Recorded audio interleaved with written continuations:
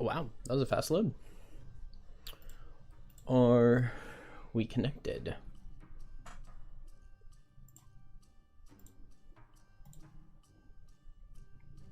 It appears so.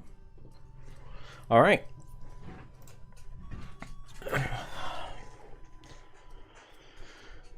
So, Frozen Crypt, Edge of the World, Ancient Spire, Derelict Elevator. What is my class progress looking like? 12111. And then let's just check everybody's retirements for the record. So Snowflake is close to level 2. Needs to own a bunch of items. Drifter needs to get some herbs. I haven't made any potions yet, I don't think. So, yeah, I haven't made any potions. So, one of these he did not get. I think he got the Snow Thistle and the Axe Nut. So I think no Corpse Cap. So that's kind of making me think we go scenario 5. Because there are two different... He could get Corpse Cap or Rock Root there in the Frozen Crypt. Drifter's also pretty darn good for that level. Okay. Kill 2 guards, Claw Crushers, and Bolt Shooters. And unfortunately, I didn't kill 2 guards. We could just go ahead and go for the kill 2 Claw Crushers right now. Deathwalker's pretty decent for that scenario. I need to make sure I put Dark Fog in, because I nearly lost the last level to not having this. Maybe not nearly lost, but I definitely felt not having that. And in this level, I don't need Wave of Anguish. Call of Doom is also not that useful. Maybe Rest in Shade is the play for the heal. Or the summon. We haven't been playing the summon at all, but... Let's see. Bone Shaper, it was construct buildings, right? Okay. So Bone Shaper just wants us to build buildings. We don't have a building going, do we? I can get the metal here and go ahead and buy a Spyglass on Deathwalker. Very nice. Who has the other Spyglass?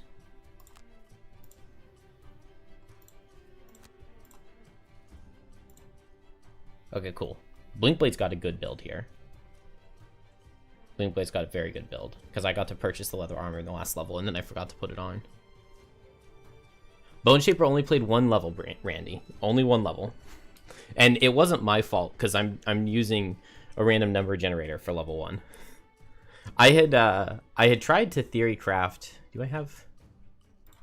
I was looking at a little bit of stuff earlier. Mainly, I was looking at this core attunement level and trying to think if Bone Shaper would be good here, because I'm very, very, very nervous about going through this level. I have to have a Blinkblade in the party, and so I think I'm just gonna 2-man this level with Blinkblade Snowflake, and the plan is for both of them to be level 4. Because the demons that spawn are based off the ones you pick in the previous level, so I can pick the 3 grounded demons, Night, Frost, and Earth. If both my characters are level 4, it'll be level 5 demons. And, like, Snowflake can take on normal night demons pretty easily, right? She just needs a couple hazards set up. And she can kill a night demon pretty easily in 2 turns. And then she can, like, stall out frost demons and earth demons by giving them a circuitous path to go around. And then Blinkblade can take on flame demons super easily. And then hopefully it's not flame demons and frost demons on the same side. No, I have not done elemental cores yet. I've only done the strong foundation. But this level is going to be coming up soon. So I'm gonna try to get this level as soon as possible. I'm not too worried about it though. After my snafus on it on my first playthrough in digital, I think I know what I did wrong there and how to rectify those mistakes. So I really wanted to be able to make Bone Shaper work for this level. Because, like, she has 12 cards. I was thinking if I played this level 4 man, Bone Shaper could just stand next to one of the things. And she has 12 cards, and she can just lose cards to heal it. And I thought that could work.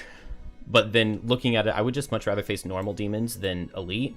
And Snowflake has so much control that she can control 2 sides, and Blinkblade has so much movement that he can control 2 sides.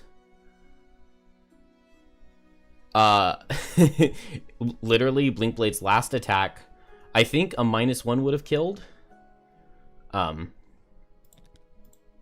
But, and I think Blinkblade actually had 1 more turn, but maybe, I think the altar thing in the middle was going to be attacked. And so I might have lost the scenario if Blinkblade had missed on his final attack. But I think it was, like, literally only miss that would have made me lose. So it was close. It was close.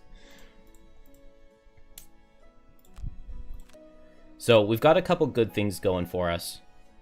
I need to play the Edge of the World and the Ancient Spire. And I need Deathwalker to pick up her kills. And then we will have access to enhancements. Which is kind of cool. Let's go for the logging camp, I guess. No, I don't have enough metal for it. The hunting lodge we can afford. So let's build the hunting lodge. Deathwalker doesn't need that metal or hide for anything, I don't think. And she's gonna retire kind of soon. So do I want to take her gold? I think ideally Deathwalker is only playing 3 more levels. So I'll take her gold. And then we need 1 metal from Snowflake. Alright, that is set up. I don't think... So let's do the Ancient Spire first. And this is a really good one for masteries. So I'm going to go ahead and make a Geminate, and we'll just get both Geminate's masteries in the first one.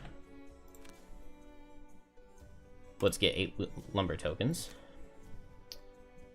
And we'll go Amulet of Life. With a leather armor. Then Deathwalker needs to kill 2 bolt shooters. I need to actually kill the boss. And so my plan is I need to get a level 4 Drifter and a barely level 4 Blinkblade before we go to do the Frozen Fjord, the bridge. I don't know exactly how the retiring works so far. Based off a comment someone left before, I think it might just be that when the town is Prosperity 3, any new character you create starts at level 2 and with 2 perks. And once your town's Prosperity 5, then any new character you create will be at level 3 with 4 perks. So I think, like, anytime your character would go up in a level, you also get an additional starting perk. Because even if you've only retired 1... or in my previous run, when I had only retired 1 character, every new character I made, no matter the player slot, got a bonus perk. But then after retiring 2 characters, I wasn't getting 2 starting perks, just the 1. Which is kind of better. I kind of don't like the system of, like, starting a new character, like, at level 4 with, like, 6 perks. Because then you miss out on a lot of the progression of the class, and you don't ever feel what they feel like playing at level 1, and you miss some of the scaling. If you just get to, like, if you just start a meteor, and you get to start with the 3 check perk, it's like, oh, okay.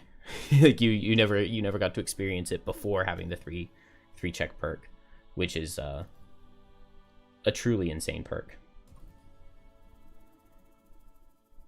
Okay, so Geminate is going for double masteries. Deathwalker is going for killing 2 bolt shooters. We need something to go and kill the boss. So let's put in a Drifter, and let's go ahead and make the Drifter a Frenzy Potion.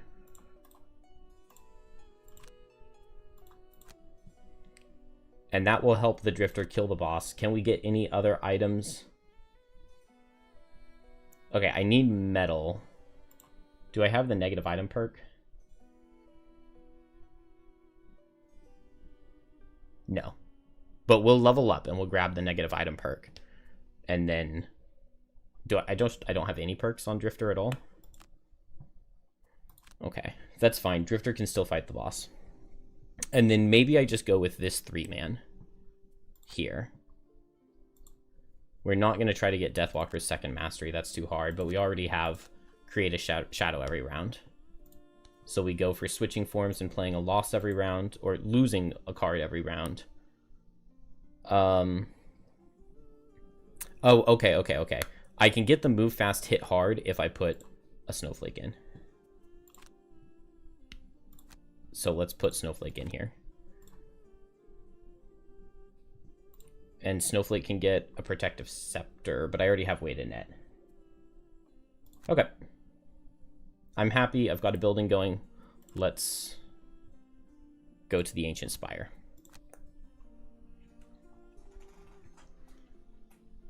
This should be a good place to start. And we get 20 gold.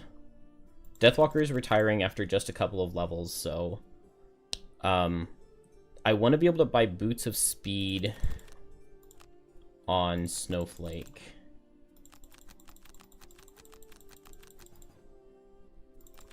So with 18 gold, she can buy Boots of Speed from the trader when that cap comes, which I think is now.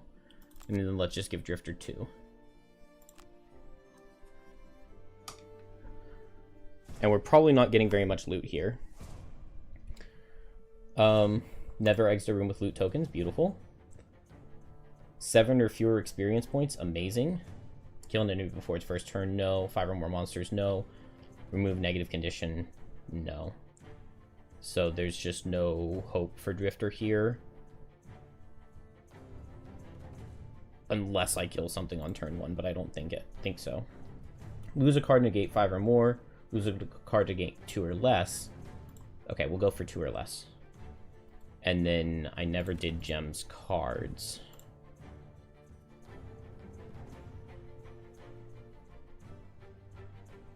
Although it doesn't matter all too much. I actually might want this move heal.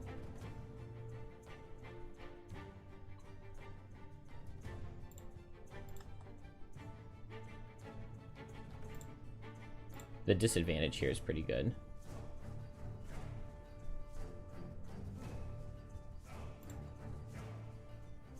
Okay, I need to add in 1 more ranged card.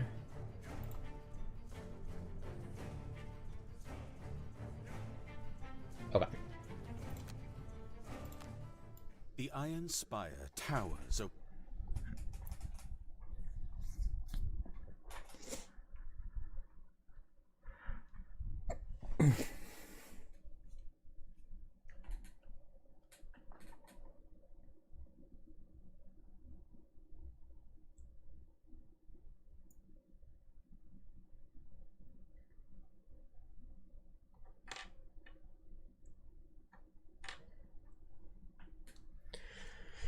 So Drifter needs to move 4 or attack 4 for every turn.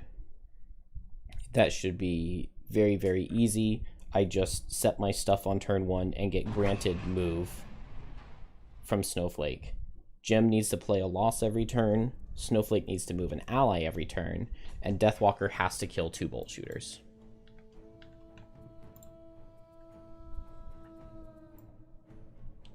So Deathwalker goes for these 2 bolt shooters, and then we just run down here. Oh, we really just need nobody to die, which is actually does not feel super guaranteed. So Drifter is going to play Sustained Momentum with Crushing Weight at 71. So I go after 71, and I grant him move and attack with Crosswinds.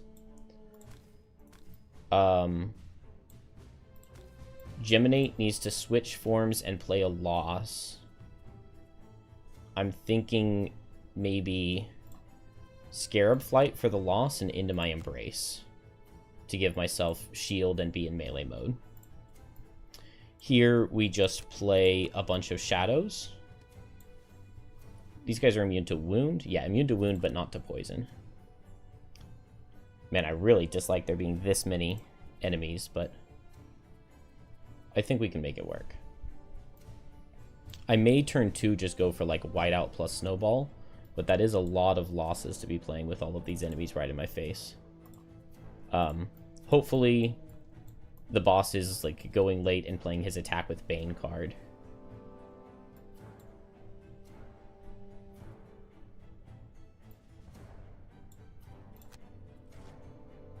Okay, low damage from bolt shooters is good. Dang, I really wish this guy were slightly slower, because Drifter's not going to be up there.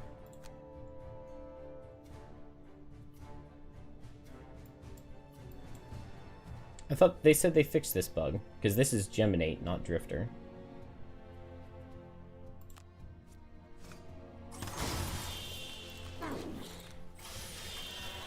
Alright, we take a little bit of damage here in the beginning. I actually don't love Drifter taking this damage, but... Wow. Those were nice pulls. Okay. Wow, this is a really bad looking start.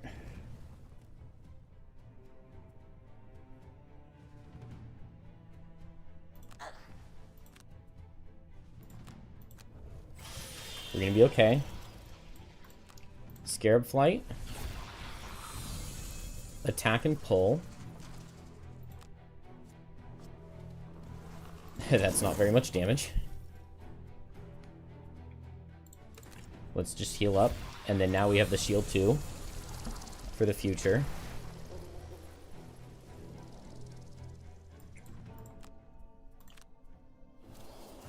Crushing weight, sustain momentum. And I think I just go ahead and heal up. Then Snowflake grants Drifter move 4. And he hits hard here. Okay, the -2 is out for while he's hitting the boss now, at least. And then we just move down. And Deathwalker is going to make a lot of shadows. Unfortunately, I can't Wave of Anguish.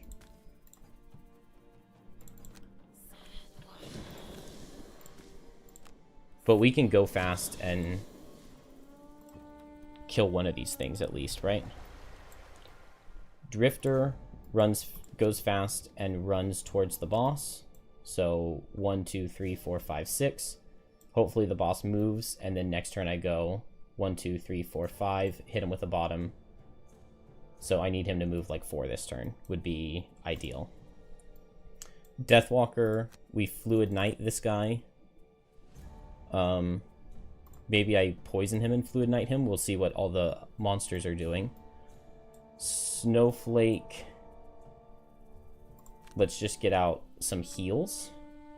Oh, wait, no. We have to move an ally. But I can move an ally with White Winds. And here I have to play a loss. So maybe I Icebound Quills this guy, since I'm right on him. And then I can just move and switch. Icebound Quills, move and switch. That all works.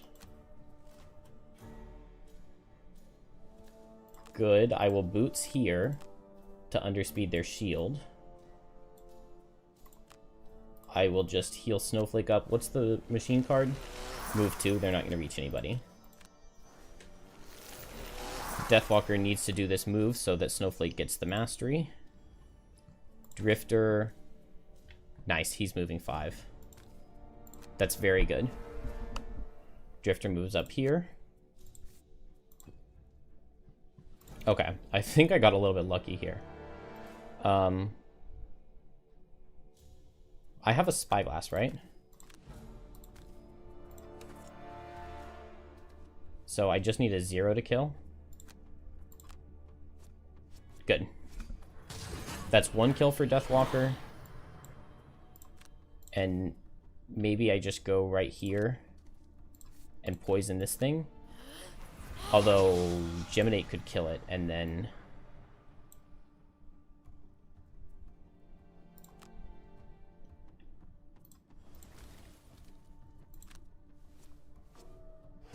Dang, if I hadn't used the ice, it would have survived, and that would have been better for me, I think. I have to run down here, otherwise I get self-destructed on. And this next turn, I just have everybody burst a bolt shooter, with Deathwalker being the one who gets the final hit.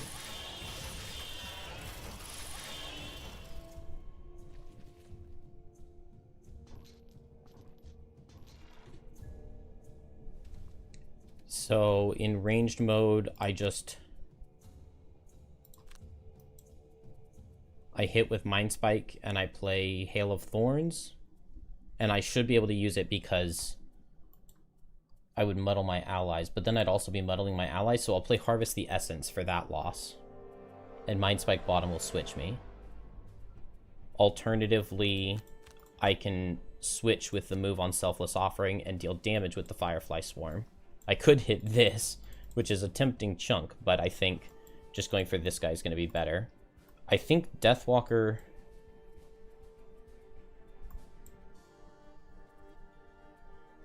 I can Shadow Step Anger of the Dead, and I would have 1, 2, 3, 4 shadows, so it would be an attack for 6 into this guy down here. And that's my best bet for dealing the most damage. It's an attack for 6, which means that I need Gem to go before Deathwalker. So I guess I do need to go for this Mind Spike play. But I can go Mind Spike, Firefly Swarm to double hit this thing to deal some damage to it. And then here I go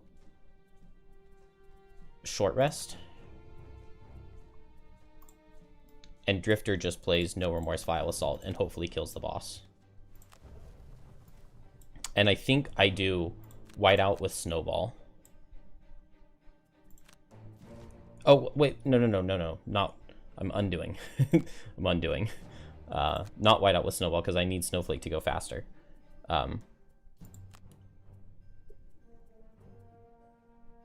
White wins with Whiteout is fine.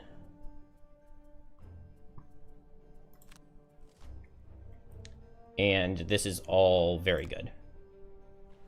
We're going to get hit really hard by the bolt shooters, but I don't care that much.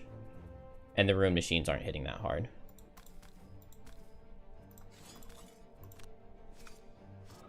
Okay, we crit this one. I just need to move one enemy for my mastery thing.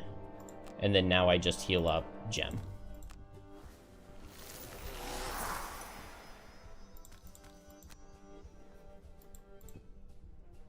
Geminate is going to attack 2 here. This will switch me. Okay, I only kill this guy with a crit. So let's just not crit. Good. Now Deathwalker kills with a -2.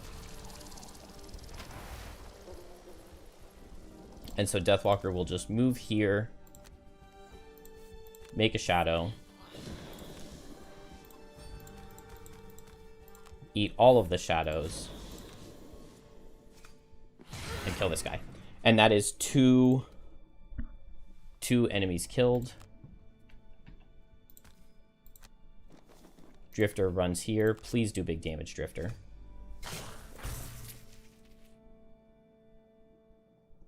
We need to just make sure that...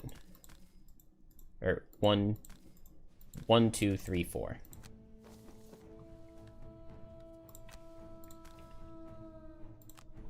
I don't think this is going to kill. Big damage? Big damage? Barely does not kill. Okay, as long as I don't miss next turn, and it means that the monsters get one more turn. Dang.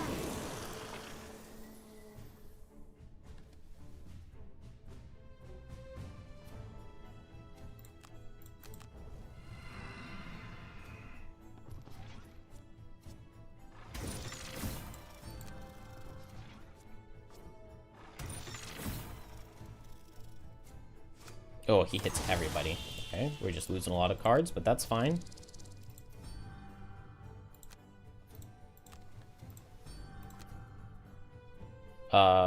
We just switched into melee form, so we can lose a ranged card.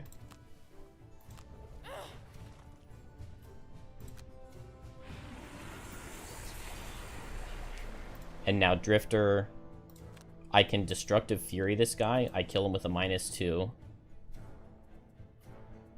And then I need to move 4, or I need to move 6 to get the chest. Deathwalker doesn't need to do anything anymore. She just needs to not get experience.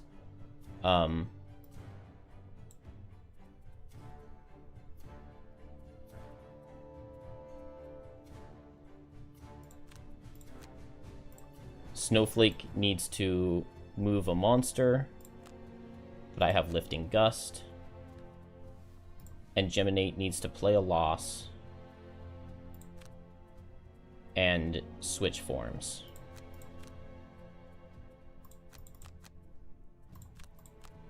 There we go. Hornet Stinger top, Reckless Jab bottom.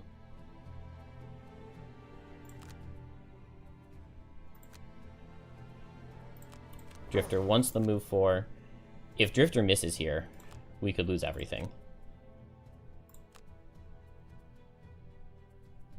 Because Drifter doesn't have, like, any way to just cause the boss to suffer. I wish I had Relentless. I would just go fast and activate Relentless, and then he would die to retaliate. I don't have any way to wound him. Oh. Well, Bloodletting bottom, but he's not next to me, so there's no way to get that. Okay. This is very scary. 1, 2, 3, or 1, 2, 6, 10, 15 cards. And I need Mist to not be one of the first 2. So 2 and 15.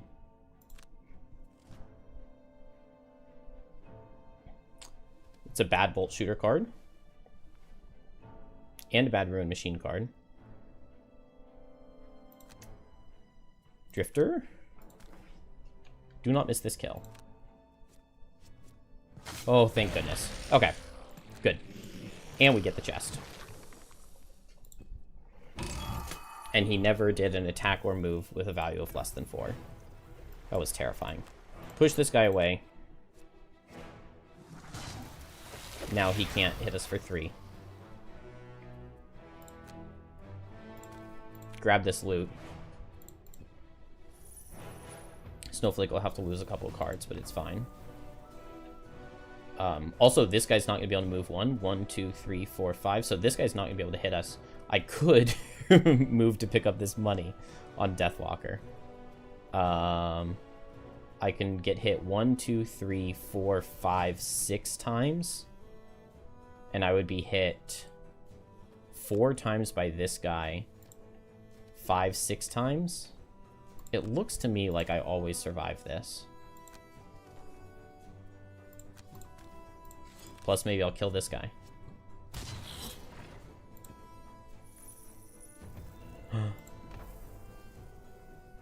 I pushed away the guy I was going to play the loss on.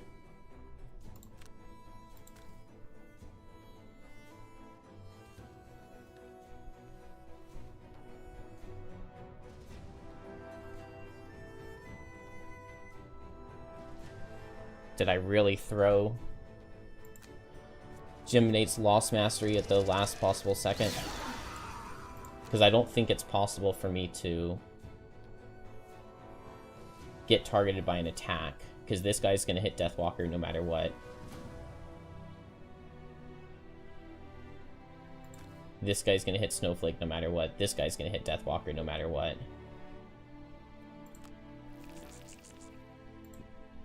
Dang it. Yeah, I don't see a way to lose a card to damage. I don't think anybody can reach. Was my thing to lose a card to 2 or less damage? I think it was. So that's a card lost to 1 damage. If that was my thing.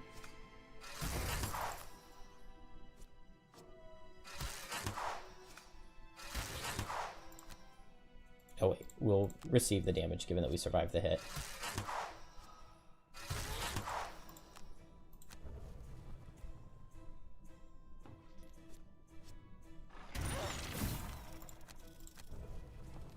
Alright.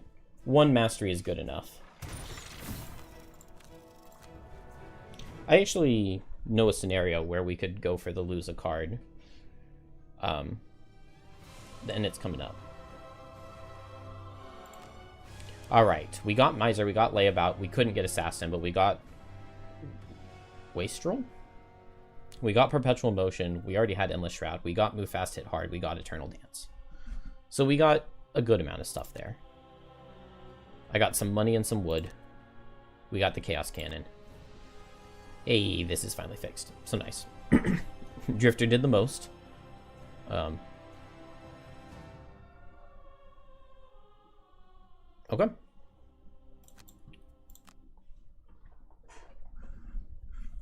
Not a bad start.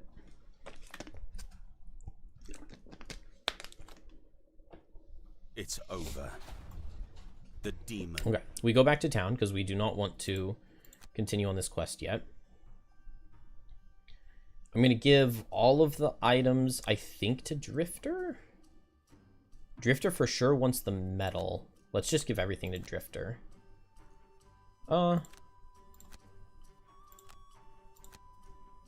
This is fine. Drifter has wood and hide already. Snowflake has wood and hide. Deathwalker's not long for this world. Return to Outpost.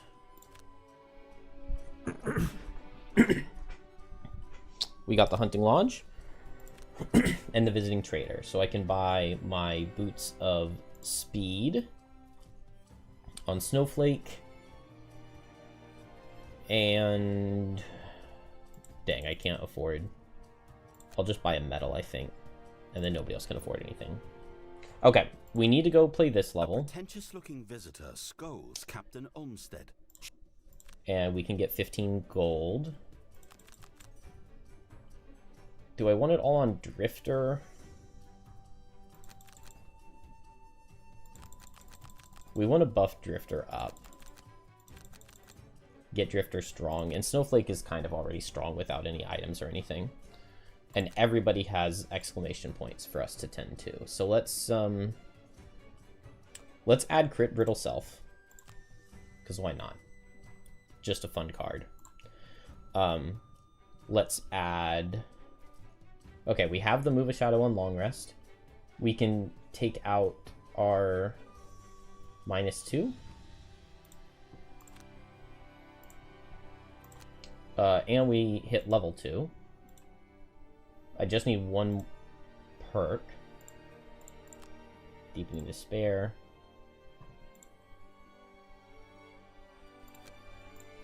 Okay. Drifter got a Mastery.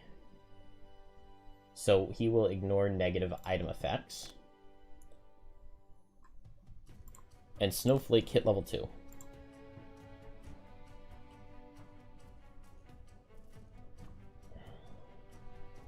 There are really good uses for both of these cards. I think I'm going to just take Birds in the Tempest, though.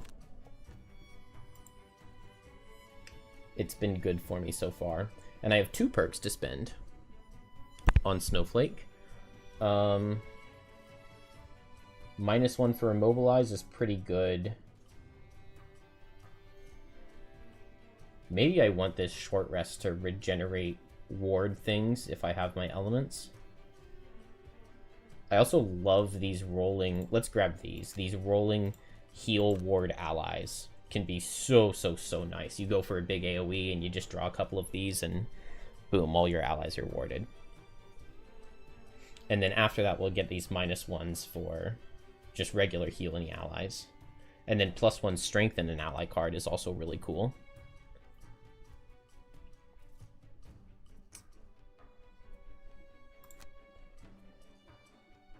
This Guardian of the Snow Mastery is very... It's bugged right now. And so it... even if a ally loses a card to damage and they don't suffer any damage, you still don't get the Mastery. And if you are targeted, even though it says ally, you don't get the Mastery. So it's very difficult right now.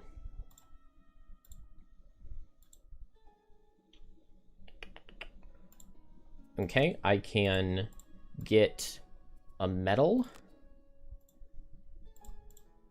And I guess a hide, because why not? And I can buy some armor. Crude chain. And then what am I missing? No legs and 1 free hand slot. Legs. Crude boots don't seem bad. Dancing slippers don't seem horrible. Maybe flexible slippers for some more loot for now. And then one hand.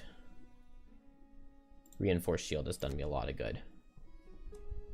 Okay, Drifter is full build. Doesn't get any stronger than this. Deathwalker has nothing. Snowflake just has wood and hide, but that's just protective scepter. I can pick up a traveler's cloak for 1 bonus HP, which is not bad. And I guess I'll grab, oh, I was thinking +1 move boots here, but maybe dancing slippers here. Dancing slippers are interesting.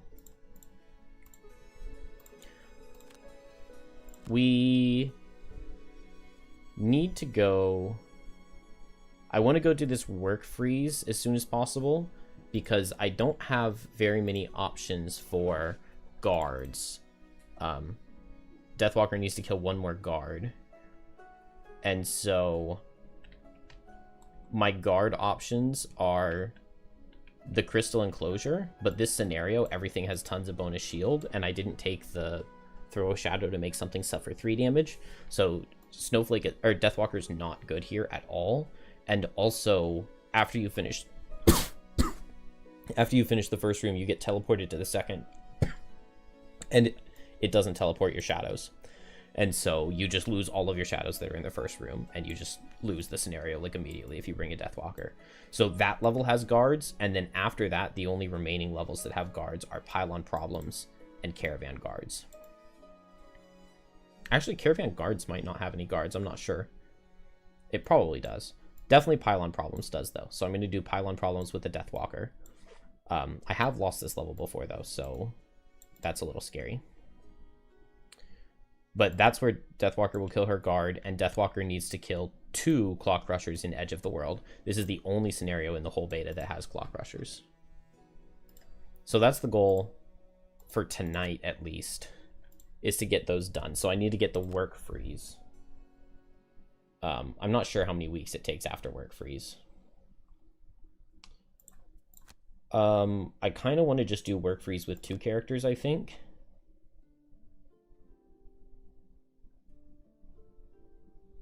And Blinkblade sounds good.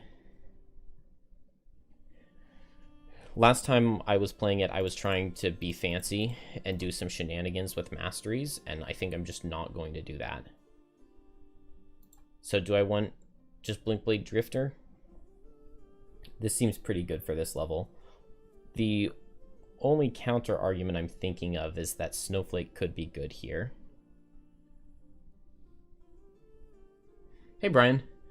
Yeah, I was playing out of my mind there. I don't know how I managed to get through the I like 2 of my characters had 3 hit points between them, and somehow they managed to deal like 80 damage to finish the rest of the scenario basically without getting hit. Very satisfying.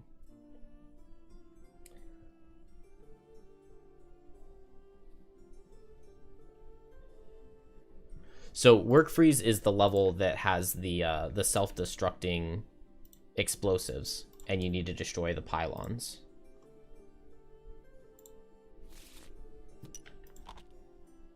Did I put a level on top of a level? I think I did.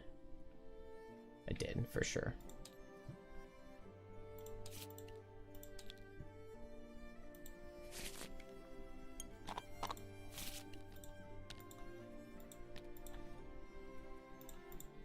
And 2-player just looks real nice here. Because I can just drop a bomb right here. Like, this character foregoes top, moves, drops bomb, backs up. This character attacks bomb, picks up bomb.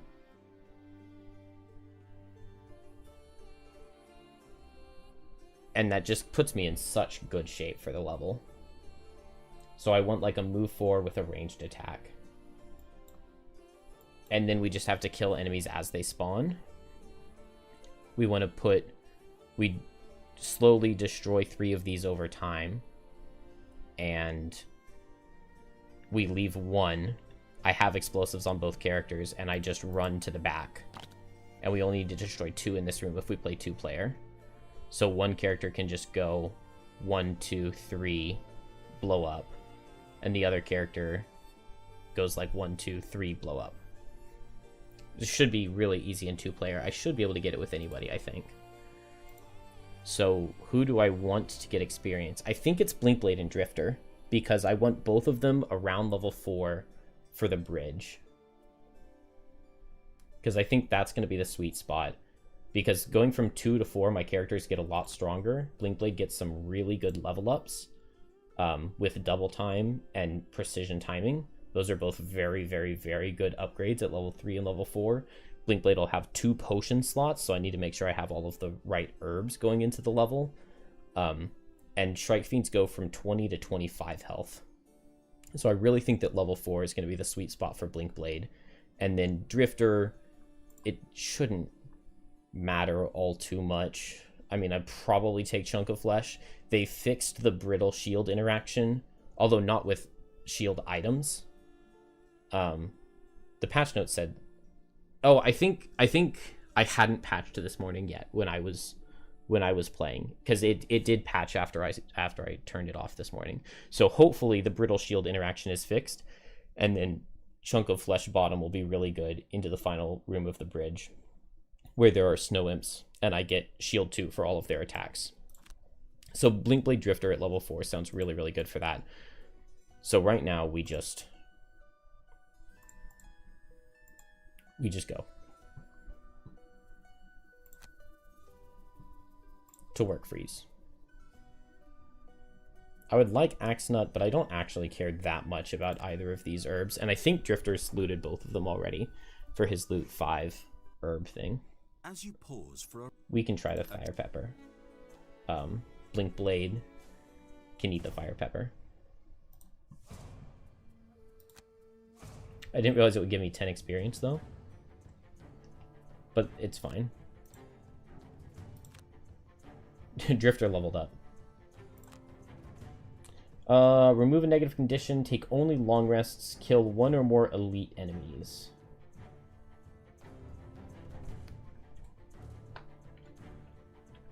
There's an elite snow imp down here in 2-player.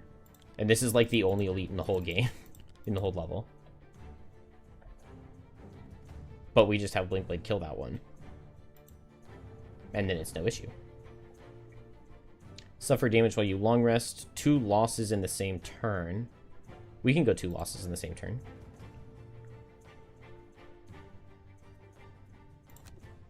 Okay, this should be good.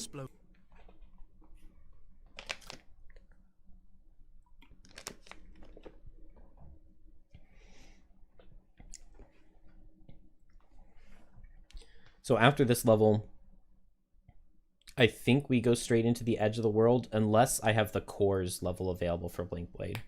We might want to go play that immediately, because I need to play the cores before Blinkblade hits 4. I want Blinkblade to play the bridge and not go above 4. Although, maybe I want a level 5 Blinkblade.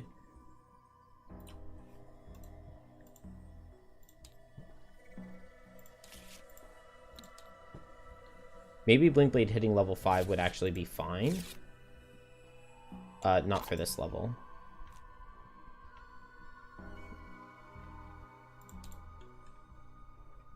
But for this one, the core attunement, where we have to protect these altars, I could have a level 3 Snowflake on this side, who sets like a line of hazards that go down like this, so that this enemy has to walk all the way down, and then I can just push it through the hazards and kill it. And this enemy walks up, and then I push it through the hazards and kill it.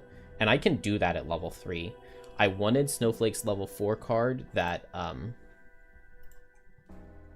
immobilizes. I had thought that this sounded really nice. Go late, move up, cold snap under something, next turn go fast, run away, and immobilize. Or play Biting Frost to go fast and put a hazard under them with Frigid Growth and immobilize. potentially multiple enemies. This sounds really good, especially for this level, and later I can use it to grant Blinkblade an attack 8, which is really good. But maybe if Blinkblade hits level 5, it's actually not a bad thing. Other than that's a lot of self-damage Blinkblade's dealing to itself, which is very scary. Self-damage is very scary. We want Blinkblade over here so that next turn Blinkblade just goes really fast and blows them up. So maybe I'm just going to go... I can just go late here and heal. And then forego my top and pick up a bomb. And then next turn I just move and blow up. And it's a good blow up. Which means that Drifter just wants to go fast and blow up. Does this guy die to a bomb? Yes, suffer 12 damage. Good. You can get up to a high enough level where the polar bear survives the explosion, and it's really awkward. Okay, cool. Nothing outspeeds me in moves. And so we forego a top action to grab a detonation charge. We move here. We place a detonation charge. We boom. We lose crushing weight. Because Drifter's probably not doing like a single attack in the whole scenario. Ooh, a loot here sounds real good next turn. So next turn we'll just loot one and move back. Blinkblade does not want the free move 3. Because I want to be adjacent to this thing. Forego my top.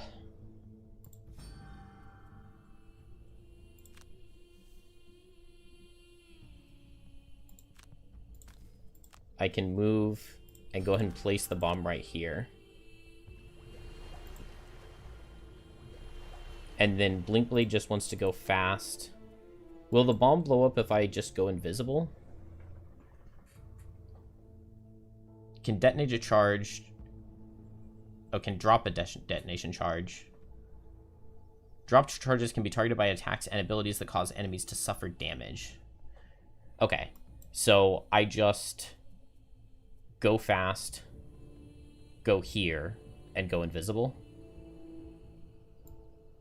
And that should kill these. And Blinkblade should get the credit for killing the elite.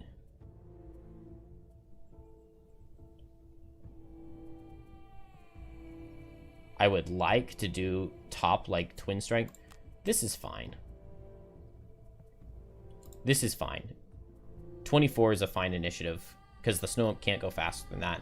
The Hound could hit me. He could immobilize me, which would be annoying, but it wouldn't be the end of the world. Drifter is just going to loot one and then move back over here to pick up another bomb. Here. Oh, and then Crushing Weight would have been nice to kill that Snow Imp, but not a big deal. Okay. Oh, do I have to cause the bomb to suffer damage? Now I could miss, which would be annoying. Skip attack, move here. Attack this, why not? Now I can't miss. Oh, that's so cool.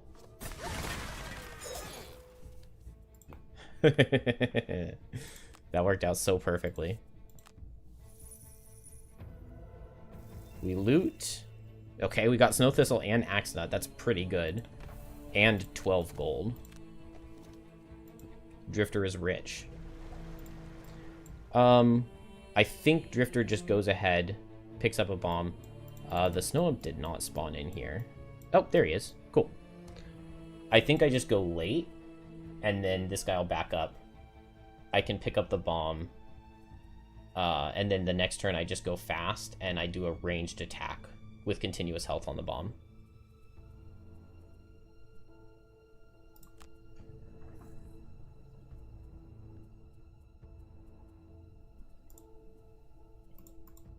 Blinkblade.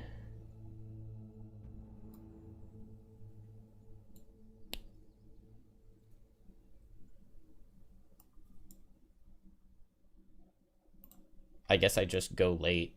I lose a charge. And I attack. I go late, I pick up a bomb, I drop it, I attack, and I lose a card.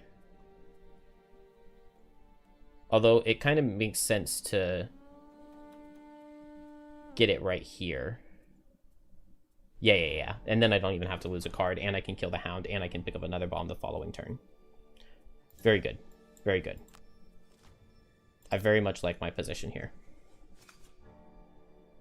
Hey, Paradox. Paradox. I don't know what I said there. We have beaten 6 missions, and this is about to be 7. 4 go atop. Drop bomb. 4 go atop.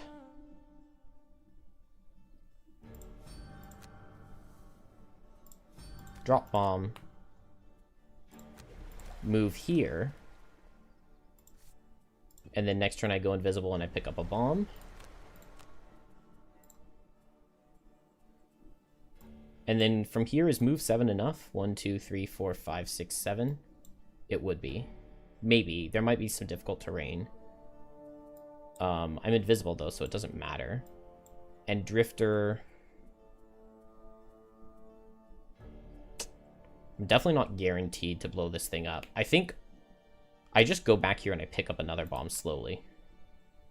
That's definitely what I do. I maybe even want to set continuous health. Or sustain momentum. No, I haven't done any missions off stream, but I did stream some this afternoon. I played like 5 levels this afternoon, but I just went really fast with them. It took like 2 hours. Alright, I suffer 2 damage. Blows up the bomb. And then I forego my bottom. Yeah, I mean, it was just the beginning missions, so the early levels. So you didn't miss much. What was my plan here? I wanted to go later than the snow imp, but it's not attacking me, so we're good. 1, 2, 3.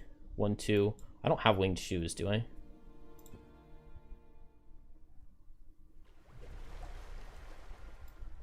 So both characters are holding a bomb. Let's just short rest so that we have tons of cards in hand on both. And then now it's like impossible to die. And I'll just play No Remorse, move 3.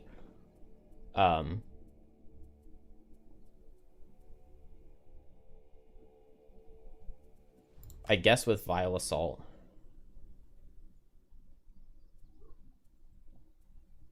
And then I can play 2 losses in the same turn. And hopefully I reach and I'm able to drop and blow up a bomb. I think I will be. And then Blink Blade goes after Drifter and just plays top movement with move 7. And I think we win the level here. So move 3. Lose a card so that the bomb doesn't blow up. That puts us in this new room. We don't attack.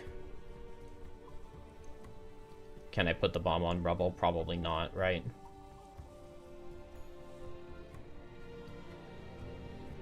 Well, I'm going to move here to check and see if I can place the detonation charge on rubble. If not, I'd probably move back here and hit this snow imp. No, I cannot. Okay. I didn't think I could, but I just wanted to test to be sure. Whoops.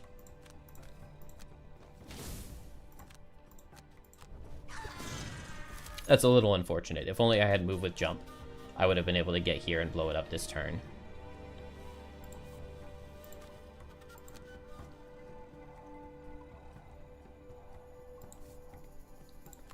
But I should just get it with like a move 4 next turn. Dang. This still could kill. Nice. Good job, Drifter. Just loot the hex I'm in. And we just lose cards to damage so that we don't drop the charge here.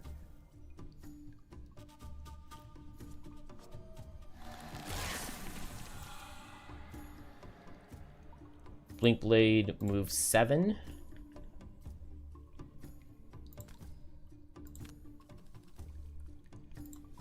Drop the charge. move.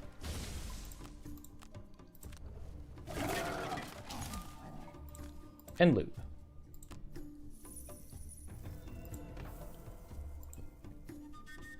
Okay. In Drifter, we just need to move 1, 2, 3, 4, which is Deadly Shot. And then we just attack the bomb, and as long as we don't miss it, we're fine. Which also means that Blinkblade can just run over and attack the bomb if Drifter misses the kill.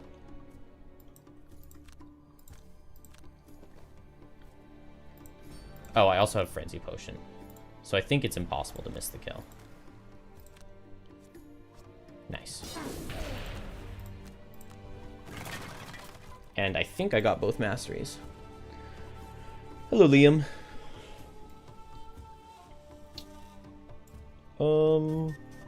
Is it possible for me to pick up a kill if this gets a +2 or a crit? Not quite. Could have had one more bag of loot. If I had moved 1, 1, 2, 3, 4, yeah, no. Oh, having some armor for once feels so good.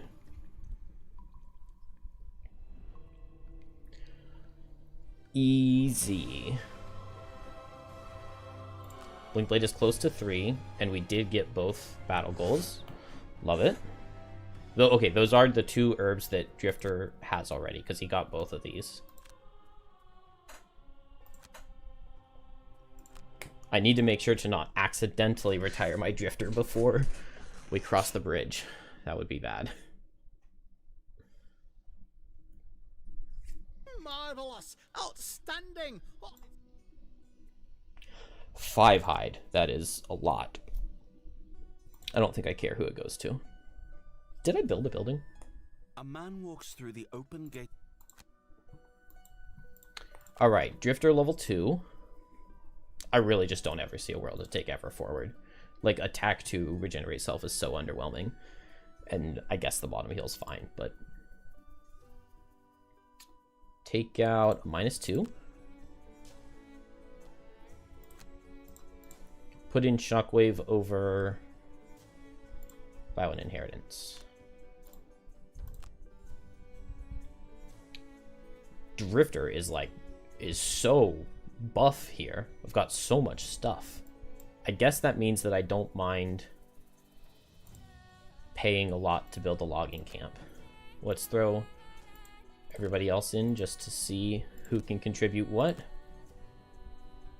Yeah, Bone Shaper still has a lot of loot from the first level that we can rob.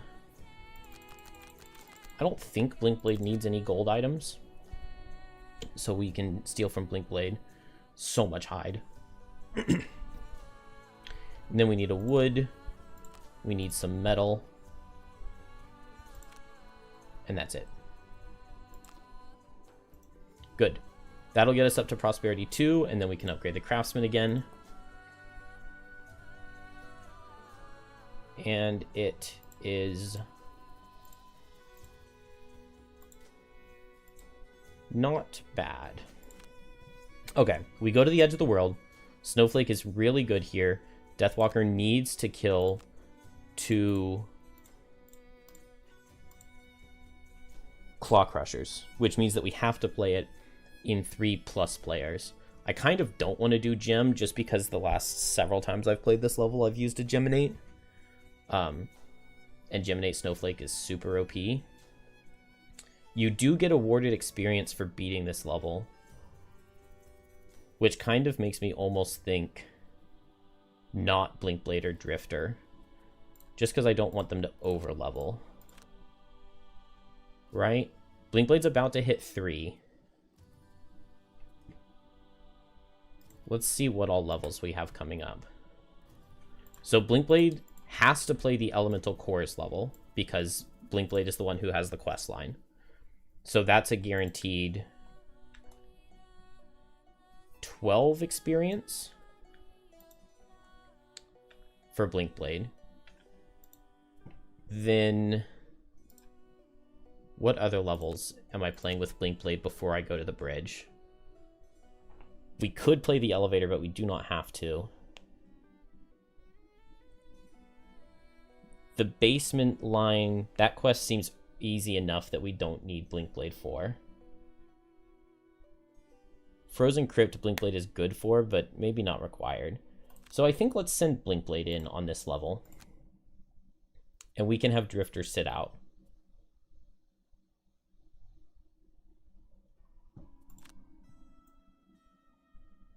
And then we only play Blinkblade in Elemental Cores, and we bring in some level 1s so that the difficulty doesn't go up.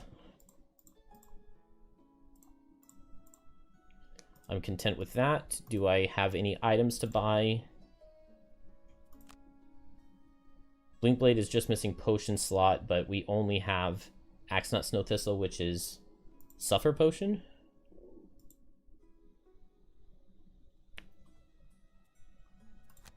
Let's go ahead and just get one on Deathwalker, and she can potentially use it to kill a Claw Crusher. Let's get Drifter out of here. And we go.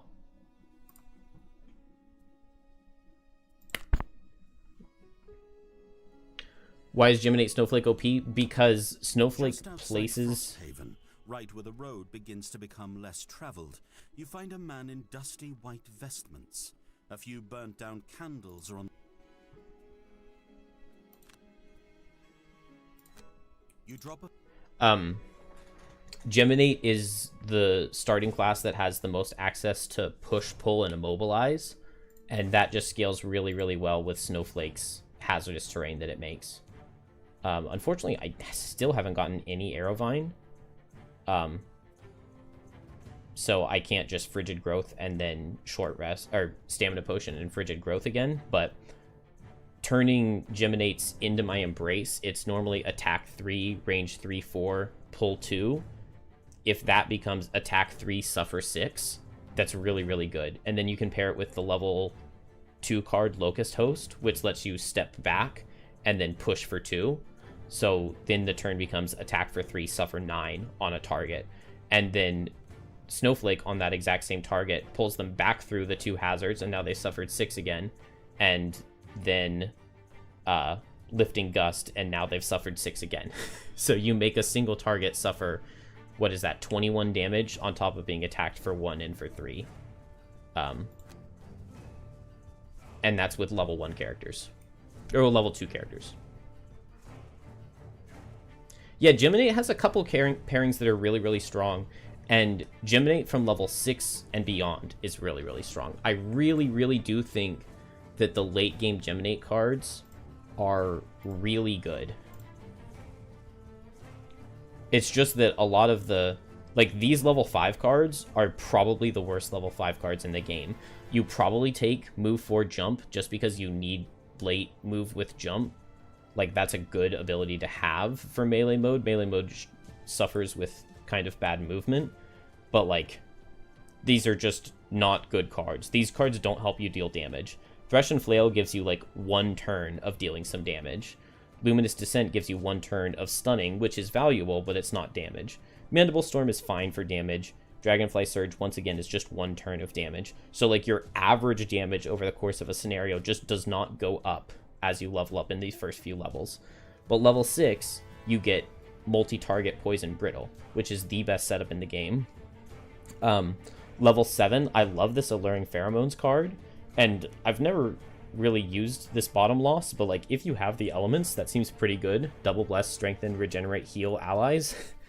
But like multi-target attack with pull is really good, and turn any element into your elements is really, really good.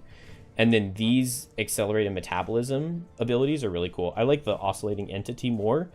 Move 4, Bless Self, and you strengthen yourself, which a lot of the time you've been like muddling yourself as Geminate, so now all of a sudden you're strengthening yourself, which is a huge difference. The Blesses, you already have the Brittle Self, so now all of a sudden you have a lot of crits in your deck when you're blessing yourself some. And then when you play this Oscillating Entity, you attack something at range. At the start of your next turn, or no, maybe it's the Metabolism one that I like. Well, they're both good. At the start of your next turn, play a card from your hand and perform either the top or bottom. You get an extra card, and it allows you to proc your corrosive acids yourself, and you've been stacking your own blesses for your corrosive acids. And then I think everybody agrees that the level 9 cards are really strong. This is literally a major power potion for all of your allies for a single round, which is just insane. This is probably in contention for best ability in the game. And then the next 4 times an ally would lose a card, they don't. Okay. That's so good. And then this card, you gain 4 wards and enemies suffer 20 damage. And on bottom, it's attack 4, retaliate 2. So like high level Geminate is really good, but it's very, very, very, very difficult to level up Geminate. You get very, very limited experience. And so unless you're playing Geminate super late into a campaign, when you get to start at like level 3 or level 4, you're not super likely to get to play with these super high level cards. And so the weakest point for Geminate by far is this middle ground, where you're adding very, very little average damage increase throughout the course of a scenario, because all of the cards you're taking are like one-time loss effects. And you muddle yourself a lot, and so you don't get good attack modifier stuff. Geminate is kind of like a caterpillar that sucks until it morphs into a wonderful butterfly. Yeah, a bit. It also sucks that given that you're a 14 card class, 5, 6 of your level 9 cards are level 1 cards. Yeah, Geminate has really, really good supporting stuff. Drag down to immobilize multiple enemies and keep them away from your party is really, really good. Mind Spike to immobilize multiple enemies and keep them away from your party is really, really good. Reckless Jab to disarm a target is really, really good. And Smoldering Hatred to immobilize multiple enemies and keep them away from your allies is really good. So, Geminate has some control, is a little bit lacking for damage when you're not playing losses, and if the monsters are tanky enough that your losses don't kill them, then you can struggle. But Geminate definitely has its places where it is not a bad class, which is why I did not rank it as the weakest class in the game. 2 or more monsters in the same round, not very likely. Never use a potion, I just crafted one. So end with a value of 3 or less health is pretty doable. 7 or fewer experience, Wallflower. Not a bad one for Wallflower. I just have to not mess it up. Only long rests, 3 or fewer cards. Yeah, 3 or fewer cards. Following up on Sapphire's another half hour.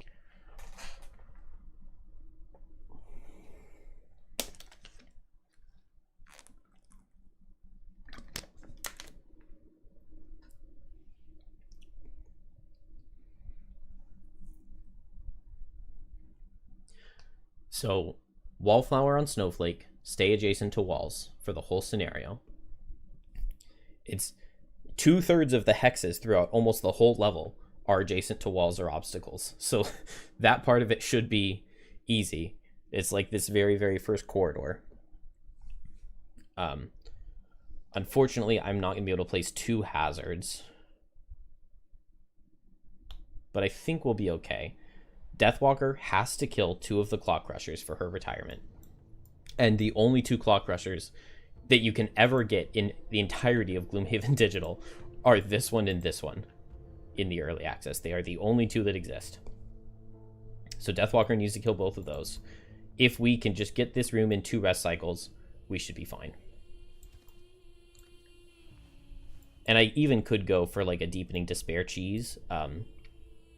Just have like Blinkblade open this door and rush back this way while Deathwalker sends a shadow over to the boss, and then we just we wait for all of the lurkers in this second room to come all the way here, and then we teleport to the boss and kill the boss before the Mind Snippers get a chance on us.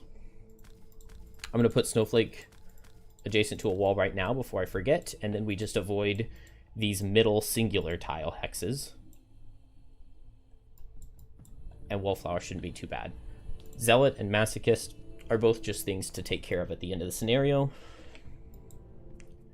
So I guess we just start with Frigid Growth and maybe Enticing Breeze. And that's meaning that I think I want to move Blinkblade forward just before 70. So that I can make sure that... Oh, no. Never mind. That doesn't matter. Which means that I'm going to put Blinkblade in the middle and go for Sand in the Hourglass, and I can heal up both allies. And... Sap Speed, I guess. Attack, potentially both if they both move in enough, but they probably won't. And then Eclipse, Call to the Abyss. And then next turn we have like Strength of the Abyss, Lingering Rot. We've got some good stuff. They are both moving quite a bit. This guy will not reach though. And the Claw Crusher hits lightly.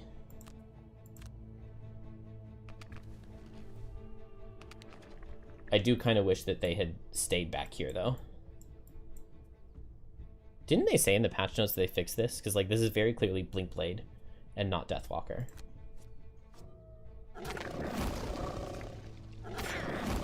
Alright, we take an entire damage. Plus 3, 2 difficult.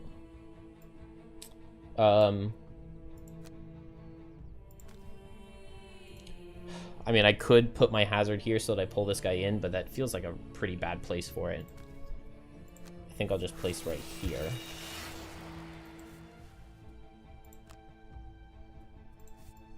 And then I just stay adjacent to the wall. Oh, Blinkblade gets free move. And Blinkblade's the only one that suffered. So I'll free move to right here. Hit both of these guys for 2. Poison Dagger into the Claw Crusher. That's fine. And heal myself. Deathwalker, we're just going to play with some shadows. And I could just go for a kill on this guy right now. Maybe maybe we go for a little bit of safety. I can move here and push this guy away, and I like that with like a blizzard. And then maybe I just attack with Cold Therapy and muddle. Move here, push this guy through, muddle him. That seems fine, right? Blinkblade. I could Blurry Jab for big damage here. The only thing is I kind of don't want him wounded, because then maybe Deathwalker could accidentally miss the kill. What if I Power Leak and Twin Strike? We'll see what they're doing. If the Claw Crushers aren't moving a ton, then I can just Twin Strike right here. I go before Snowflake, and I get Attack 4, Pierce 2 into both of them. Then Deathwalker, this guy's already poisoned, so I go after Blinkblade. And it's potentially possible that I just walk up to this guy and kill him with Strength of the Abyss. Or maybe I go for the Shadow Step instead.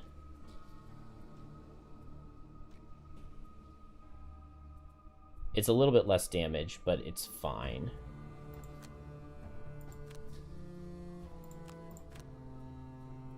This way I keep Strength of the Abyss for potentially later. And I can go ahead and move a Shadow Deep if I want. Fast Claw Crushers immobilizing.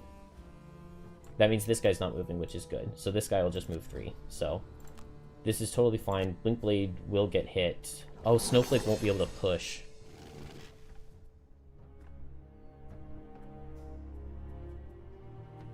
This is normal, so it's just attack for 1.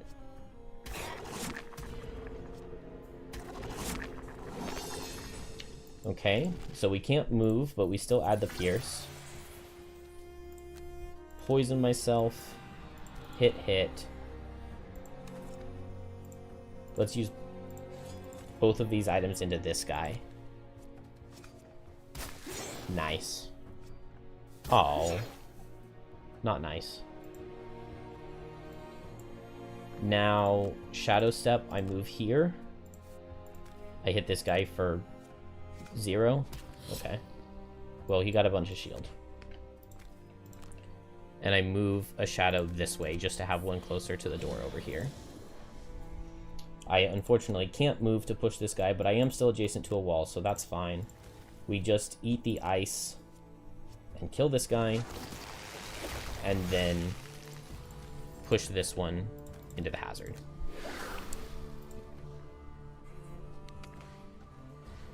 And we're fine.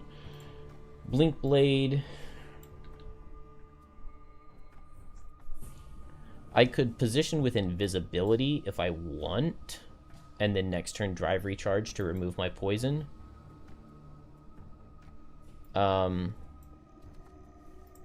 Snowflake just needs to keep staying adjacent to walls. I could move and pick up this loot.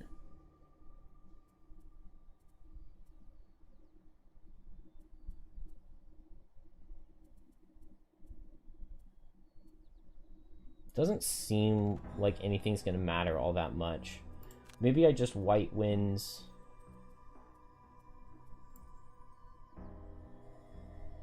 And I mean, I could even just Lifting Gust, push this guy away. I'm going to save Lifting Gust for when something scary gets closer.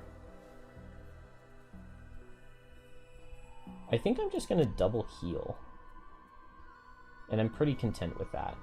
I want to save Lifting Gust and Crosswinds to get 6 damage suffer on one of these, I think.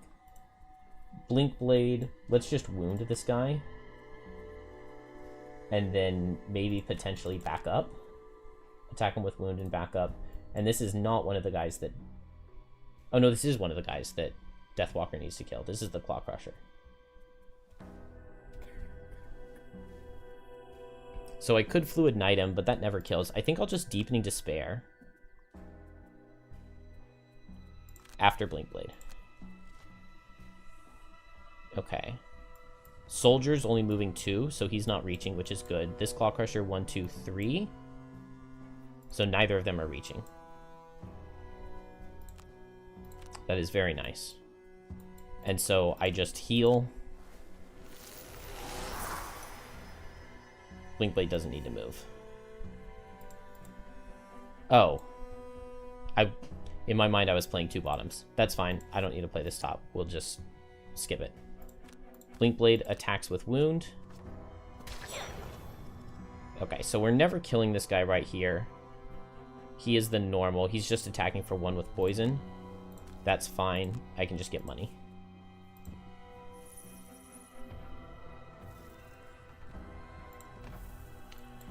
Deathwalker, move all shadows.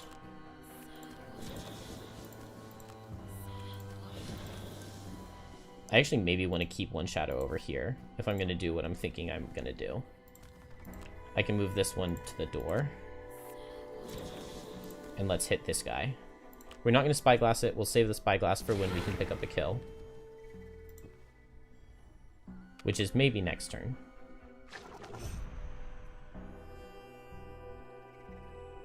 This is still just attack for 1, so I don't need leather armor.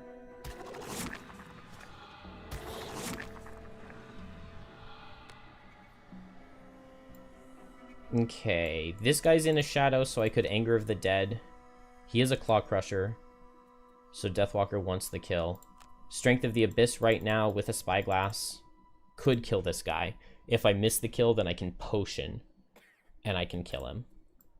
Which means that I think now I'll go ahead and go for a Lifting Gust Crosswinds, pull this guy in, push him out.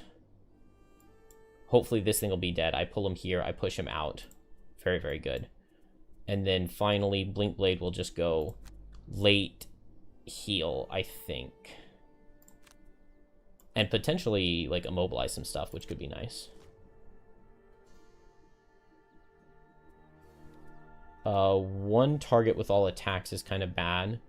There's a lot of bad here, actually. So let's pick up this kill. Yeah, I maybe shouldn't have even wasted Heavy Sword. And then this should get a wound on both of them, because this guy should walk through this shadow.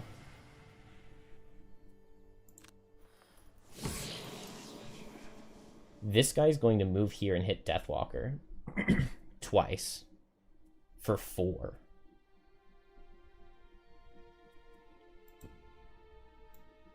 I do not like that. But I don't think I can do anything about it.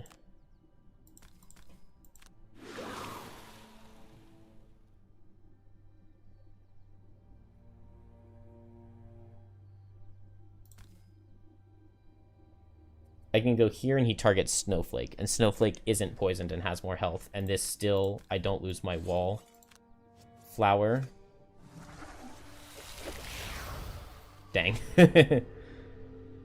And then I push this guy here, and he's immobilized. That guy gets wounded, and unfortunately, we get hit hard. But he didn't kill. Now Blink Blade is going to suffer 2 and immobilize both of these guys for next turn, which provides us a lot of safety. A good amount of safety. And now Blink Blade goes fast. Dang. I can attack and push through, which is probably what I'm going to do. Here, I just heal myself, and I push this guy into the hazard. They're immobilized. This guy does have a card where he hits everybody in range 2, but it's slow. Blink Blade would be able to push him away first. And then finally, Deathwalker. Maybe I just Fluid Knight something. It is the hit everybody within 2 hexes, but that's fine. I'm just super pushing him away. And the Claw Crusher is not reaching us. So Snowflake snowballs herself. Does not move. Pushes this guy here. Now Blink Blade can pick up this loot. Pushes this guy far away. And now his attack everybody in 2 hexes. Yeah, he's the one who played that. And then I just hit this guy at range.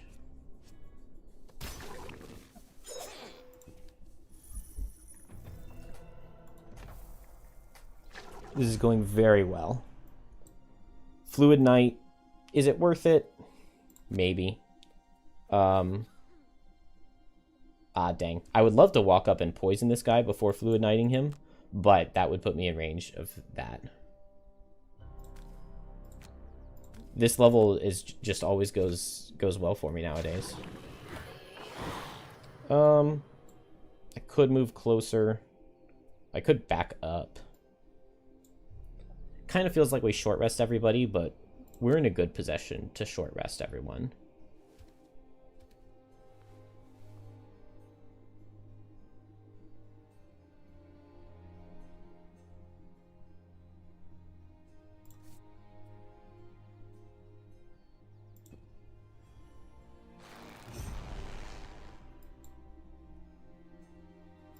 If I long rest here, I get my Heavy Sword Spyglass back, which I like. It's possible this guy stands still. These 2 characters, I don't like where they are. But Snowflake probably can keep Blink Blade safe. Blink Blade's going slow anyway. So a short-rested Snowflake can just, like, lifting gust this guy away to infinity. Or one of them away to infinity. Don't want to lose Frigid Growth. Cold Therapy's fine. I lost my Regenerate, unfortunately. But we can go fast, heal ourselves or Blink Blade, and just push with Lifting Gust. And we'll be safe. Move 3, move 2. So they both reach.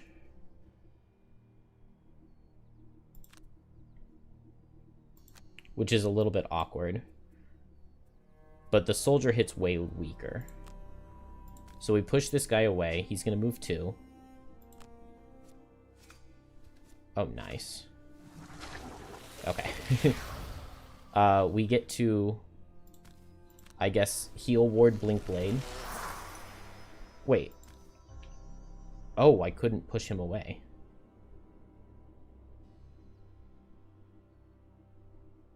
No.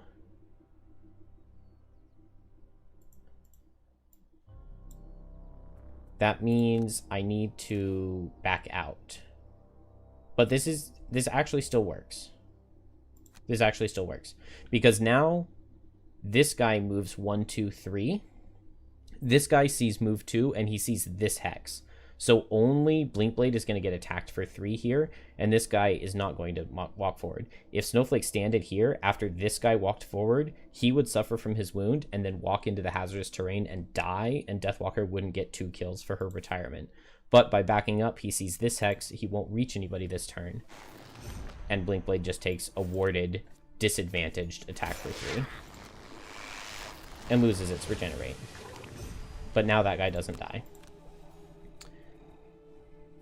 And we're walking.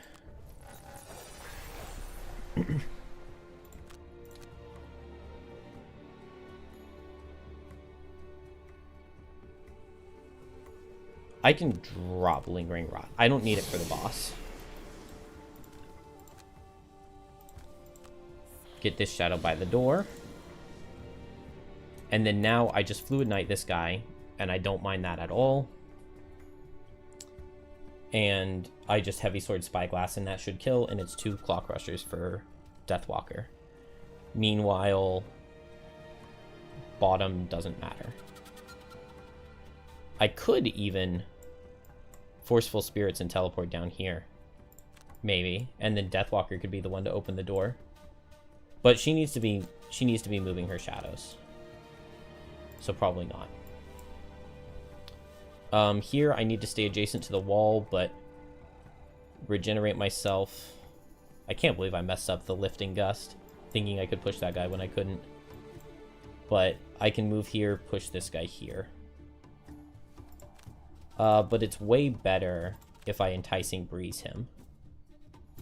And then Blink Blade will just supplement damage.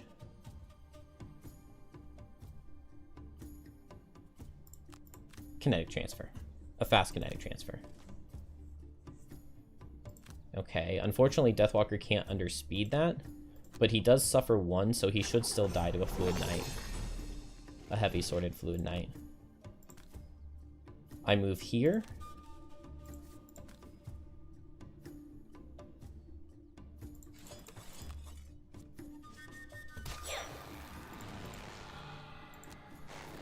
And now he's dead.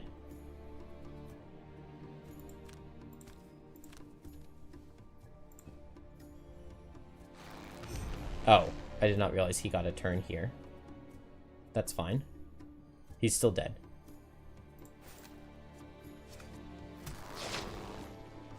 Uh-oh. Dang it. That's so annoying. If I just hadn't leather armored, Deathwalker would have been missed. We're still fine. Good. This guy goes down. That's everything Deathwalker needed.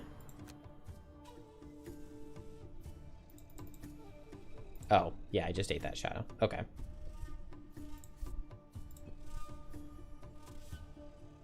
You're sleeving a bunch of Gloomhaven 2 cards. I'm glad that I can be a distraction. Are you... When I only sleeve, like, the items as I unlock them, and I only sleeve, like, the 10 cards that Blinkblade is playing for sleeving my cards. But I have clear sleeves that I use. Alright, losing that card is annoying, but I don't think it's going to matter at all. Snowball to heal up. I think these characters just stay over here. And Blinkblade just runs to the other side. Runs to open the door. So just like a cascading reaction, given that we're slow. I just stay adjacent to the wall here. Oh. I guess I can pull Blinkblade for 1. And I stay adjacent to the wall.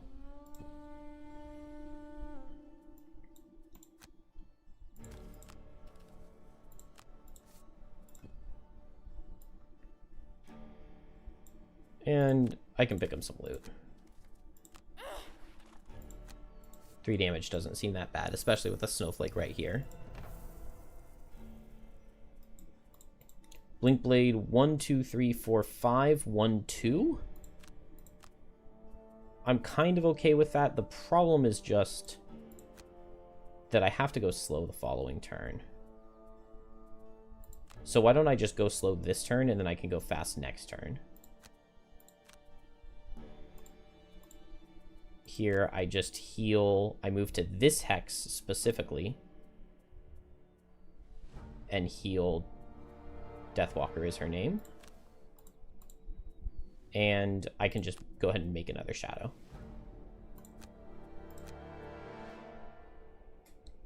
You're sleeving everything you'll be using, even if it's not frequent. All items, road, city events, AMDs, blesses, and curses. Man. I mean, I do understand it. But that's way too much work for me. I also like that it helps me keep organized with like which cards I'm bringing to a scenario and which ones I'm not, by only having like my legal cards for the class available. All right. Blink Blade goes fast and opens the door. Deathwalker just moves shadow, and I guess I just make a hazard in the hex I'm standing in.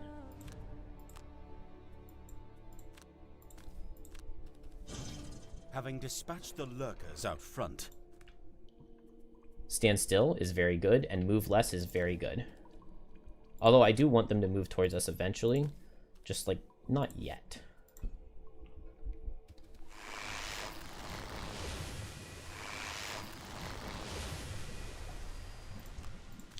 Go ahead and place a hazard here. And maybe I just stay here because I'm in a shadow.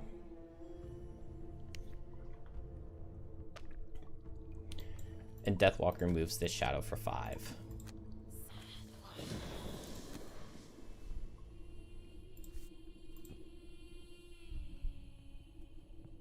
Cool to long rest. Cool to long rest. Cool to long rest. Okay, now they're all just standing still. I mean, I could have used some of this luck when I was playing this level yesterday. I never saw the Mind Snipper stand still and retaliate card. They moved and attacked every turn. But now I would like to see them move because I want to get them all the way over here.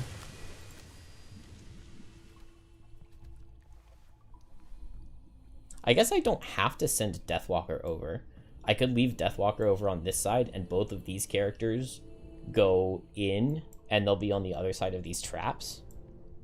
And then Deathwalker can just teleport over later. And we actually might be to the point where Blinkblade needs to start losing some cards to get this Zealot battle goal. So maybe I don't mind a drive recharge loss.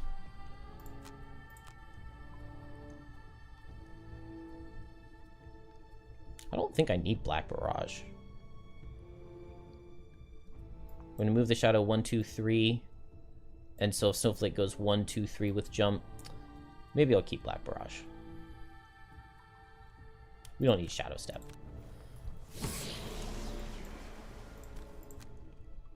One, 2, 3, 4, 5. Yeah, this is fine.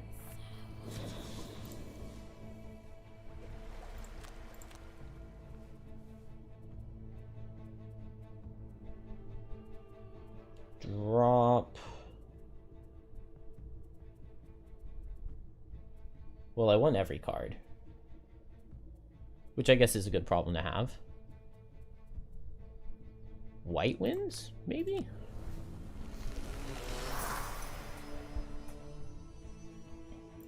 Okay, we just move Shadow for 2 for this turn, and then next turn we set Deepening Despair.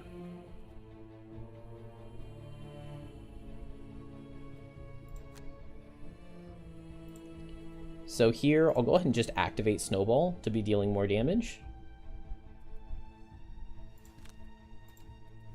And Blink Blade is just getting closer. I'll just drive recharge. 1, 2, 3. And then next turn I get, like, move 5, jump. Good. They put some distance between themselves and the doorway. Although, not actually that much. Activate Snowball. Skip Chilling Impact. Move this shadow. And I can move this shadow closer to Blink Blade. And then just keep this one on top of Snowflake.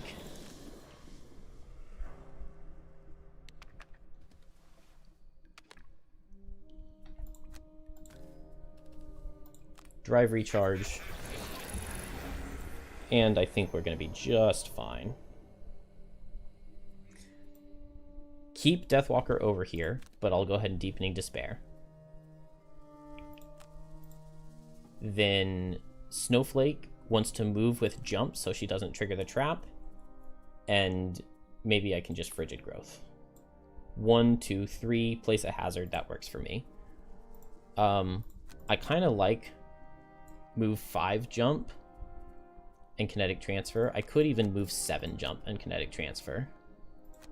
Why not? Soldier standing still, Mind Snipper's moving less. This is fine. Deepening Despair. Shadows are now all adjacent to each other. And I don't... I can pick up this loot with my move 3.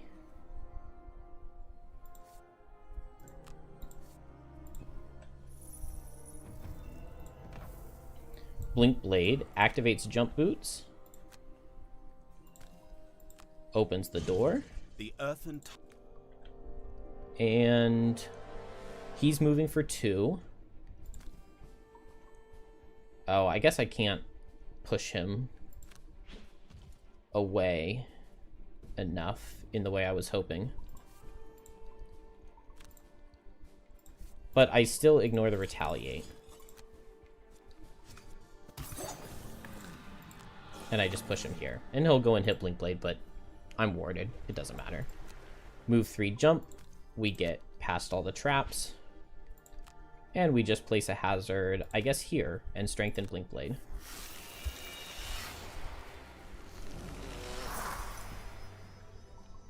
Is this my snipper gonna hit me? Ha, he saw that he could hit me from that hex. That's actually kind of nice.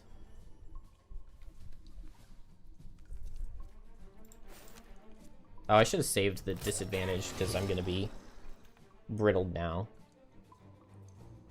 Okay, Deathwalker just buys her time. And she needs to end at 3 hit points or less, but I can just walk 1, 2 if I need to suffer the damage, or I can just teleport onto a trap if I need to suffer damage. Here, adjacent to walls, I totally forgot, but we still got it, so we're fine.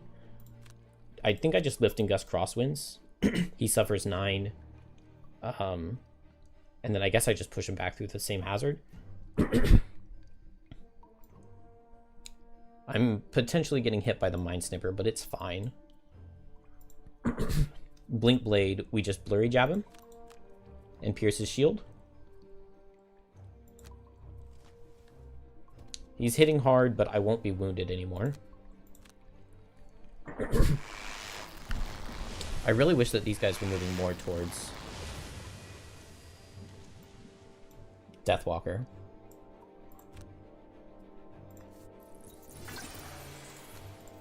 Pierce the shield. Nice. Bless Miss. That is a pull. I could just go ahead and teleport over, but I don't think that's a good idea. I do think it's a good idea to go ahead and just suffer my damage so that I don't forget Masochist.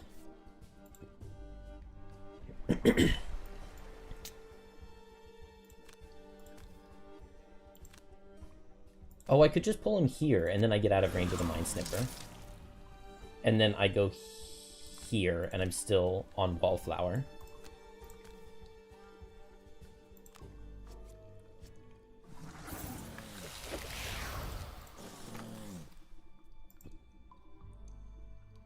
Beautiful.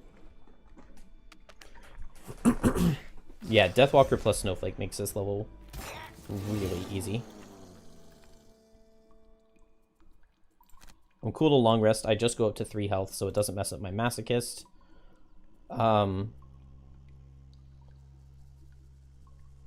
think, given that I like where I am,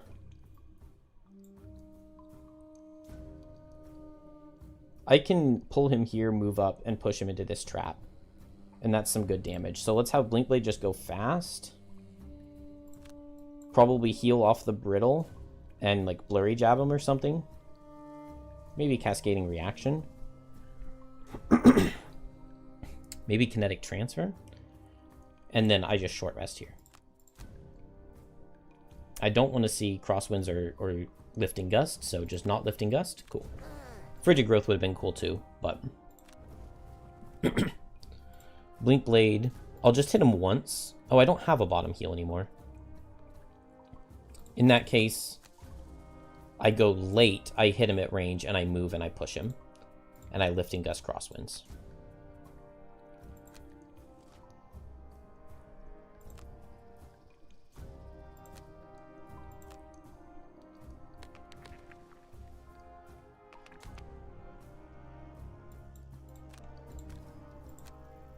Pull.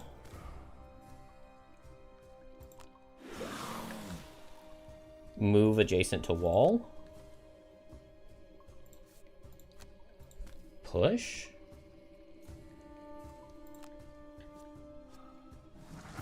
Ooh, that's a nice crit because it's a snowball crit.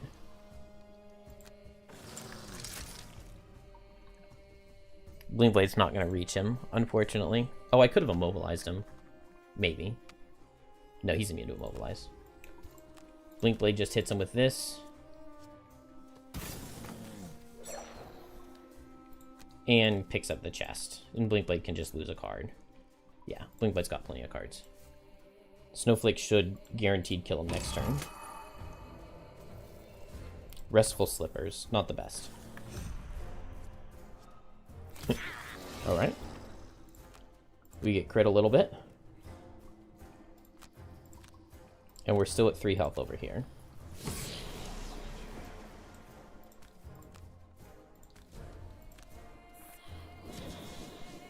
Yeah, that's what Snowflake does. But we'll let Deathwalker get the final hit, so she can feel special. And then Blinkblade just runs away. And Snowflake... Okay, so here it was 3 or fewer cards, so I short rest. And that'll put me at 3 cards. And then I'm at 3 health. And then I'm adjacent to a wall, so...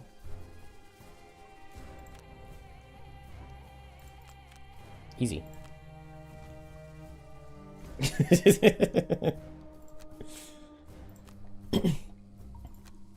My dad mysteriously disappeared when I was 12.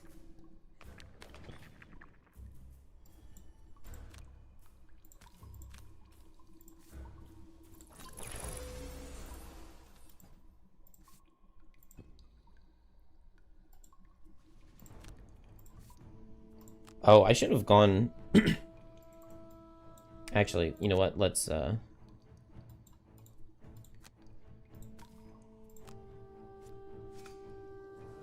Oh, wait. No, I can't pick up the loot, can I? I was thinking I could step him and... Why can I move 4 here?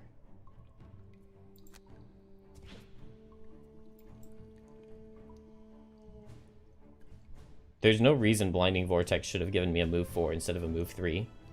Jumping over my hazard was like treating it like it was icy terrain or something. Works for me. It might just be you, but most of the random items in this game just make you think, well, more gold. Well, that one's not even a random item. That one's just a blueprint. A lot of the... Can I hit anybody with a shadow? No.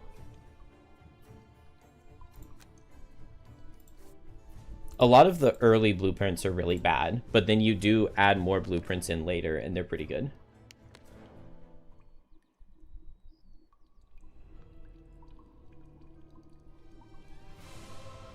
Yeah, I mean, if it wants to give me the extra hexa movement, I'll take it. Alright, we got all battle goals. That feels very nice. Man, I maybe could have gone for getting 7 shadows on Deathwalker, given that she just kind of stood over there and did nothing while the other 2 killed the boss. But we got the 2 Claw Crushers. We are in very good shape with this run. Only gold on Blink Blade, which doesn't necessarily help. It's kind of sad that a lot of the random items are so garbage. But also, given that they're random, like, it would suck for really good items to be random. Shard from the corpse's eye. Like, Geminate is very upset that the Mirrored Knife is random. Because Mirrored Knife works so well with her attack where she wounds and poisons herself. Against all the... Alright, we get 30 gold, which is pretty crazy. I don't need it on Deathwalker. She only plays 1 more level. So let's give it to Snowflake. She could go for the Algox Warhammer. Is that 25 or 30?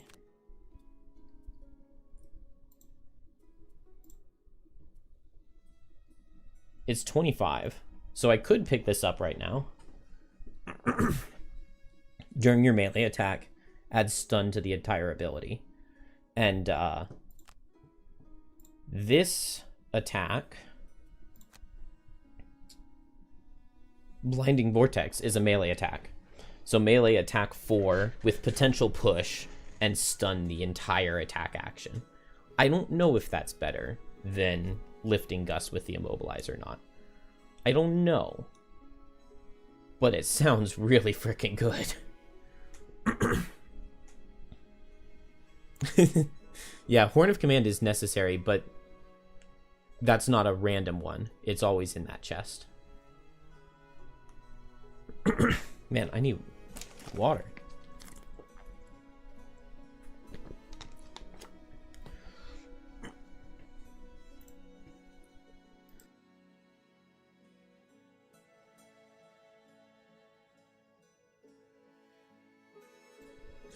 All right. Hopefully that's better. We got a perk from Wallflower. So I think we take these. It's either 0 immobilizes or rolling heal ally. Oh, this might not be rolling. This might just be heal ally. Let's take these immobilizes. Deathwalker gets to remove a -1. Blink Blade leveled up and got 2 perks, or got 2 check marks? Something. We could take these rolling regenerates. I don't know if they have fixed the rolling discard this card for +2s yet. Right now, when you take these cards, when you discard them for the rest of the scenario, rather than only discarding until the next time you crit, which is kind of hilarious. So it's just like a one-time +2 for the scenario, which is actually a lot more balanced. But it's definitely not the way the game is supposed to work. I think we'll take this +1, and then we'll take this wound. And now Blink Blade's deck is looking mighty fine. Mighty fine. Maybe instead of the wound, I should have taken the rolling +2s. I'm going to take these rolling regenerate +2s next, because for the bridge specifically, that'll be a lot better. It'll be a lot better. And then we level up and we can take double time.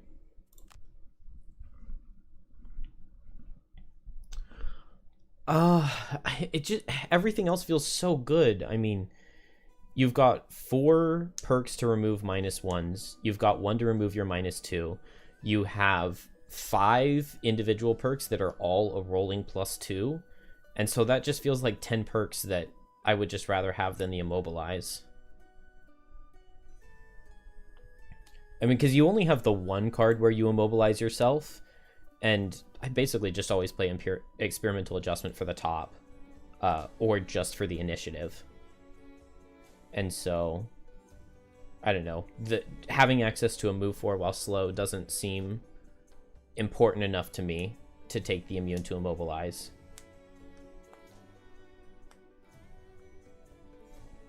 The immune to immobilize is very, very, very good when it happens for you.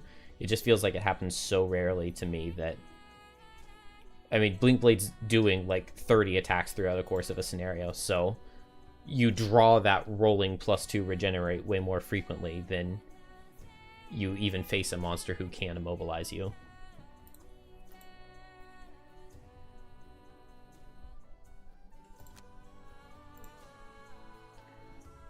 We didn't get any herbs in that level.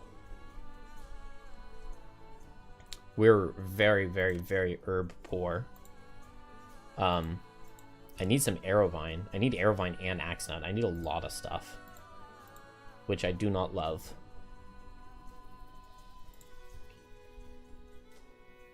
We have like all of the buildings now. Blinkblade got a lot of money that I don't think it needs, so we'll let Blinkblade buy everything. And we went up in prosperity, so we can upgrade the craftsman.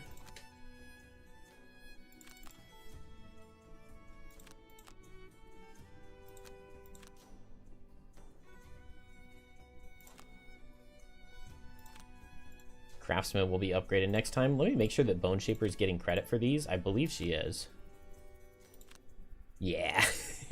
So Bone Shaper doesn't need to play the levels at all. Just gets credit for building all the buildings.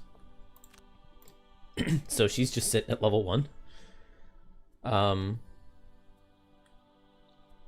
Blinkblade now makes levels more difficult if I'm not bringing a level 1 with him, since he is above level 2.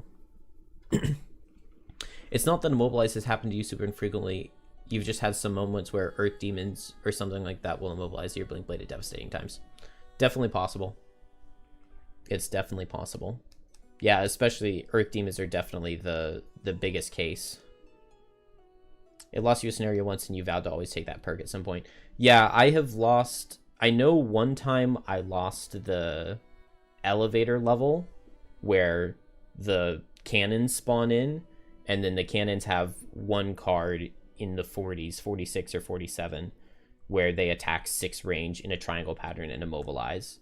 And I lost one time to Blinkblade not being able to dodge that immobilize, and then being stuck while slow.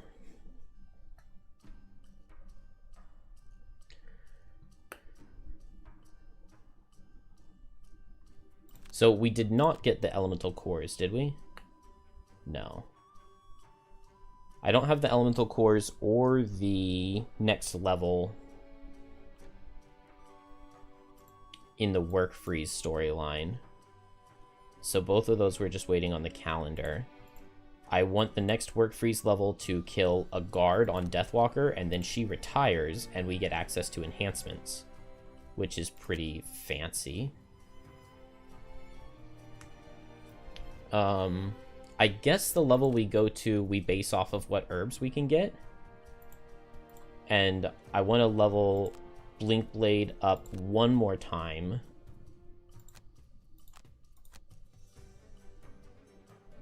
Oh, let's make sure we put double time in too. Over sap speed. Oh, I never put reckless augmentation in. I've just been playing without it.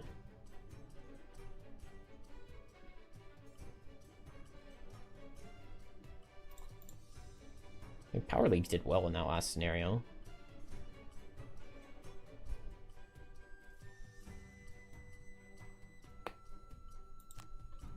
All right. So Frozen Crypt, we're going to need to get this eventually. Elevator is a very scary level. Self-destructing ruined machines is just not something that I want to think about even a little bit.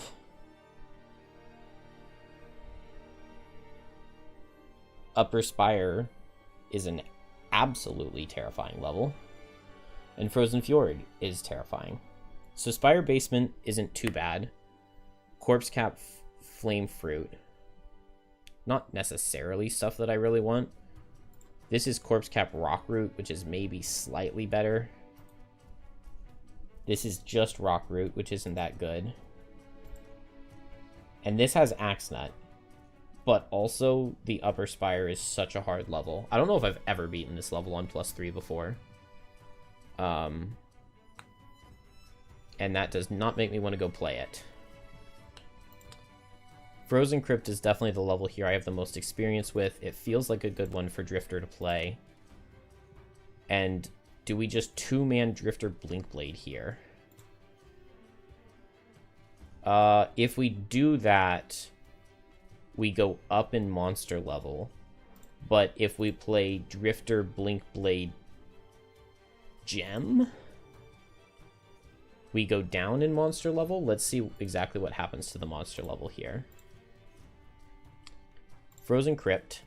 So if we play just Drifter Blinkblade, it's level 5 monsters. 15 health, 1 shield, 20 health, 3 retaliate. I think there's only 1 elite.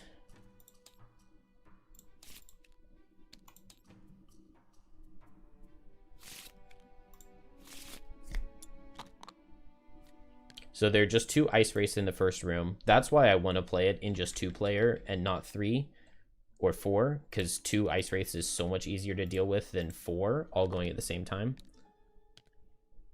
Hey Viral, sorry, I did not mean to ignore you earlier. I just did not see the question. I strongly prefer low tide. And no, I just haven't made a banner yet.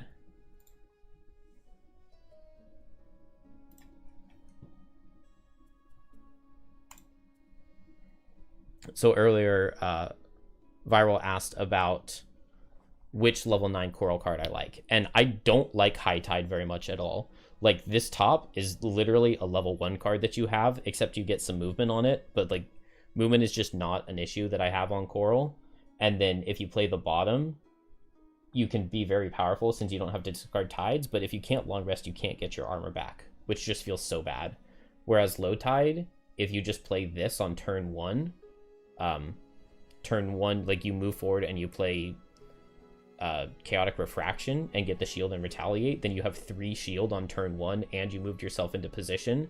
And then if you go for a shuck loss in the first rest cycle, then you can long rest and lose Overwhelming Wave, then play low tide and you have Overwhelming Wave and shuck for permanent play 3 cards and have Pierce 2 wound for the rest of the scenario. And that's so good. So I really like low tide.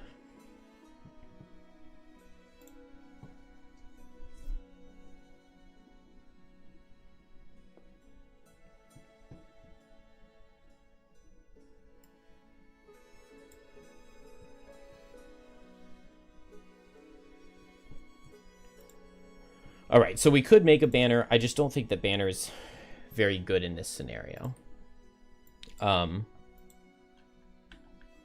Okay, it is just 1 Elite Frozen Corpse.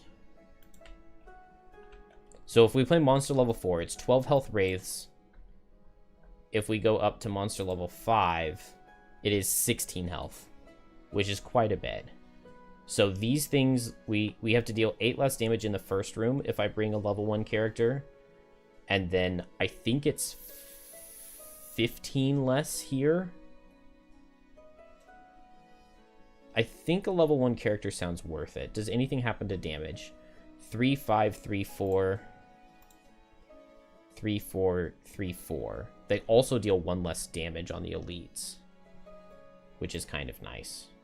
So we need a level 1 character, so we need either Gem or Banner or Bone. Is it possible that I'm thinking this is a Bone Shaper angle? The only other problem is that the altar gets more health. It'll be 21 health, it looks like.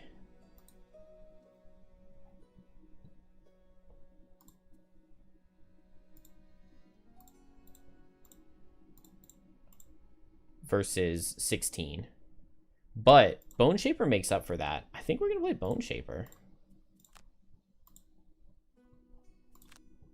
Bone Shaper makes up for that by commanding the Wretched on Blinkblade.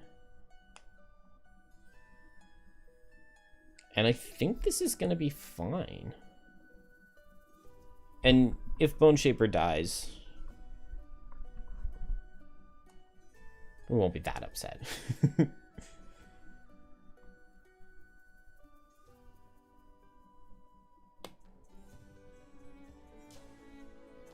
The only thing I'm wondering is if Drifter is going to be able to make it all the way over here. I could play the extra movement loss just to make it, but that feels kind of lame. I could play Violent Inheritance to move 1, 2, 3, 4, attack 3 at range. Meanwhile, Blinkblade runs all the way over and attacks the altar a couple times.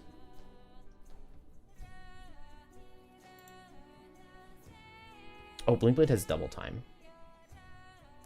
That's really, really good. Okay, I like this party. I think they will do well. The only thing is that Banner is better in the first room than Bone Shaper. But I like Bone Shaper's Command the Wretched. Banner's way better in the first room, though. We haven't played Banner yet.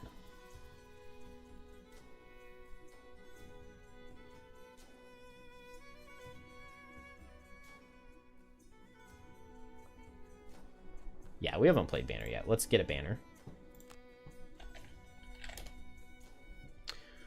8 names. And then you do not have very much choice on your items. I guess Winged Shoes, and let's run a Poison Dagger.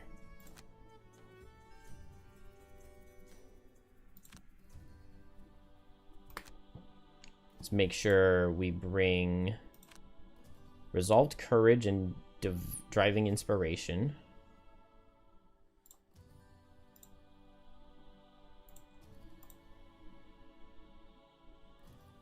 And maybe I do play the At All Costs seal for, like, turn 1 or something.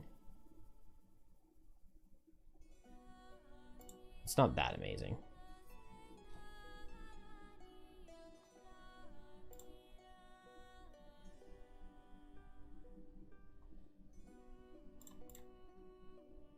Ooh, I like Incendiary Throw.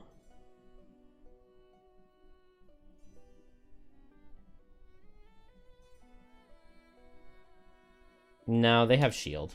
They all have shield. We don't need Incendiary Throw. Let's go.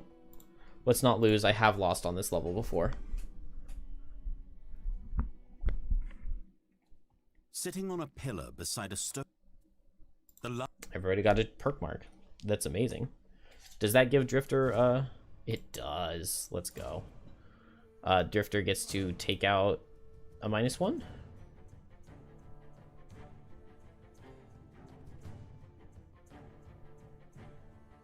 I want to... Let's take this when you long rest. We're going to save up for when you long rest, get a tick back. Because I've wanted that quite a bit. Never drop below half health. Kill an enemy attacked by an ally. Kill 5 or more monsters. Never attack an enemy that's already acted. Lose a card to negate 2 or less damage. Have 1 or more cards each time you rest. That sucks. Have 0 cards each time you rest. 2 losses in the same turn.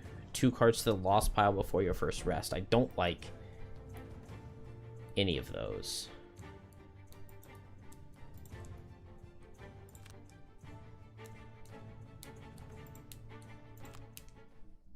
If I get Daredevil,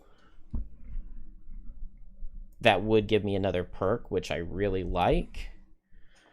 But playing 2 losses in the first room sounds so sketchy. It would have to be like Drive, Recharge, Cascading Reaction.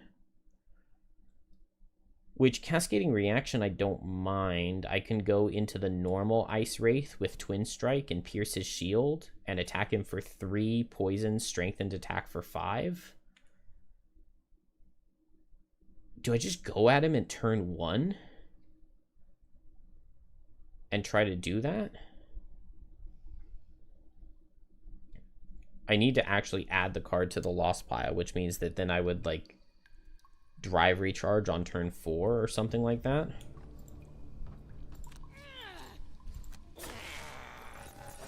Okay, so we all suffer 2, which is annoying. Blinkblade can go 1, 2, 3, and then 1, 2. I'm gonna do that. It's, like, so aggressive, but I think it's really good. I think. And Banner, maybe I just Driving Inspiration. It should be Retaliate range 3. So I can hit from range 4. Right here. Blink Blade's relatively healthy enough. Banner probably survives a hit. And then Drifter just sets up. Drifter can just heal Banner with his bottom. And then the Elite Ice Wraith are very unlikely to kill her. And just set Crushing Weight. And then next turn move in with Shockwave and start hitting. They're switching forms, which I don't love. That means more curses in my deck. But it does mean less Retaliate, which is nice. Heal Banner. Crushing Weight. Banner moves here. This damage is going to be kind of insignificant. Well, it is advantaged, and they only heal 1. Okay. Not insignificant at all. Blink Blade, free move 3. Jump Boots. I actually didn't even need Jump Boots. I was thinking this Hex, but this one is fine. Let's just go here. It gives us more safety. We add Pierce to attacks. Poison. Okay. Crit. No. And he's going to heal that off, and then he's going to attack me and wound me, but we'll be fine.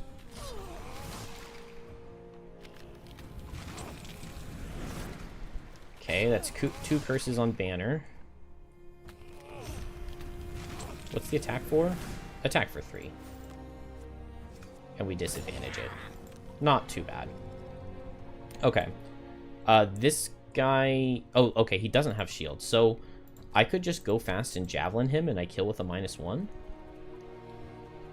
That feels really good. Meanwhile, Drifter moves up 1, 2, 3, 4. And just Fortitudes one of these guys. It's slow, but I don't think they can go faster than that in attack. What's their fastest attack? Because they're 16, they don't attack. They're 13, they don't attack. And they're 16, they stand still. But it is 4 range. Okay, I was thinking it was 3 range.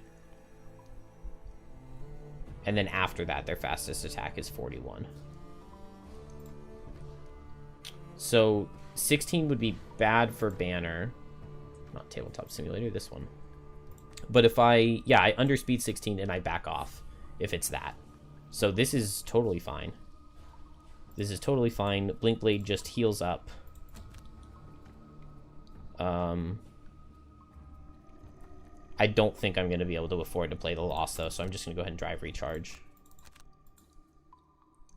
And just in case Banner misses the kill, I'll go at 40. Which now means that Drifter runs up here and hits.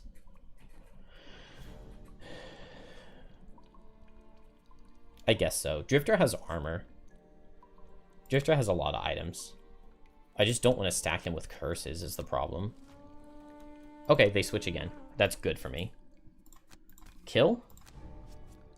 Good. Good kill. Very good kill. And then now that means that Drifter's going to be here. They're both going to be there. Or maybe Drifter's going to be here.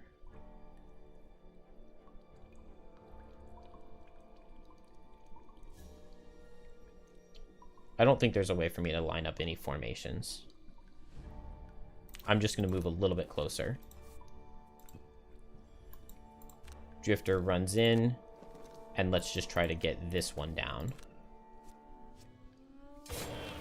Okay, I'm not going to Frenzy Potion. I'm going to save it for the altar thing. We're going to get wounded this turn. 2 attacks for 3. I have heal from Banner, so I'm happy to just go ahead and heal here. And heal here. And now I wish I hadn't put Blink Blade in the corner. But 1, 2, 3, 4, 5 with Blurry Jab next turn.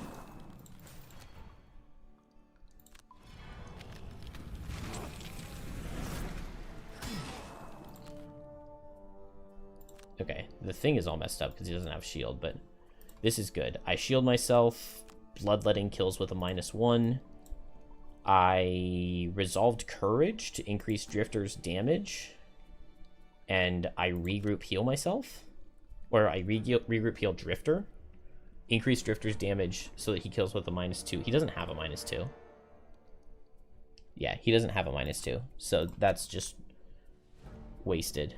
I could move with jump here, although I don't think I have a move 3. I do not. So I can't pincer movement.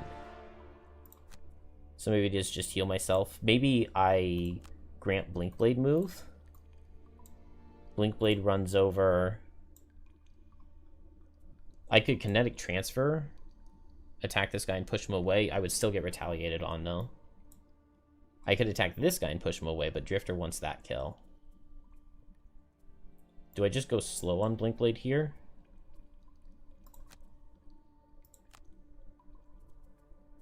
I think we're fine. Okay, they're gonna go invisible.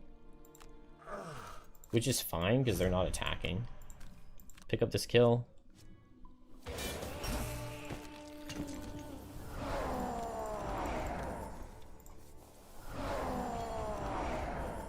Did I see the patch notes today? Highlights include Incendiary Throw works properly and being able to teleport to doors. Yeah, I am going to take credit for the teleport to doors one. I reported that in the Discord. And then...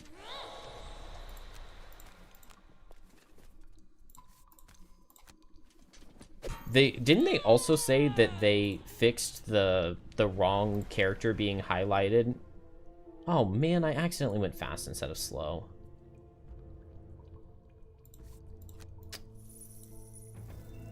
That's annoying, but he's invisible next turn anyway. When you have leather armor and an enemy's attacking you, and it's asking you who you want to use the disadvantage on, it shows the wrong character, and it still shows the wrong character. I thought they said in the patch notes that they fixed it to show the correct character. So that made me a little sad, but really not a big deal. I can potentially move up there at 71 and get a disarm. Drifter would need to move to the side.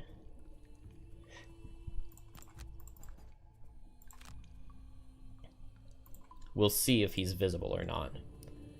And then he's in retaliate mode, so I'll save Blurry Jab to hit him with next turn.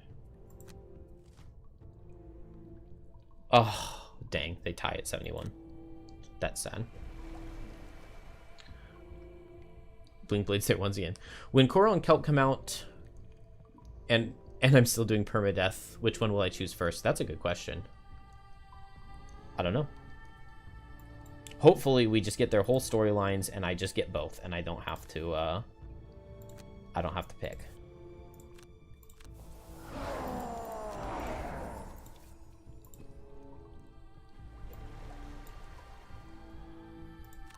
But I really like both of them a lot.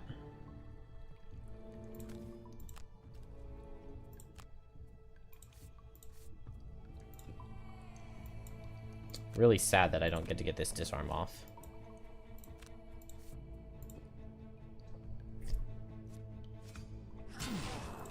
But I hope he's ready for the party.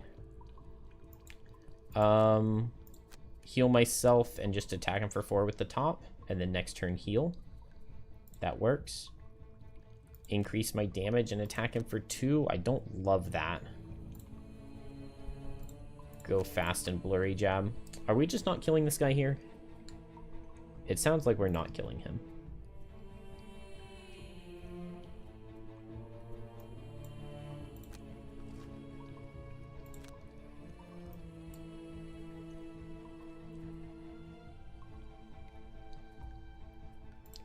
I can't afford to increase my damage because of this retaliate, because then I wouldn't be able to move away. But now that I do move away, I can let Blink Blade be the focus.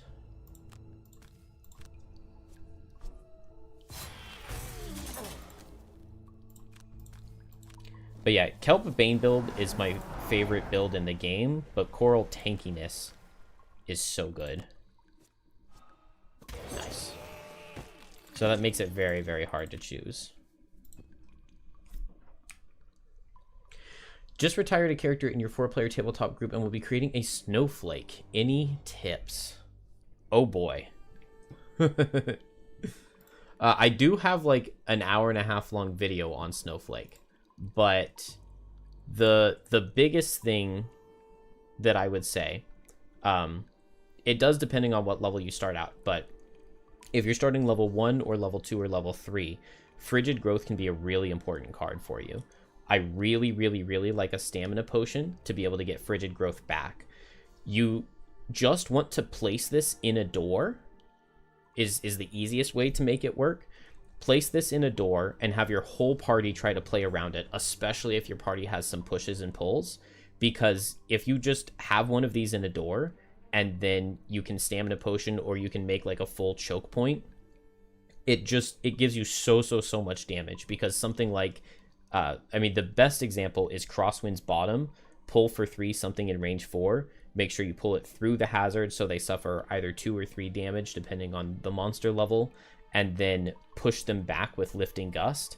Then they suffer the 2 or 3 damage again. They get pushed all the way to Timbuktu with this push 4, and you can do something like a weighted net to immobilize them. It's really, really, really strong. So early into a scenario, I'm just trying to find ways to get as much value out of hazards as possible. You're also very valuable with bottom heals.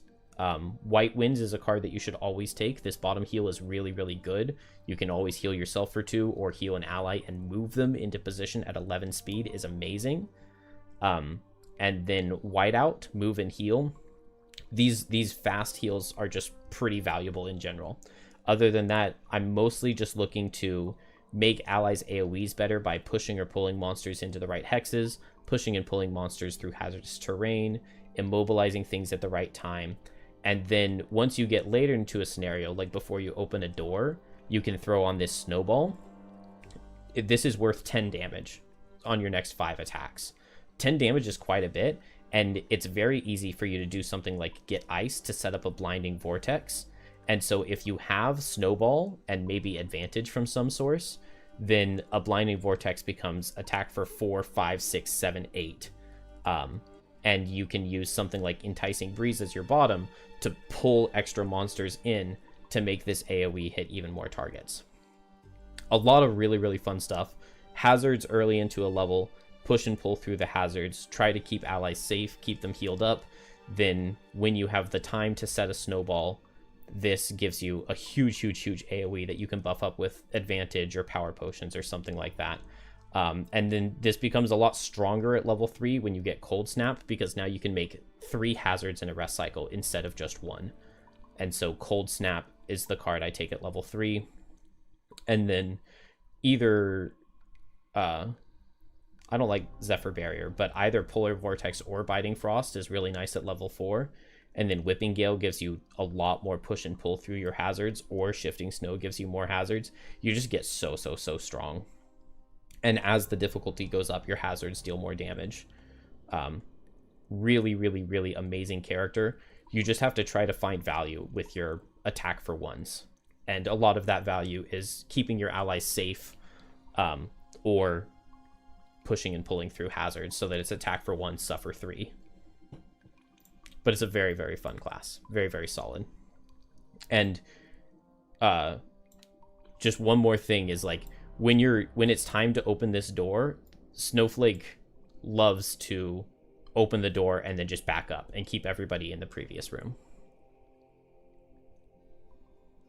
Oh, you're good. Don't worry about it. I think everybody enjoys hearing some class theory crafting.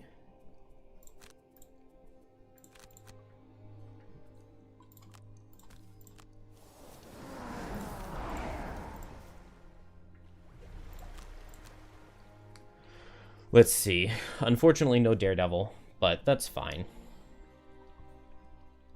Temporal Displacement, the ranged attack bottom is decent, but maybe it's not necessary.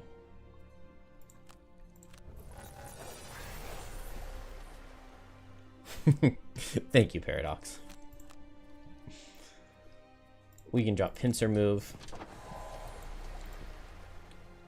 I don't know if Banner is going into the next room at all. So I think we're moving to We're moving to and regenerating ourselves. And Drifter will long rest. And then Blinkblade can double time drive recharge. And get up to max tokens. I wish Drifter were a little bit healthier. Maybe Banner Spear regenerates Drifter and then she just like stays over here. Because we need to, in this room, we need to run all the way across to the end and destroy the altar before we can damage any monsters. And that's pretty scary. Especially if not everybody's going. This is the part that maybe not particularly want Banner Spear too much. But maybe it's fine.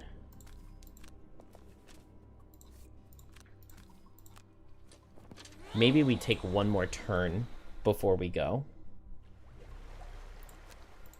Because Blinkblade can go slow one more time. That won't be an issue.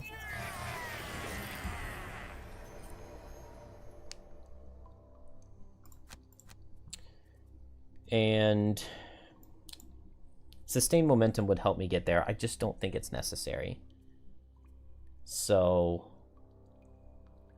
I think I'm going to play continuous health in... How much do I hate this room? Quite a bit. It's just terrifying if the frozen corpses get their ice and brittle. And the altar's going to have a lot of health. I think it's 21.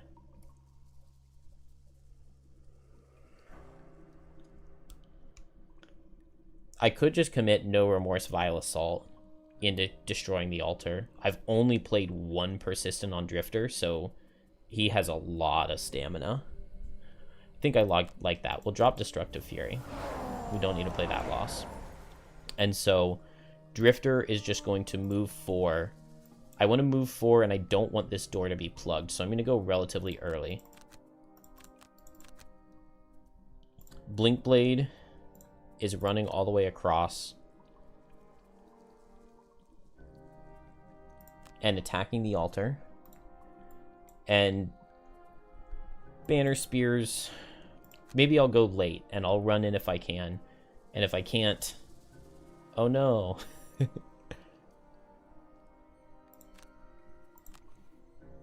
Actually, I think I have jump shoes, don't I?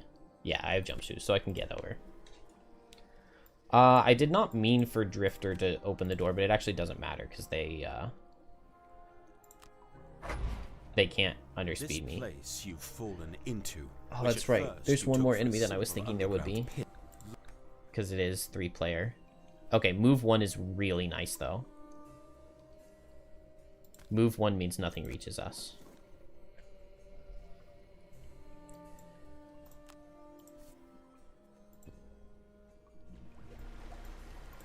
Blinkblade. Okay, so this guy would reach Blinkblade, but we can go to the normal instead over here. We're just further away from the chest. But that's fine. Good hit. Move for this XP. Good hit. Okay. Then move 4. I can't get anywhere where nothing hits me. But I could just go here and only get hit once. Or I could just not go in. Because I don't think Banner is going to be needed to destroy the altar. I think the other characters can get it this next turn. Miss. No.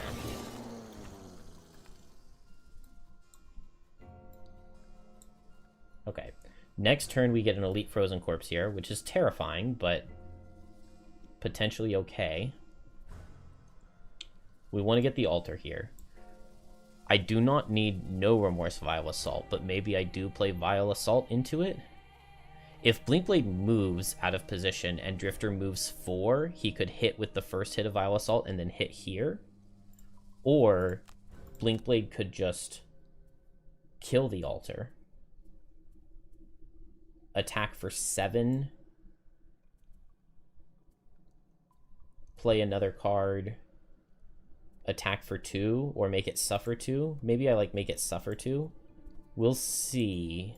We'll see.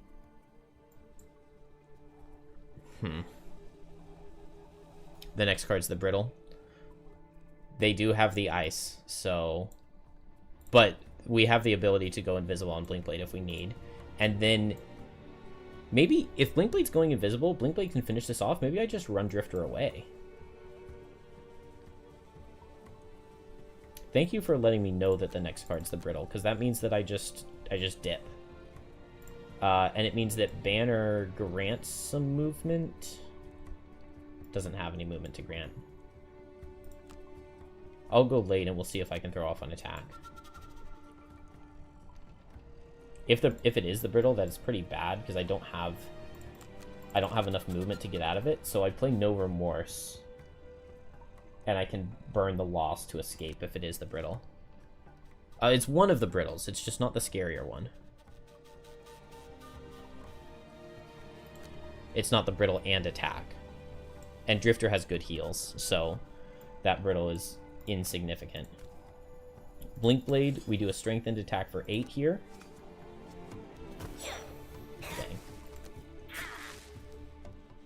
Dang. The fact that they're not attacking means that I do not pay a time token to play an extra card. And then Drifter, I could play the Loss to destroy the altar now. Or I just back up to here. I will be immobilized, but they won't have ice, so they can't Brittle me next turn. I just go fast and I heal off the Brittle. Blinkblade goes fast and destroys the altar. Blinkblade's going to have to short rest, but it's fine.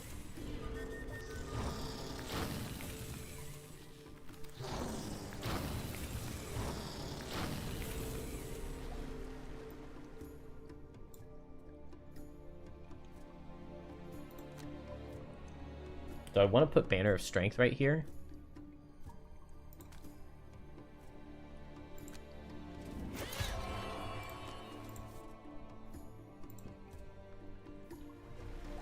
Okay, Drifter goes fast, heals himself.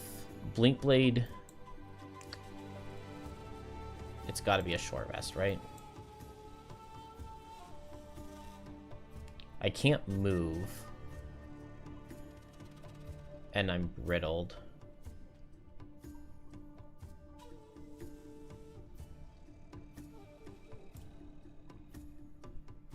Yeah, I think we're just going to try to play with this doorway and just hope that they don't get their 39 a lot. Go fast, heal the brittle off of myself. Blinkblade's going to go at 10 or 12.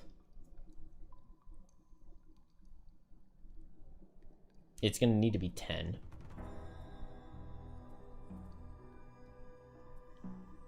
But then Blinkblade's playing all of its time tokens, but goes invisible, and then goes in the 50s? It's just so sketchy. Maybe I don't hope for invisibility. Twin Strike would work just fine. Twin Strike's very likely to destroy the altar. And then Sand in the Hourglass to remove the brittle. And then I can still go fast this following turn and do something like Blurry Jab and grab the chest. I like that. Oh, never mind. I have double time. I have double time up. So I just go invisible here and that destroys the altar. Okay. Easy. Then that happens at 12, which means that Drifter is able to attack things. And so do I just go ahead and burn Vile Assault? Probably into one of the non-retaliating guys. It's pretty good. And then it means that I can Javelin Resolved Courage here. Okay. This is the really scary brittle card, but they don't have ice. And I just go invisible here.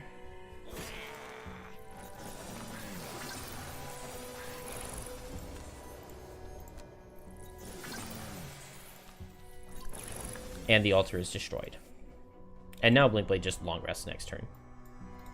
Drifter removes Brittle and just tries to kill this guy. Unfortunately, I'm not in range of the Banner of Strength.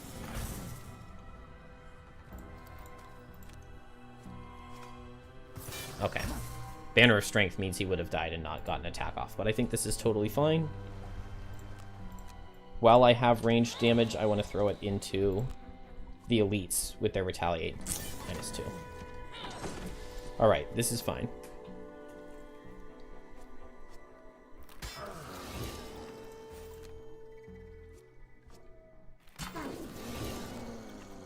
Very nice. This is very, very, very nice. These guys do have a lot of health, and they do have the Retaliate, which is annoying, but it's just these 6 enemies to deal with. So I back up here. As long as they're single target, they can only hit one of us. This guy dies to the wound. So I guess I Fortitude an elite. Maybe I... Either way, I spend the tick, so it's like, do I want 2 Retaliate or 2 damage? And then over here, I think I'm going to short rest. And I can... I don't know what I'll go for, but I think we're looking good. And then we'll just long rest. Blinkblade doesn't have that much stamina. He's invisible. I really don't want to lose Driving Inspiration or Javelin. Okay. Resolved Courage is also a really good card. But now...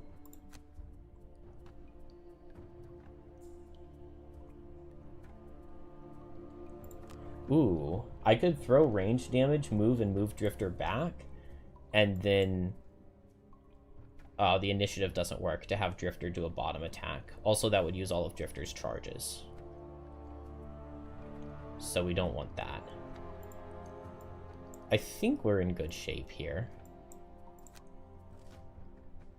Move 1, hit extra hard. Let's just keep throwing damage into this guy.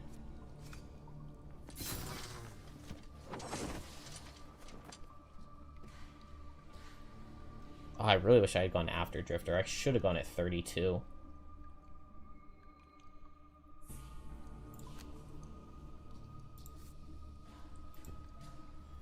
Because if I had done that, then Drifter could move here, get a tick back from Draining Arrows, and then Banner Spear could have moved him back 1, and he would have been attacked 1 less time.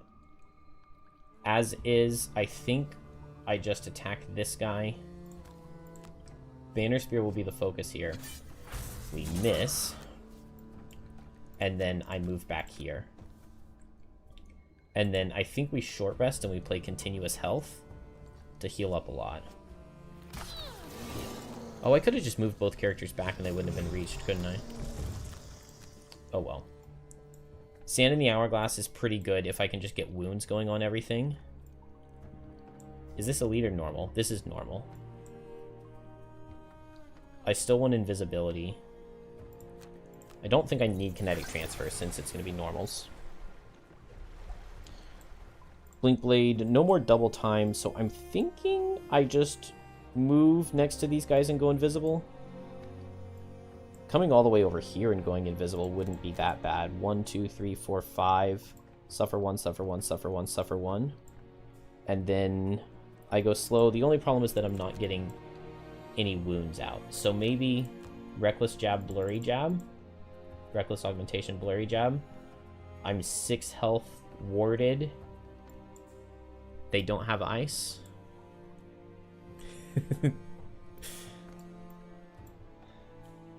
I'm starting to get stressed. Why did I not bring Unbreakable Wall? Attack with push here would be good.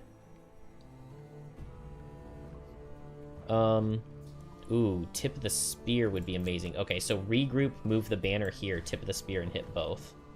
That's good. I short rest.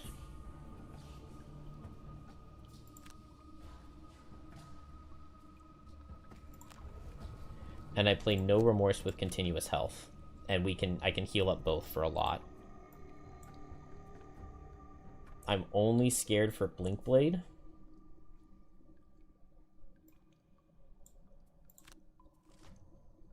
Okay. They do hit pretty hard. I could just run Blink Blade to the chest instead.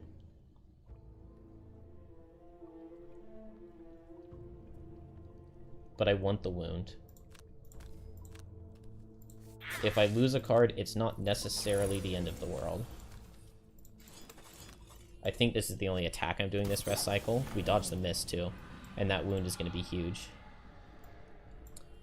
Continuous health. Heal Banner all the way. Heal myself most of the way. And single target out of them is really good. Move.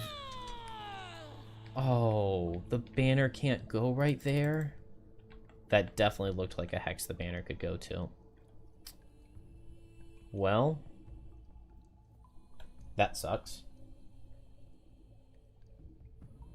I'm going to move the banner here, and then I'm going to try to switch my character's positioning so that I can get a tip of the spear in the future.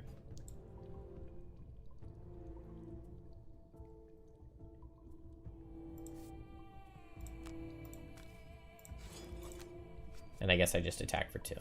We get some damage, we take some retaliate. Don't love it. These guys are going to go towards Blink Blade, but they don't reach.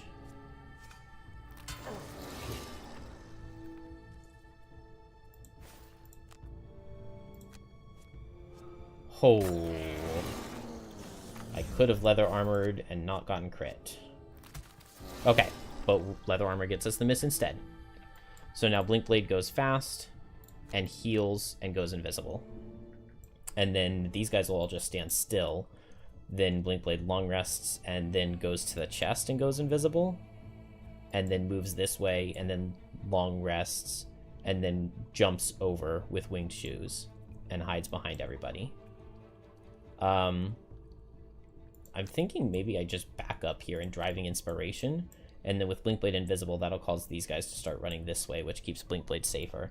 This guy, we can just wait for him to die to wound. Blink Blade can probably get another just wound snipe on this other normal. Drifter, we just heal up, and I need Crushing Weight ticks back. So I'll do Sustain Momentum top, but I won't do the attack. We'll just kind of stall for a second here.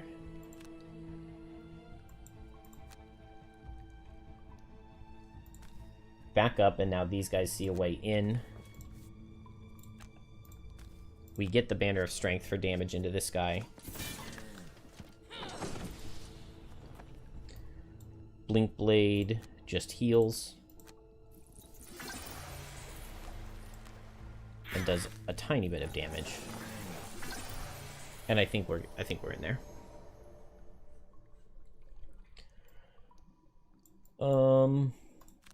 Heal for 4. I could back up and he would attack the Banner of Strength, which maybe wouldn't be that bad. But while I have heals, I might as well keep the banner up. I really wish I had a lot more wounding. Incendiary Throw would be nice, but it's like, it's just not guaranteed to get ticks, which sucks. I might activate Shockwave for the top later. I also could Bloodletting bottom right now, but it looks like I'm going to Fortitude and then back up. And then I think here I'm going to short rest. Maybe I regenerate and back up. We can kite. We can kite for sure. Using Blink Blade's invisibility to pull them this way. Banner Spear's ranged attacks. And,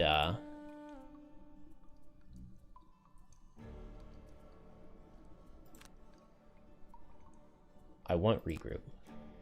I wanted my ranged attacks too, but that's fine. We will just regroup and deflecting maneuver.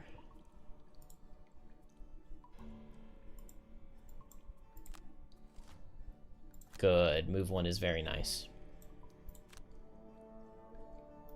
Oh, this is going to use all my continuous health charges. But that's also not that bad. I think I go here, and next turn I Javelin. Yeah, Drifter gets a huge heal now. Oh, and crits and gets the kill. Okay, and then these guys are move 1. Finally, we get, like, a useful crit. Very nice.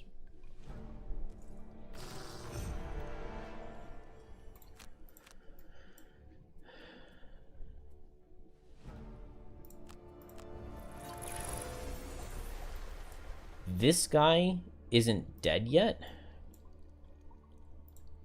which makes me kind of want to just go invisible. I would love to blurry jab on this guy.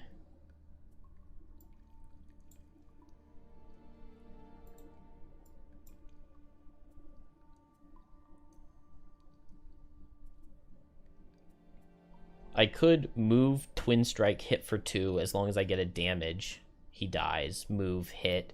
I would have a chance at drawing a 0 wound. I think invisibility is just the best, safest play, though.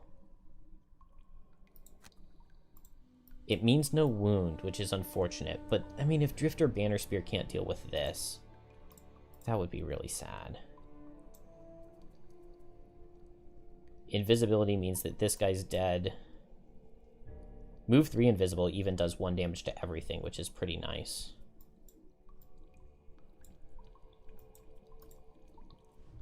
And then here it's just go late. Ooh. And I can potentially combined effort something.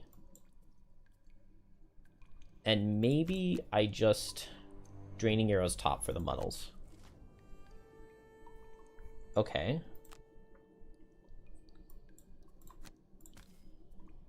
This means that Blinkblade could have wounded here and would have been totally fine. Since they weren't attacking. You didn't jinx anything. It's going fine. It's going fine. If I step here, one guy goes here, one guy goes here.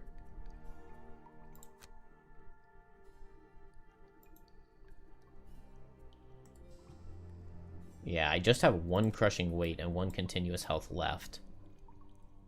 Man, I wish they had come up to me and I could have bloodletting bottomed.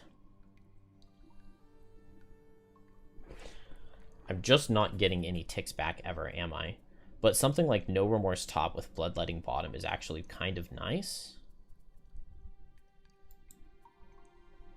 So maybe we'll just see if I get a damage here.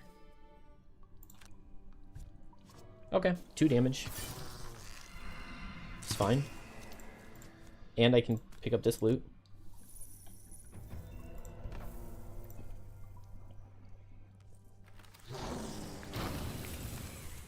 We're going to be immobilized no matter what, but I'm healthy. Okay, that guy will now die.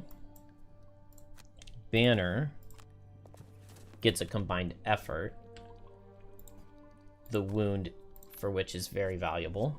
The retaliate sucks, but now no, Blinkblade doesn't have Sand in the Hourglass. Blinkblade could Sand in the Hourglass for some damage, but a short rest, I'm healthy. I just want to heal. And maybe I back up and javelin this guy. We'll have to see their cards. But I want to heal with Prudent Preparation and maybe just attack with Fortitude and kill this thing. We'll just have to see. Oh, I do have Sand in the Hourglass. So we'll go at 50, because we have a chance of... Okay, that's fine.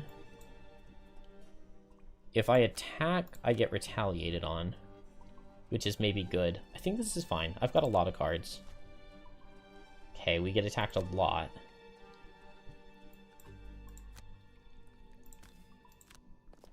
So we definitely want this guy dead, but we could definitely kill him. No, he survives on 1. Shockwave. Hit here with wound. Oh, I had Regenerate to remove the brittle. Then I could make this guy suffer, but I think I'm going to do this one.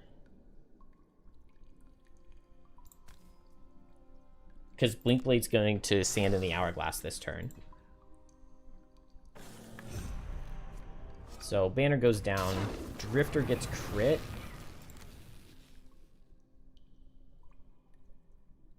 We'll just drop a card to crit. Is banner getting hit again? I think so. Oh. Okay, hopefully it misses.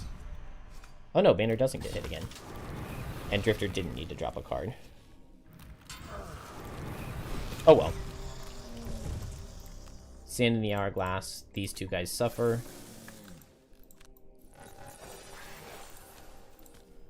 Move here. Make this guy suffer 1. Blinkblade short rests. Attacks this guy with Blurry Jab and runs towards the chest. This guy dies to the wound. I guess Shockwave's not going to get anything, is it? I can back up and make Fortitude range by spending a Shockwave tick. And then I can short rest, ranged attack, and back up.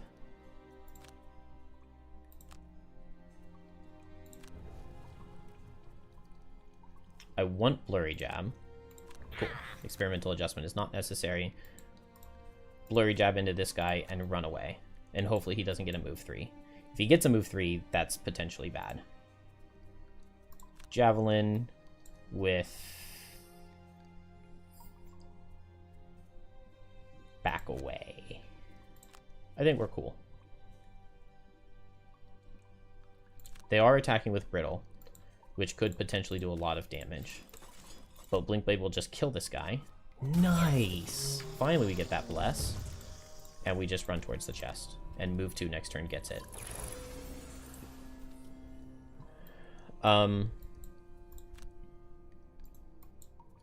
I just back up here.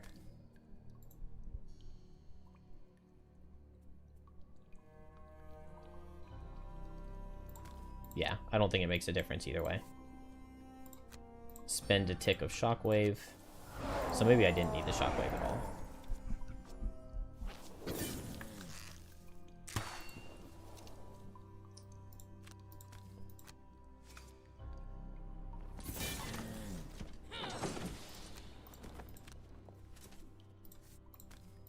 Get Drifter closer to the loot over here. And we made it through.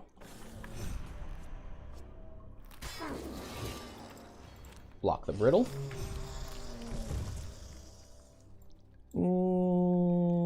I can long rest here. Even if he hits me and kills me, I still have another turn.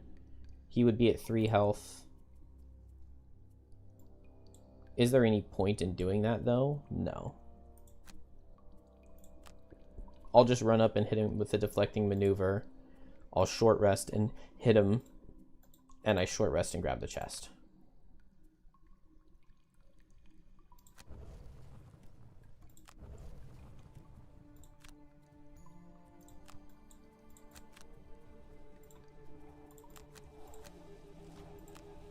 And in the end, it's close, but not close enough for them. Scary level, though.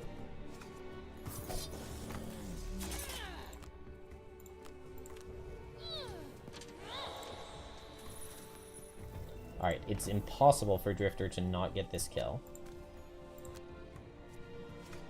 Nice. Because even if he had failed the kill there, then we would have just no remorse lost, and still gotten to pick up some loot. And he doesn't have a -2.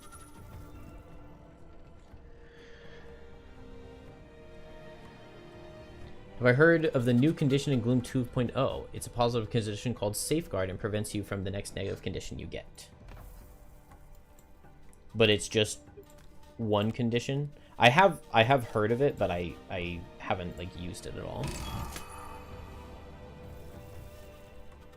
Thank you, Brian. Hey, we got a corpse cap too.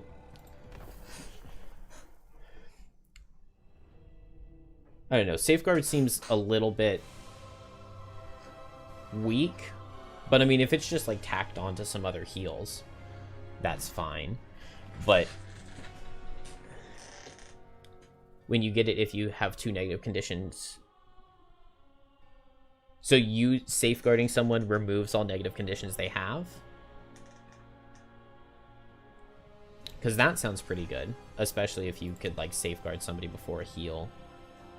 Because, like, I really like the shield that Drifter has, but a lot of the time you just don't use it because, like, when 3 different frozen corpses are going to be brittle and immobilizing me, it doesn't do any good to block the first one.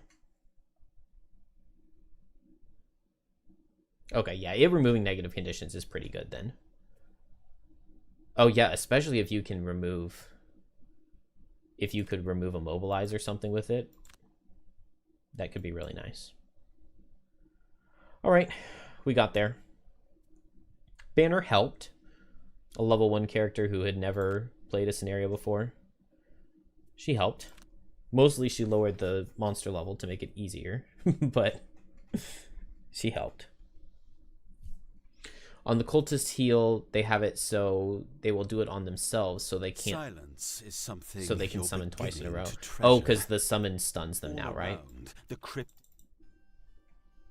So if they heal themselves, then they can prevent their own stun on themselves. So if you see their heal, you need to hit them with a negative condition so that they can't summon. Thank you. Oh, let's give these to Banner, although 2 wood doesn't matter that much. Oh yeah, the play was absolutely masterful. A Valrath man comes up to you in the street. Say, we're persuasive, right? You offer in. Banner seems like she should be persuasive. Yeah, persuasive. So he is now no longer addicted to Snow Thistle. Oh, yeah, we want to... Dang, I didn't level up. I was hoping I would level up and I could get a tick back on long rests.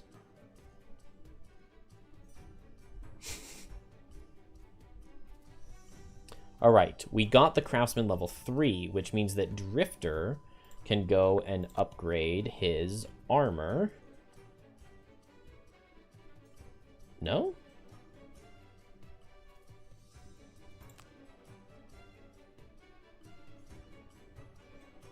I thought Craftsman level 3 gave us better Shield 3 armor. I guess that's Craftsman level 4.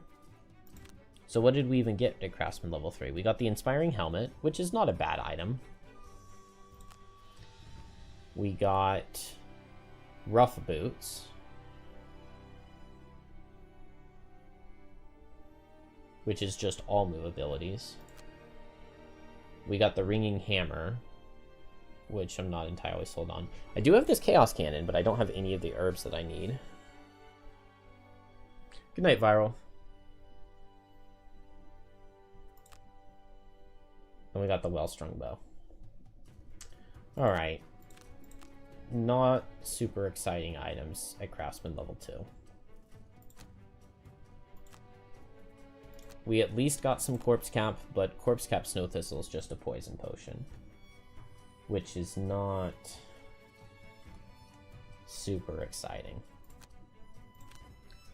This does unlock the Crystal Enclosure and the Glowing Catacombs. Catacombs is a scary, scary level. And I haven't played either of these since the closed beta.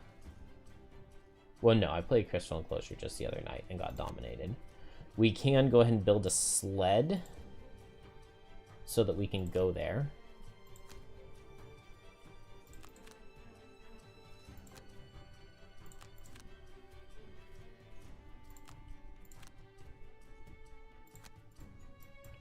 And Drifter's pretty rich to just go ahead and buy 111. And the town is starting to snowball into being worth something. Boat, climbing gear, shabby wall. No, we just built the sled. Okay, we already built something. So let's not double up on building. Did we get the... Okay, we got the elemental cores. We want to go play this level ASAP.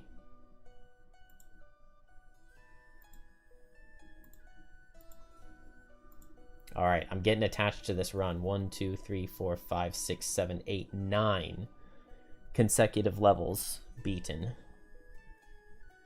Which just means we have like 20 to go to finish everything. Let's do the elemental cores. We want all grounded enemies. So Earth Demon Room, Night Demon Room, Frost Demon Room, and then Flame Demons, because they're the easiest of the flying enemies. Blinkblade has to go, because it's Blinkblade's personal quest. Drifter wants to get up to level 4 to do the bridge. Then 3-man seems like a good way to go. If we do Snowflake, it's monster level 5. If we go 4-man, we can throw a gem in there, and that lowers the monster level by 1. Very, very, very valuable to have these level 1 characters. But this is where it starts to get complicated. So we need Earth Demon, Flame Demon, Frost Demon, Night Demon room. We're looking at 11 health versus 8. 5, 11, 15. Let's go with this 4-man. I believe in this 4-man. I also believe that we can pick up a lot of loot here. Oh, just not having any valuable potions is crazy. I just have a frenzy potion, and we've played 9 levels. I'm ready to go back and replay some of the easier scenarios just to get their herbs. I think we go here. I'm scared of 4-manning, but I just need to get over it. Let's bring Birds in a Tempest. This is an amazing scenario for Birds in a Tempest. We could drop Blizzard for it. Let's make sure... Yeah, everybody else has their level up cards.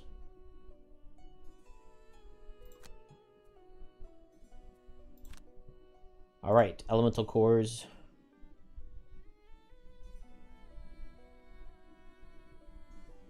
That's so many potential monsters. And the loot bag is overflowing because it has one of everything. It would be really bad if Drifter accidentally retires. So we need to keep a track. Drifter just can't loot 3 different herbs that are not Axenut or Snow Thistle. But that's very doable. Out of the corner of your eye, you can...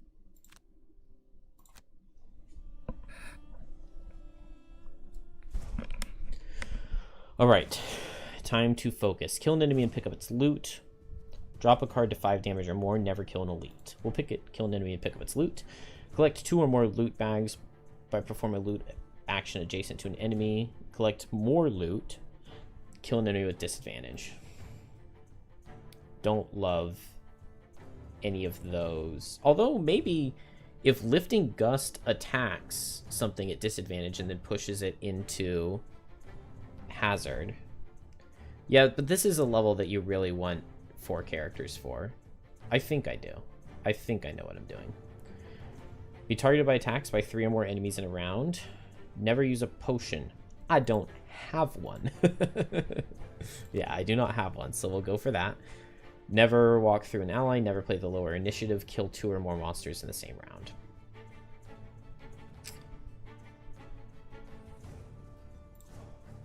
Not very likely. You arrive at the outpost. Everybody should know this level. I think this is a pretty infamously disliked level. But Blinkblade is insanely good here. 6 different rooms. You have to go into 4 of them. Each room has a different type of demon and determines which demons you face in the level after this one in the quest chain.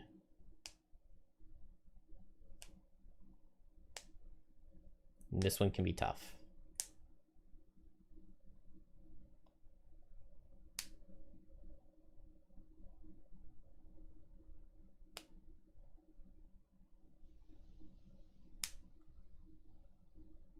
especially when you're getting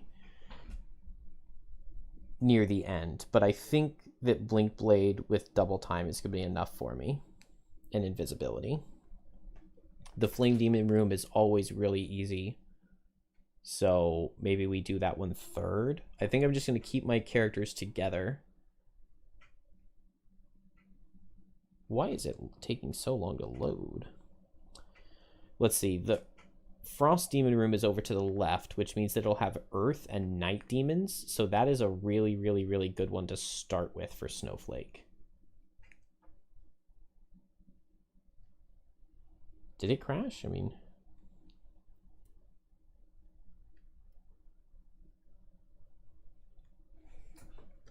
Let's consult Task Manager.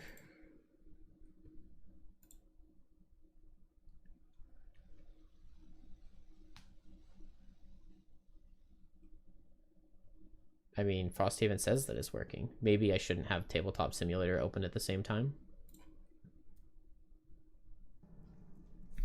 Oh, I heard it. There we go. We are at 96% of my memory being used. Let's end Tabletop Simulator. Okay. Scary room. Have to get to the end. Pick up the orb charges things and bring them back. We're going to Earth Demon room, Frost Demon room, Night Demon room, and Flame Demon room. So no sun, no wind demons.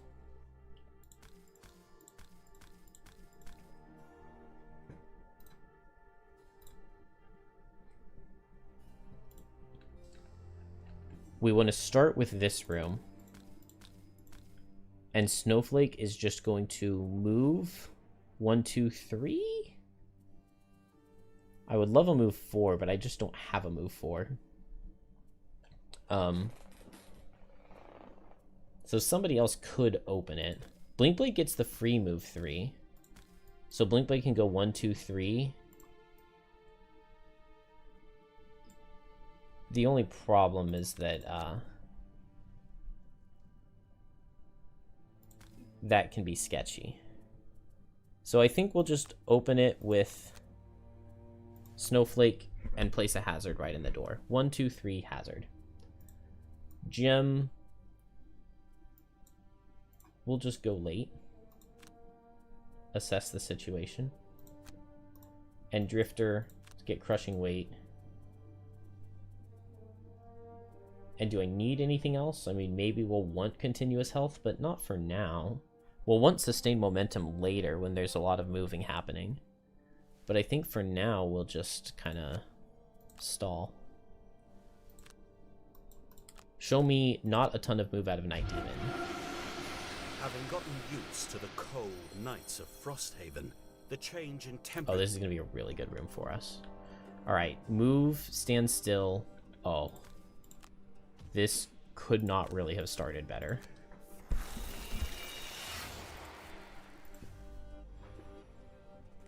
What are my thoughts on Destructive Fury? It's fine. I don't always play it. It's generally one of the level cards that I don't bring, but I knew that I was going into... I put it in when I was going into the Crystal Trench because of all of the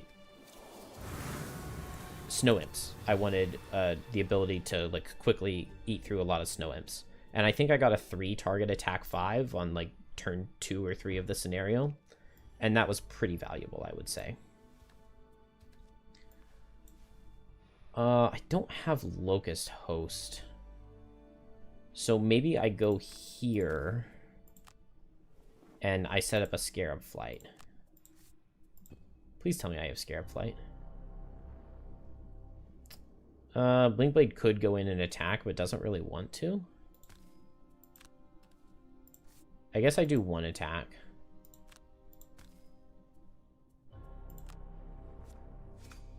Okay. No damage, but the retaliate also doesn't matter because we just heal it right off. So, not the end of the world. Okay. So Snowflake really wants to take one step back before going like all in on stuff. Do I have Scarab Flight? I do have Scarab Flight. So I ranged attack plus Scarab Flight. And I can hit here, push, hit here. And that's all really good.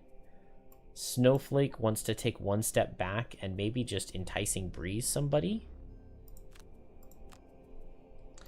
Drifter can go really late, run in, and just start hitting this Earth Demon, I think.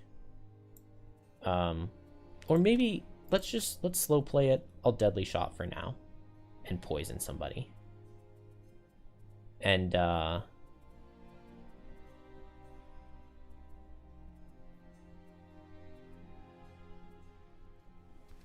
and nothing. And then Blink Blade.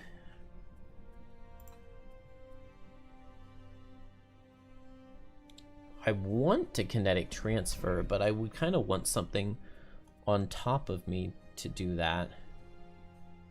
So do we just like Sand in the Hourglass?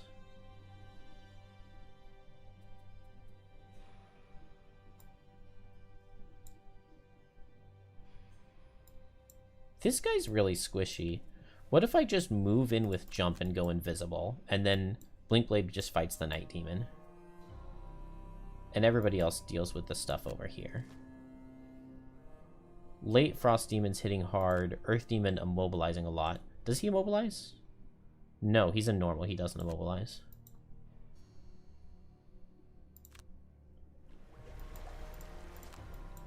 So Blink Blade just moves here. Maybe here. And goes invisible. And everybody suffers.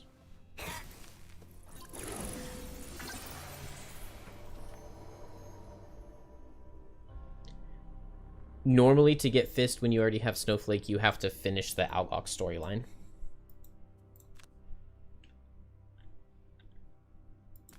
One, two, three, four. Okay, this is fine. Ooh, nice +2. That just kills. I don't want to push this guy. Although if I do push him, he doesn't get to attack. No, he still does. If I do push him, then I don't get to do this Mind Spike attack. Interesting that in the door, this is Vines, but in this room, I assume it would be these Ice Spikes.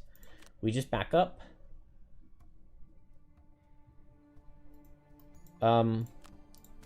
Enticing Breeze this guy and immobilizing Net. I'll take Retaliate here. I could just pull him 1 rather than pulling him 2. It's Retaliate 2. I don't care. And then I just back up.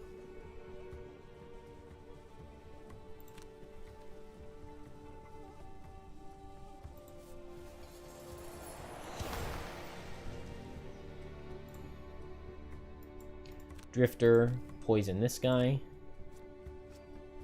And then he's gonna move... Oh, he's gonna move 3. So if I move here... his focus becomes Drifter.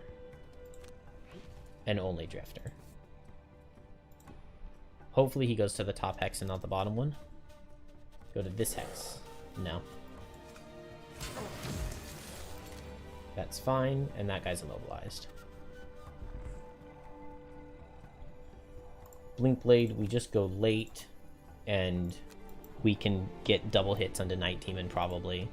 Snowflake, we Lifting Gust Crosswinds, pull this guy in, push him out. Gem, 1, 2, 3 with Jump. I'll just move here and drag down these two. There's like literally no downside there. And then Drifter, the only downside is that everything's like already dead and accounted for. So does Drifter just go and open this door down here? We won't be that reckless, but I mean, honestly, that's kind of how it's feeling. Drifter doesn't really want to attack into all this Retaliate. What if I just go fast, back off, and Draining Arrows? Okay. This is pretty fine all the way around.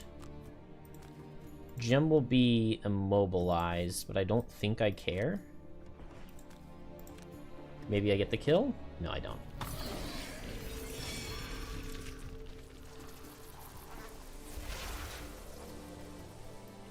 Drifter can go here. I'll be disadvantaged on this one, but I do get to get everybody. Nice, and I get the kill at disadvantage. Pick up the loot, because why not? And then now I won't be immobilized here because I can use my shield.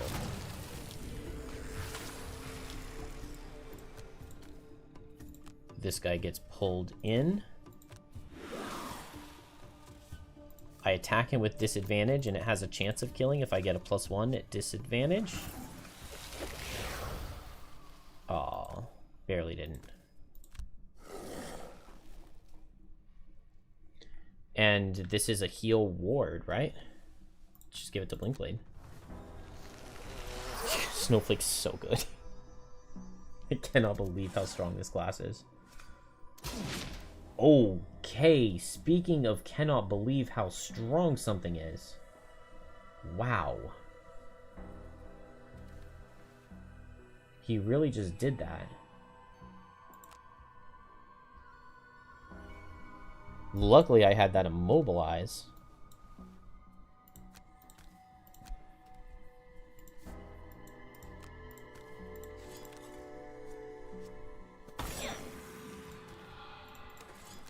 Crit.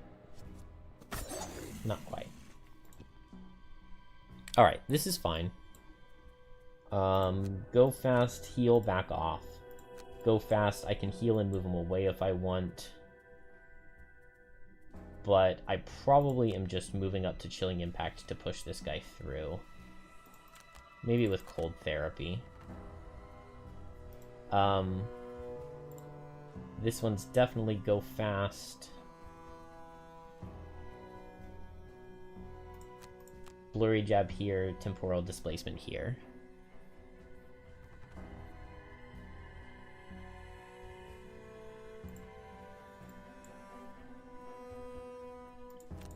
One, two, three, four. Okay. Blinkblade targets these two, and Gem targets the Frost Demon. Break. Nice. Nobody's fast. I don't think anybody could have been fast enough, but I'm starting to get to that point where I'm a little tired and not focusing super well. Meanwhile, back at the base, got some Bone Shaper having a cup of tea, enjoying her civilian duties. She's working hard on building buildings. That's her retirement goal. It's the only thing she cares about, is building buildings back in the town. Why would I distract her from building the buildings when that's her favorite thing to do? Like, clearly she's not built for going out and enjoying the mercenary life.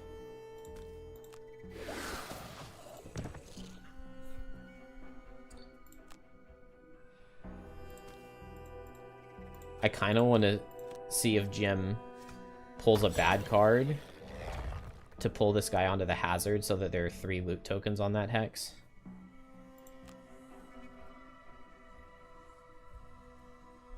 I mean, Gem's guaranteed to kill it, so there's no downside. Do I go pick up the orb right now, or do I just come back for it later? I guess I go pick it up, right? The only thing is, like, it makes sense to go ahead and try to start on the next room immediately. Don't get the kill. Dang. And I'm immobilized. Alright. That was a very good room. 4 turns. Move 2, heal 2, open door back up. Heal 2, heal 2.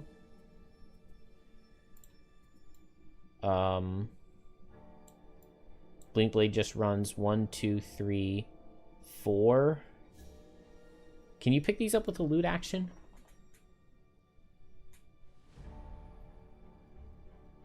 It doesn't look like they do.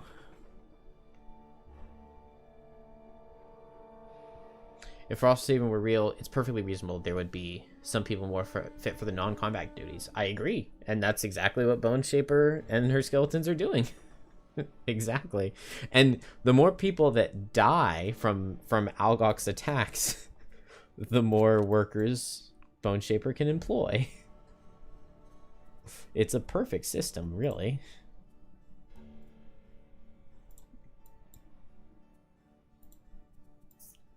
We'll go late.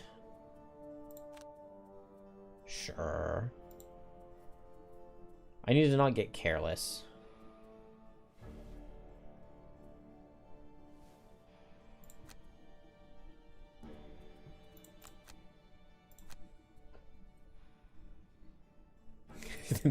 That's the only reason Bone Shaper's in the box.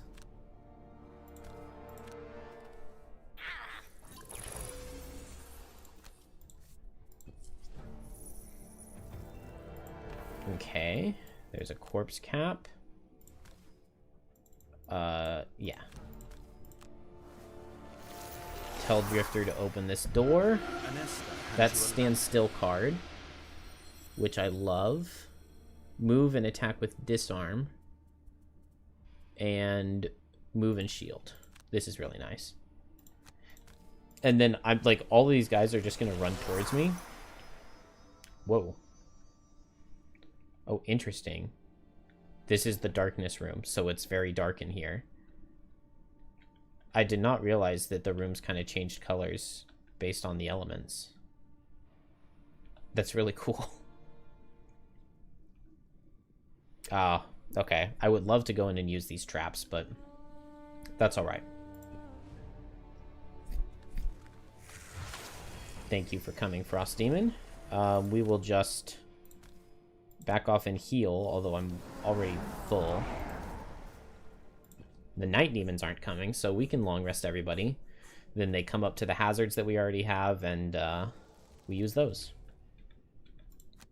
Set Hornbeetle and just don't switch. Maybe setting Hornbeetle's like just a totally wasted idea, but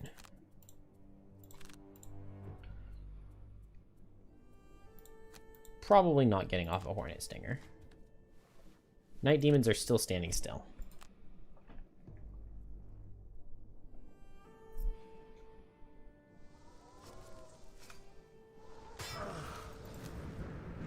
Ow.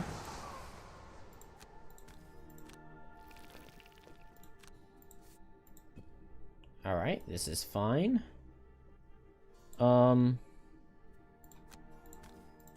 Hello, sir. Would you like to be introduced to my club? Okay.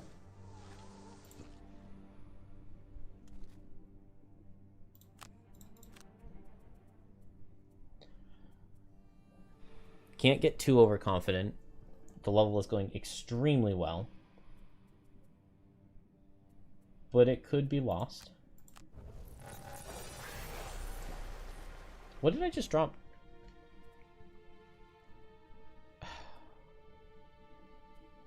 That's the card I wanted to play this next turn. I'm gonna undo it and lose a different card.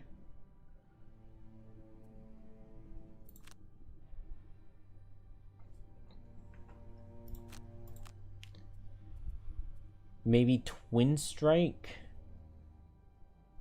We're going into Flame Demon Room, but I have Sand in the Hourglass. But Twin Strike Reckless Augmentation can be really good. And Snowflake doesn't do much in that room. I just want every one of these cards.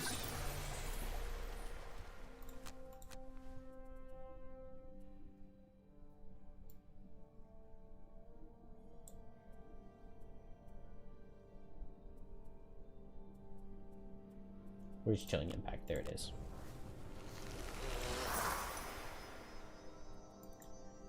I can long rest here.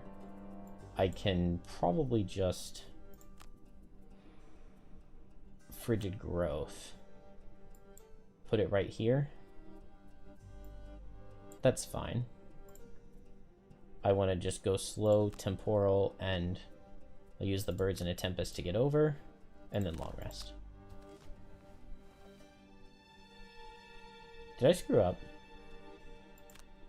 No.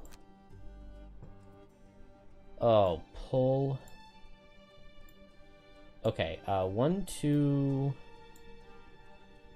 Wait a second.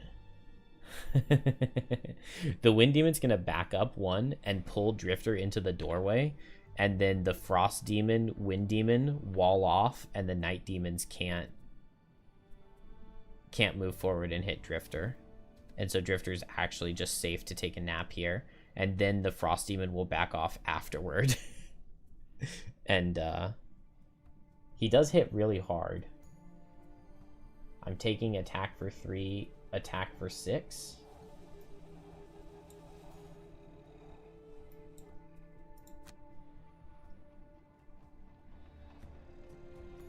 I could make Snowflake the focus of that instead.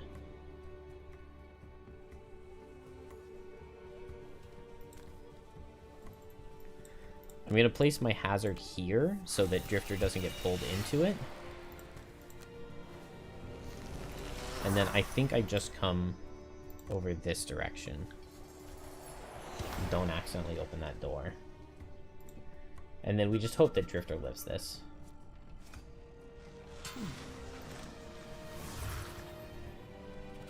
It's walled off from the Night Demons, and so my kind of stupid decision of coming here is totally validated. And I'm never punished. Blinkblade is just gonna loot. Nice, we got a Flame Fruit. That's our first one.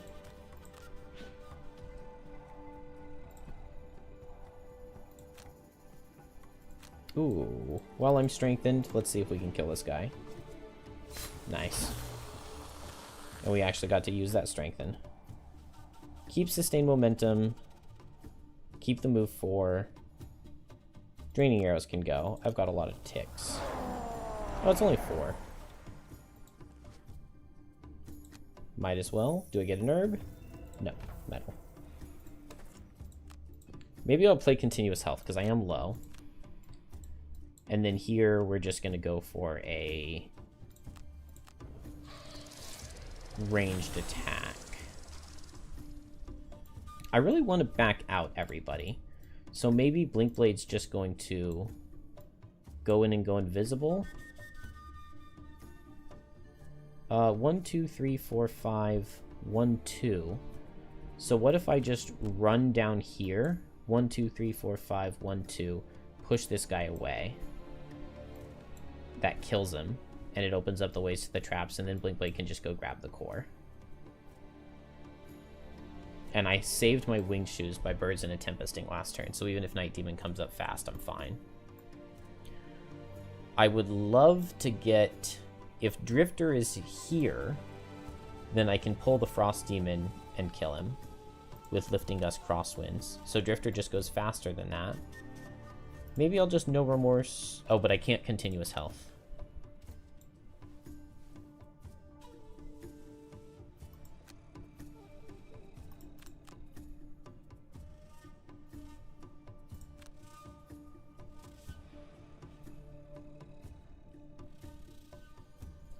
I could step forward, get a shield, and double attack the Night Demon and try to kill him.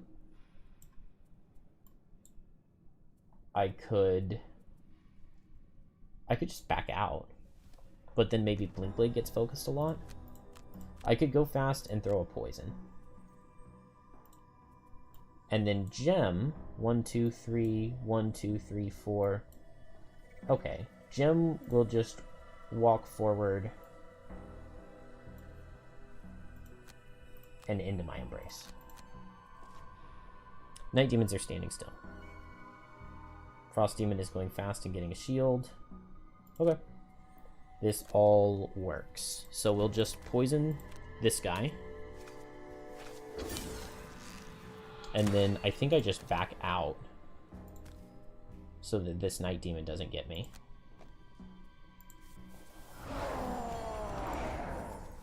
Frost Demon stands still, but that's not actually going to help him. Dang it, I didn't want to play double time. I wanted to play 1, 2, 1, 2. I mean, I said blurry jab, so I'm just going to go back and do blurry jab. I definitely counted out the hexes for blurry jab. I just misclicked. Okay, so it was shockwave, deadly shot, lifting gust, crosswinds, into my embrace, firefly swarm, and blurry jab, kinetic transfer. Wow, fast.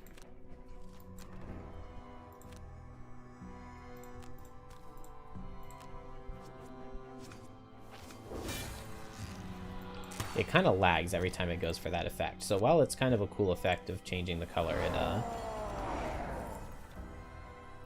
it does make the game struggle a little bit. All right, now we have the movement that we wanted. And this guy's dead.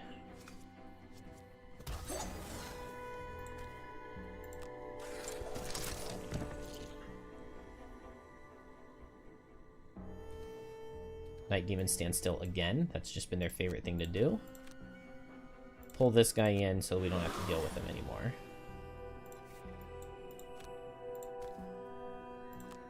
One, two, three, four.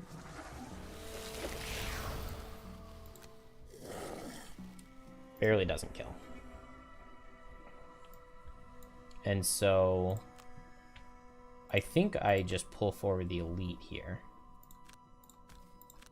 Attack for 6. Oh man, that is so sad. If only it had been crit brittle self. They're in a drag down. I mean, how can I do anything but drag them down here? That's just so perfect. They just played their ranged card. This guy cannot get to us without walking through this hazard, so he is officially dead. And so part of me thinks that I just ignore this room and move on to the next. Drifter will just heal up for now. Snowflake, what are we doing?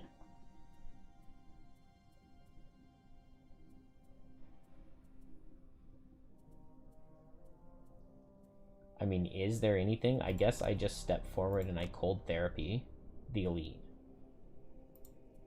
And Blink Blade. We just move forward. 1, 2, 3, 1, 2.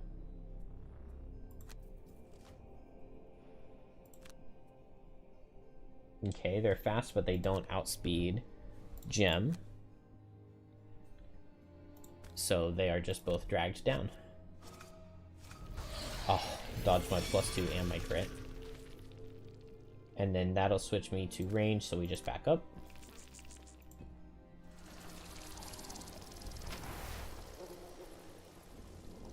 Drifter heals. We're not going into this room. I think we do Flame Demon next. And Earth Demon last. Oh, they're just damaging each other. That's so cute.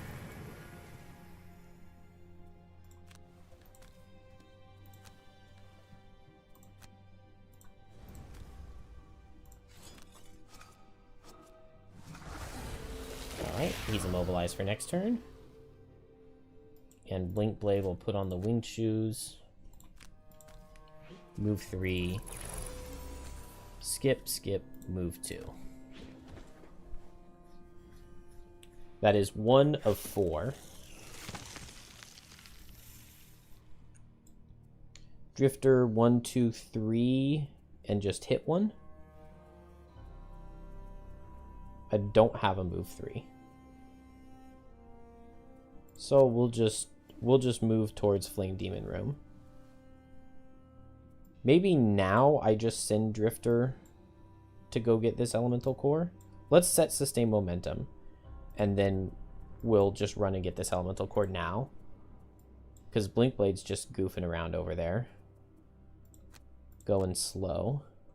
1, 2, 3, 4, immobilize self, and then long rest.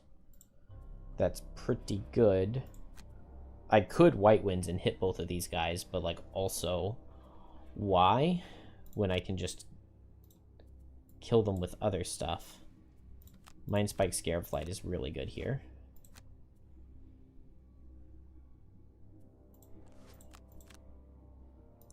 Let Geminate go first because we don't know who Geminate might or may not kill.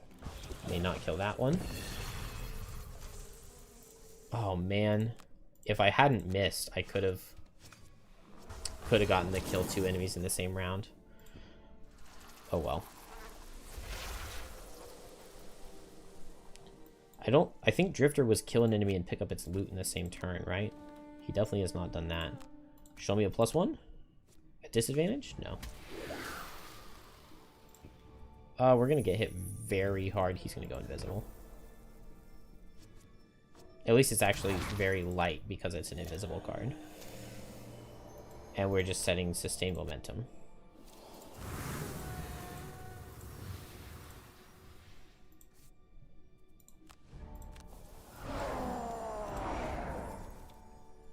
Blink Blade, move 4, immobilize self.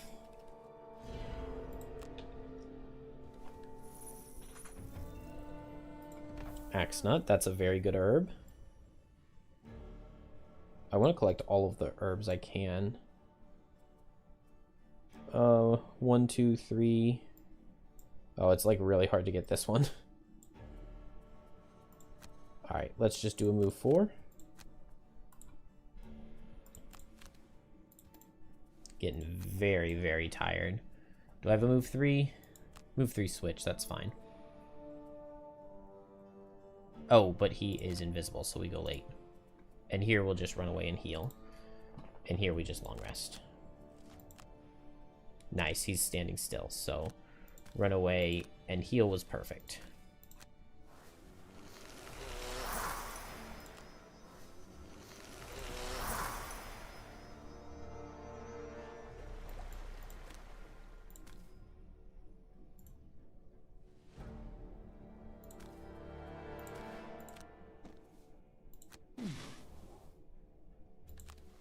Oh, what? It walked me through an extra hazard that I definitely did not have to walk through. So I could have gone 1, 2. Oh well. I didn't see it. It's only 3 damage. It's not going to matter. Can Jim pick up this kill? I'm not going to Icebound Quills. I don't see any reason to play the loss. Hey, and now we get the +1s at disadvantage. I wonder if I could potentially Icebound Quill's Reckless Jab for a double kill in the Flame Demon room.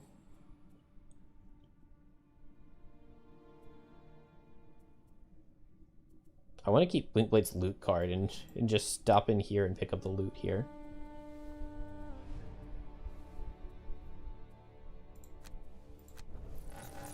So I think now the goal is these 3 characters run towards Flame Demon room, and they'll just fight through Flame Demon room like honorable people. And Blinkblade is just going to go to Earth Demon room, set up right in front of it with double time, and just run all the way across and go invisible, and then just run all the way back while invisible.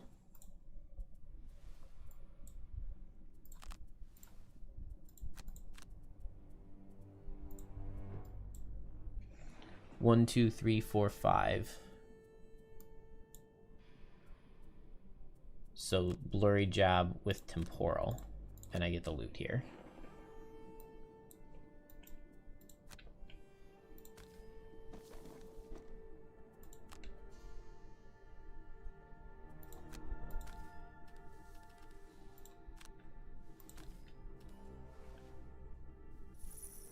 Herb? Okay, a rock root.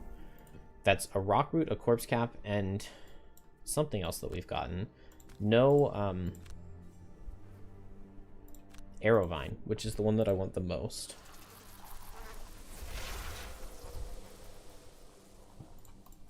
Alright, this is going to have to be the last level, because I am feeling it. But we're in just such amazing shape. Actually, maybe Blinkblade goes to run through the Flame Demon room, because Snowflake's so much better into Earth Demons.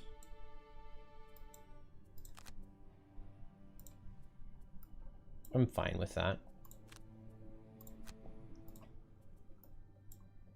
1, 2, 3, and deposit.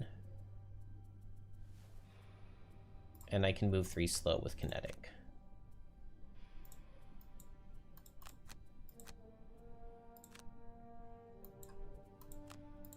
Geminate's also much more likely to pick up 2 kills in the same round into Earth Demons than Flame.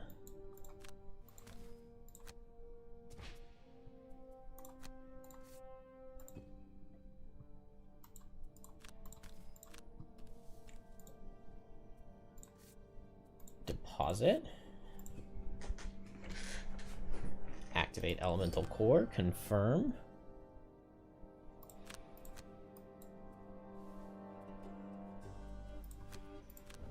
We don't need bloodletting.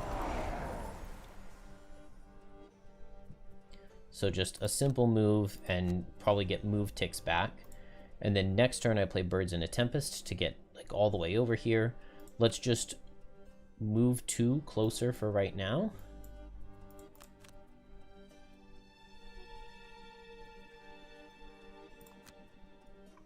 And long rest. And Blink Blade.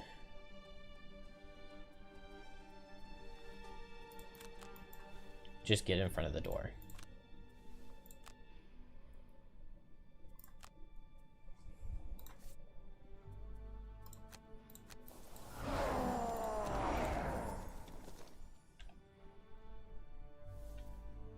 Kind of took Drifter a little bit to get there, but it's not the end of the world.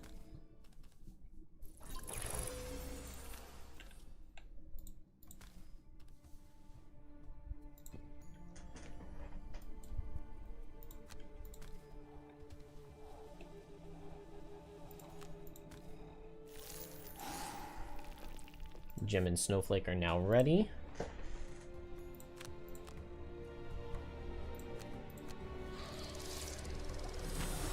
And so we just open the door. Oh, sorry if you sent that a while ago, Paradox. I think beating this level would make this the furthest attempt. I have 9 completed, and so this would be 10 levels completed. Assuming we win this. But right now, that's a safe assumption.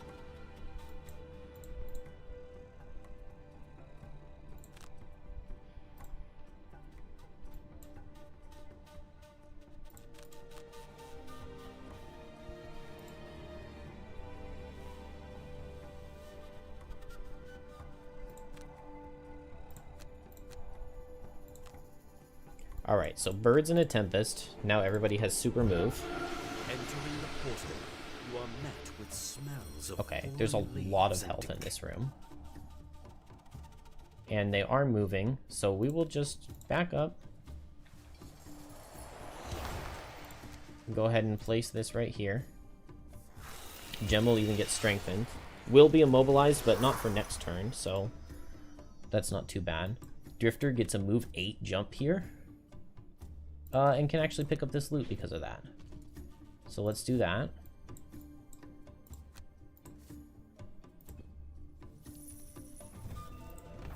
Okay, just gold.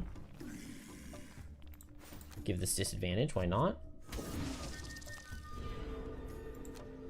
This is the first time Dancing Slippers have procced on Gem in like 2 levels.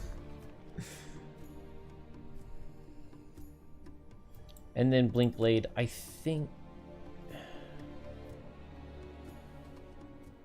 Man, I want to send Blink Blade into this room, but honestly, maybe that's a dumb idea. Maybe... Let's just fight here. There's no reason to split everybody into 3 different directions.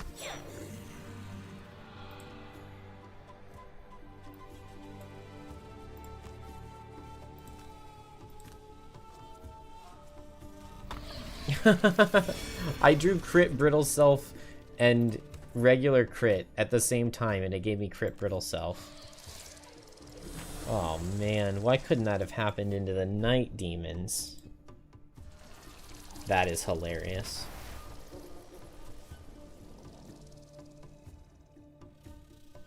Okay, I would love to damage this guy in the back enough that I could kill with a Scarab Flight, but that doesn't sound like it would happen.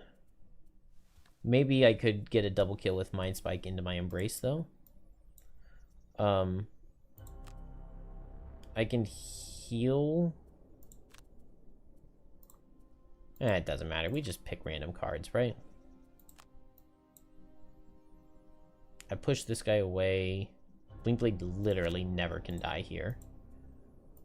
And Drifter just moves 1, 2, 3, 4, 5 and deposits. 1, 2, 3, 4, 5.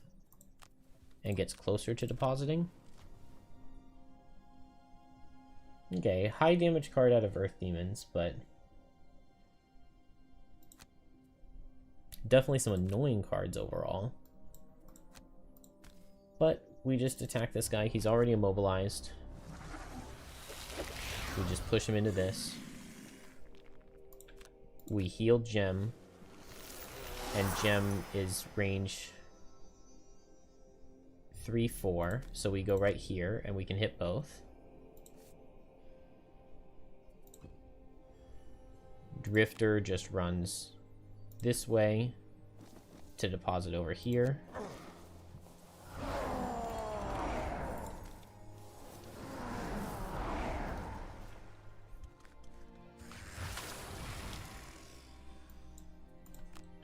I hit these two. Let me push this guy first. Probably not. It's probably going to do the... Oh, it did! Nice. Oh, okay. Just because it didn't let me push this guy at all. But if I had pushed that guy first, I could have pushed this guy into the thing. Doesn't matter. We're still in ranged mode, so I just back up to here. And then now I can double attack next turn.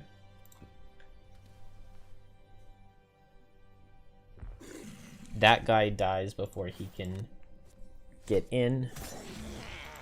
Blinkblade takes 1 damage from their attack for 5. And gets the long rest.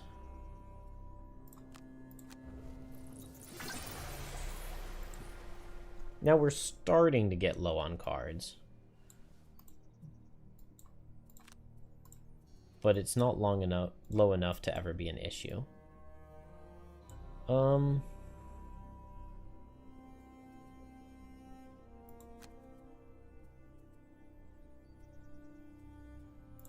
I kind of want to just double hit with Blinkblade, and we'll double hit with Geminate, and we'll deposit our core.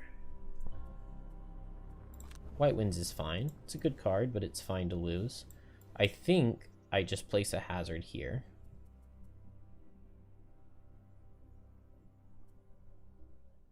Quickly.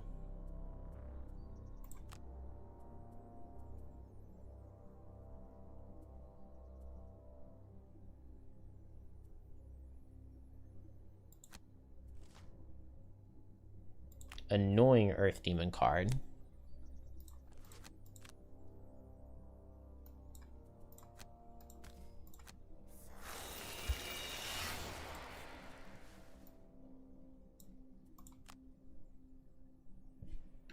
But I think hopefully this front guy will be dead. And maybe Gem backs up rather than hitting with the bottom. We hit this guy.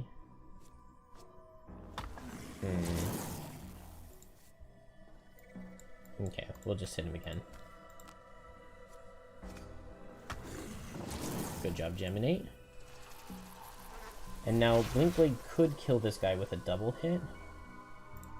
Drifter just deposits and then is basically out of sustained momentum, I think, but looks like it's on his final tick.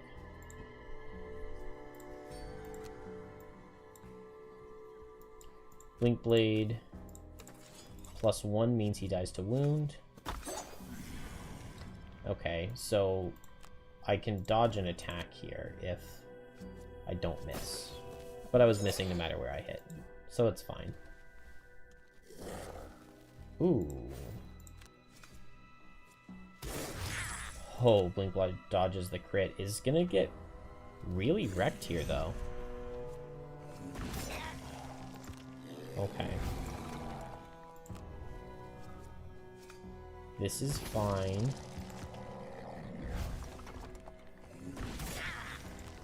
We only lost 1 card.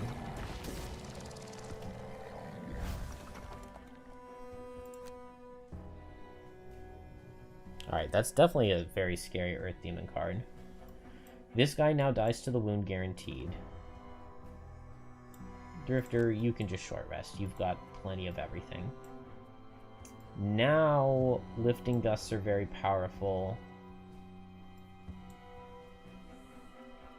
Do I have a move push too? No, it looks like I don't have either of those. What if I go for a whiteout? 1, 2, 3, 4. So I could just move up here, attack with whiteout. It's not amazing. I mean, it's just like a couple attack 2s. Move here, so I hit here, this guy dies. Then I hit here, and I step him here, and he dies to a 0. And then I hit here, and I step him forward. I don't love that. Let's instead just walk up here and push this guy with lifting gust so he can't do anything. And then Blink Blade has to go slow and can't move, which is not the best position to be in, but I can just immobilize everything, maybe, and heal with Twin Strike. Oh, no, I can move. Okay. In that case, just a Reckless Jab sounds pretty good. Now we just burn Icebound Quills and try to kill this guy with it. I want to save No Remorse. The heal on it is good, and it is double move. So I can run over and heal Blink Blade.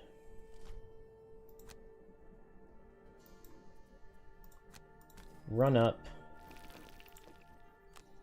Eat the ice. Kill with a -1. Cool. Snowflake. Run up. Push this guy infinity away. Oh, not into a hazard, but he goes really far away, which is pretty decently valuable.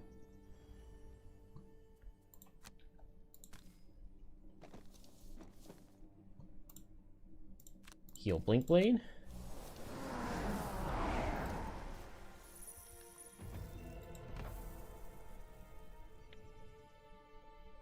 And Blink Blade just moves and heals.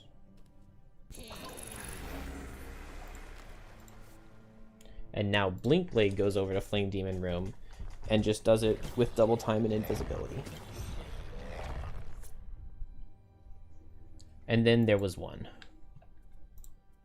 So this guy, we can pull him in with Crosswinds. He's immune to the hazards, but we still pull him in right into a Drifter's face. And the Drifter hits him with a Fortitude. And Gem, I think I can just disarm him.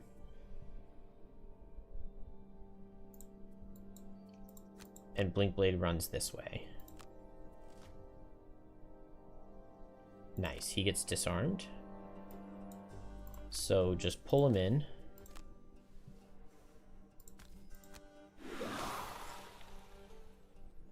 And that's that.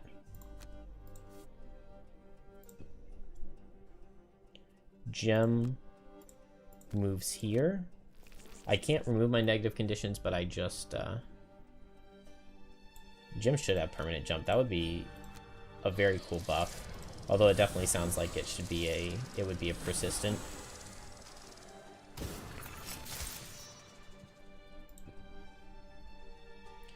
Drifter Fortitude for big damage.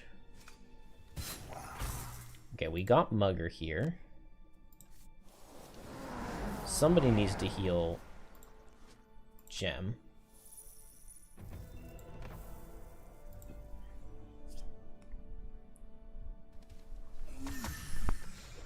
Oh, I'm so tired.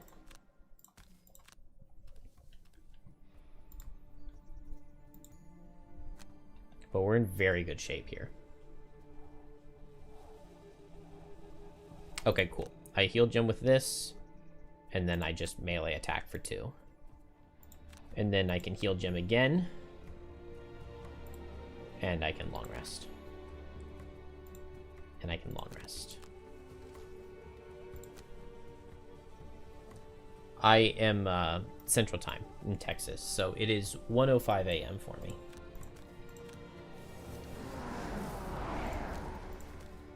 Crit. That's not a crit. I feel like we have not been pulling many crits. I did get one good crit in the previous level. But that's not very many. I have move 3 jump. Do I just go in now?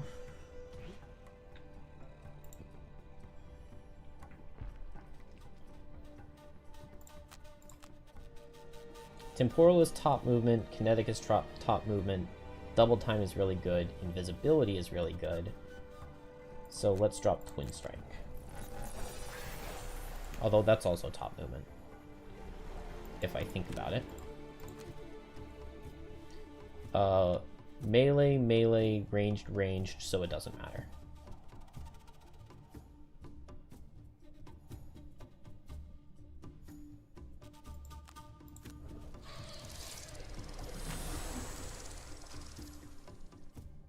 I think Snowflake is... yeah, Snowflake's long resting, but that's fine. Earth Demon gets closer, and then I can push it away for some fun. Drifter will short rest. Do I have Bloodletting? No. The attack 1 wound would have been nice, but we'll just Pierce with Fortitude.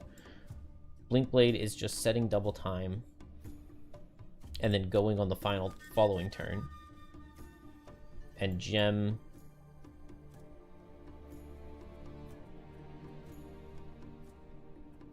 I can just disarm again.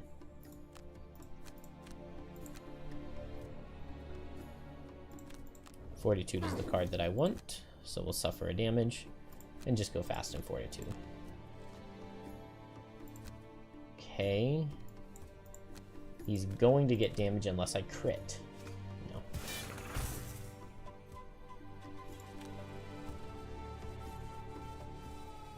I could back Drifter up, but he'll just get hit instead.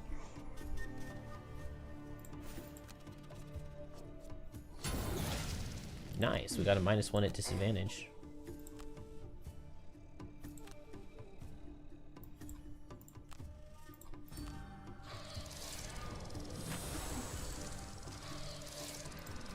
+1 and kill?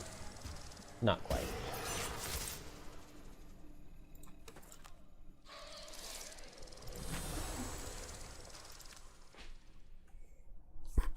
Taking forever to clear this stupid Sun Demon. But it's okay. This scenario is just a test of patience.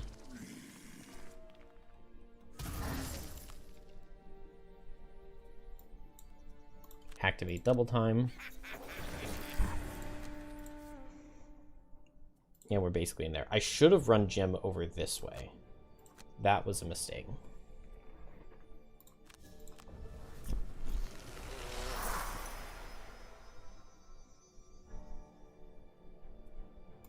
So Snowflake, I'm just going to, I guess, Lifting Gust this guy.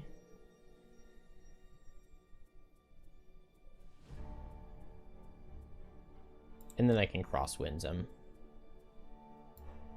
I don't even need to, though.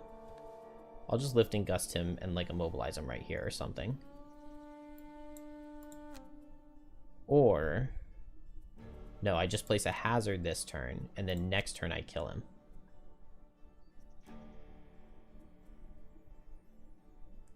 Drifter just goes fast and attacks. Still has some crushing weight. I thought they were going to be gone. And then Blurry Jab, Experimental Adjustment. Not many cards on Blink Blade, but I think it's going to be enough. And then here, I'm just hoping to kill.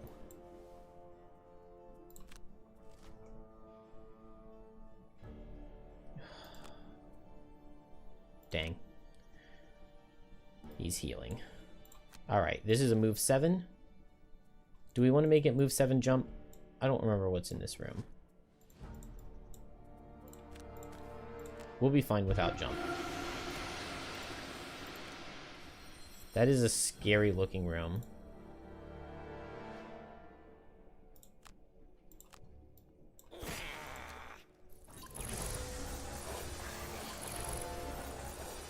That's a lot of move out of Flame Demons too. That is bad.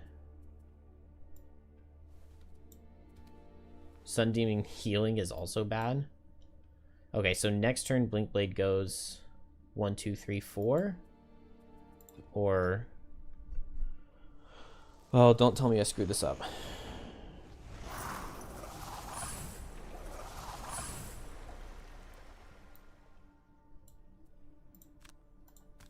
Please give me plus damage. I don't want to get hit by Flame Demon, so I'm going to run this way. How many cards does Blinkblade have? Like 3?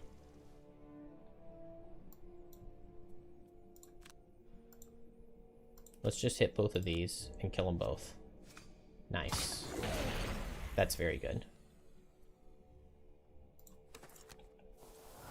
It is all of my crushing weights, but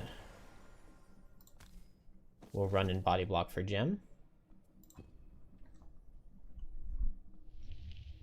So Blinkblade's gonna go here and long rest. I don't know if I needed a body block at all. Can Blinkblade go from here 1, 2, 3, 4, 5, 6, 7, 1, 2 with the top? We'll have to count turns in just a second.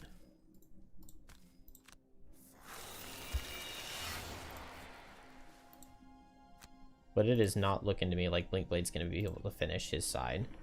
I shouldn't have played double time. Oh. I went late, but I guess wasn't late enough. Dude, do I lose this?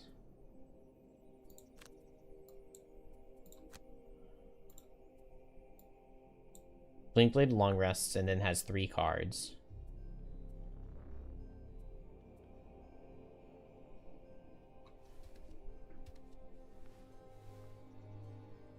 Wait, is temporal...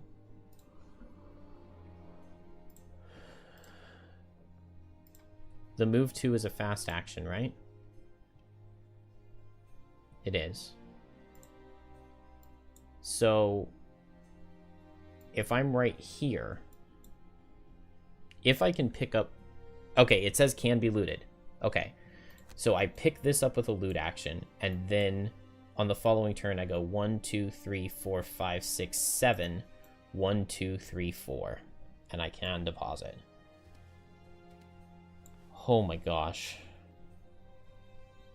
Maybe a better bet is just trying to kill all of these enemies, though. Definitely for sure, the play is to long rest right now. But, like, kinetic transfer, experimental adjustment with double time up kills a lot of these.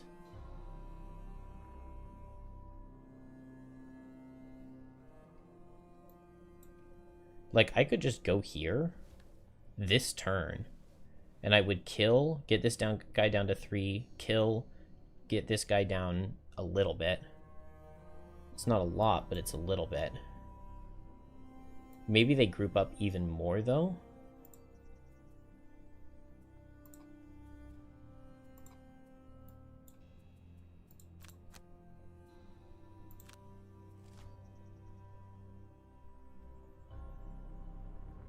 I think they do group up even more. I think this is better, but I think maybe I do try to kill everything with just Blinkblade AoE. If I move here, this guy doesn't move. This guy moves here. This guy moves 1, 2, 3.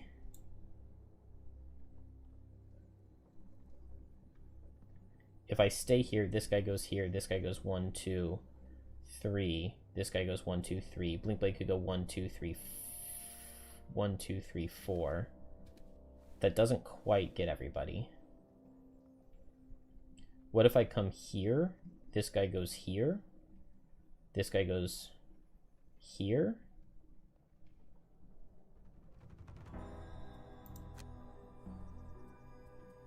Well, they're also hitting hard, though.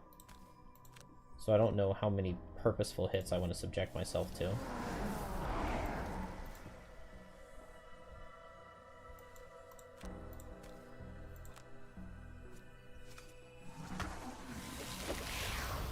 Dang, just barely didn't kill this guy with an attack with disadvantage. Oh, did I push him too far? Just push him one less.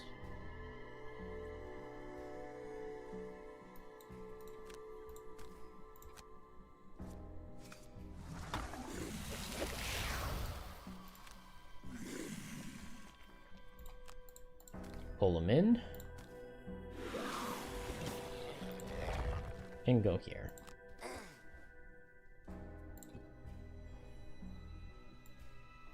And now Gem could go... Oh, I love the idea of being in their melee mode and wounding everything. Wound, like, dominates this room.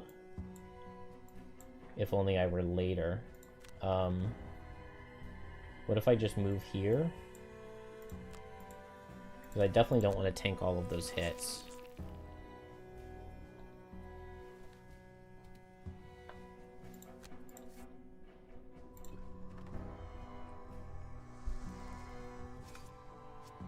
Oh.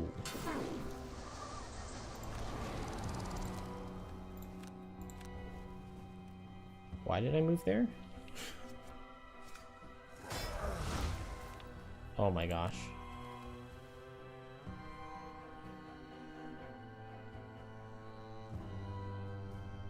What have I done?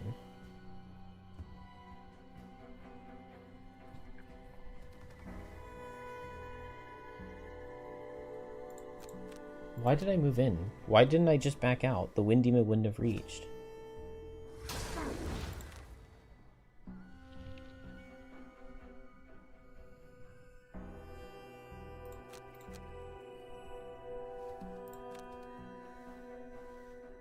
So I have to make the decision right now.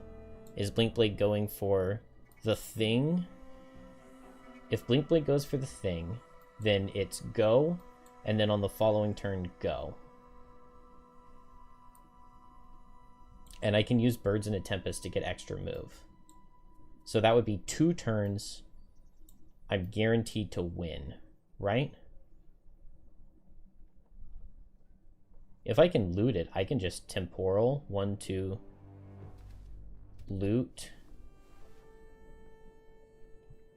and move back quite a bit.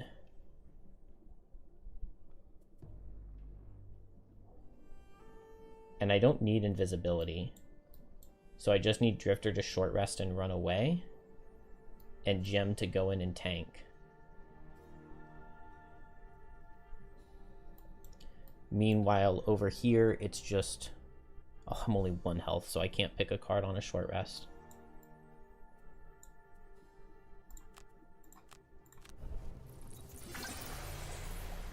I drop Experimental Adjustment. And then I save Blurry Jab.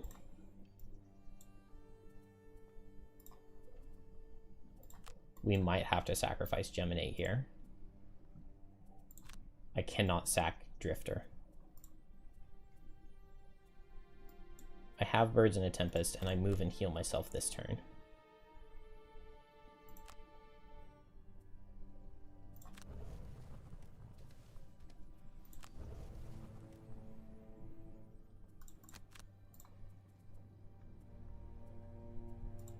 Geminate, I'm so sorry if I have to do this to you.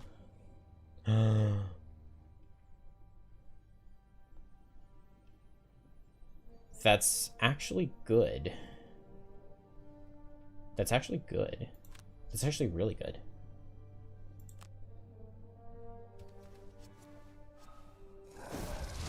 I just rested, so I've got a lot of cards in hand.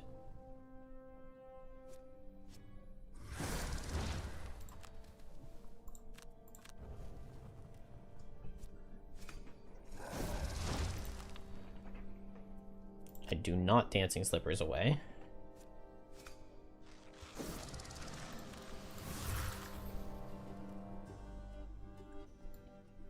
And so now comes the decision. So Sun Demon's moving 1, 2, 3. And I guess attacking Gem.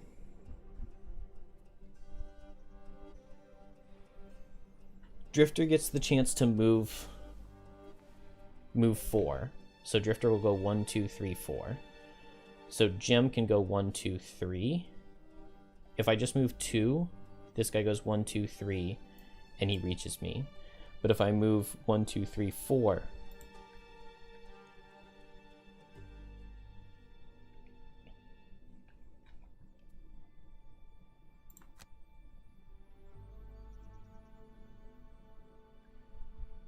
is there any shot that they kill Blinkblade next turn? There's definitely a shot they kill Blinkblade next turn, right? These guys are so scary. I should have gone for damage into them. I immobilize this guy and I run away? No, because if I do that, I switch to range and I'm dead. If I play drag down loss, then I have 1 card and discard 1 melee card, 1 range card, and I'm dead. So we have to move for 2 without switching, if we want to save gem. And Drifter moves 4 and needs to not die to Flame Demons next turn.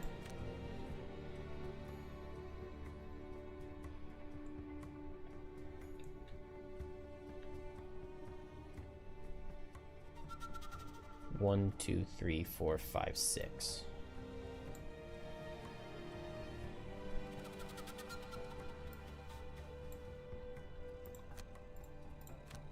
This is so scary. This level should have been so easy. I should have just fought through all the enemies. I should have gone slow, grouped up, fought through the enemies.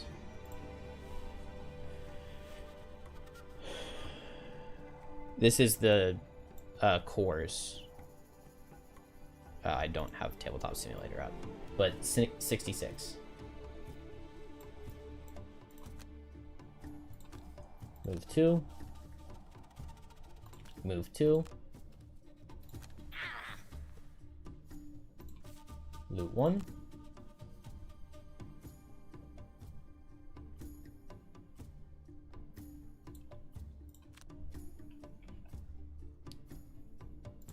Move 4.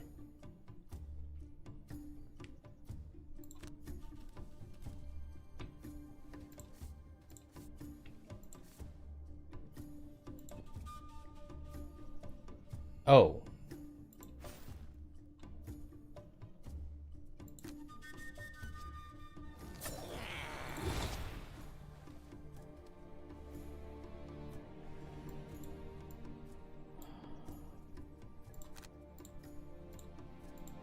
I lose.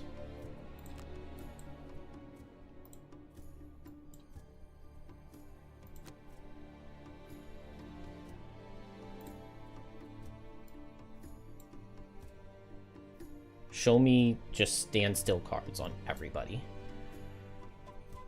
It's possible. Man, I hate this scenario. Why can I not?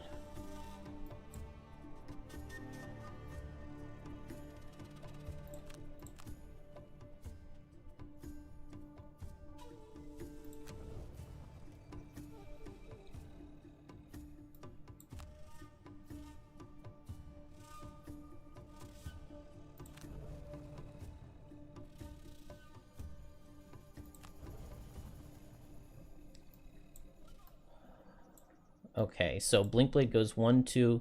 I have double time, right? Okay. 1, 2, 3, 4, 5, 6, 7. 1, 2. 1, 2, 3, 4, 5, 6, 7, 8, 9. 1, 2. So if I Birds in a Tempest here, Blinkblade can come over here and get even further away. From here, 1, 2, 3, 4, 5, 6, 7, 8. 1, 2.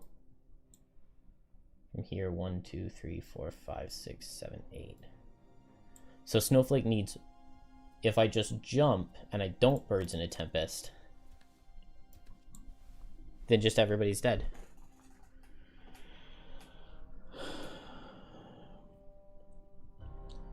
Hello, Double Gamer.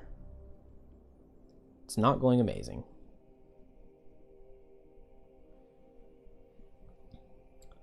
So what really sucks is that I'm very confident I win I'm also very confident that I lose characters. We need to just see them doing nothing. I should have had Blinkblade come back and just kill, because Blinkblade could have basically just killed all of them. But now it's too late for that.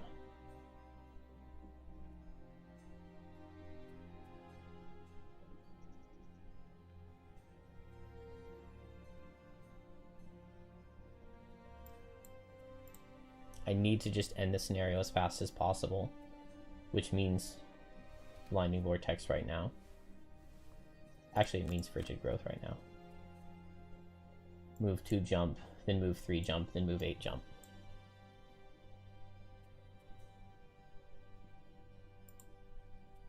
My best chance of saving Blinkblade would be to just play a flat move 3, but then it takes me a whole extra turn. We just need to see a lot of standstill, and we need to go sacrifice Gem. That's standstill. It's a low damage card. That's a low move card. Okay.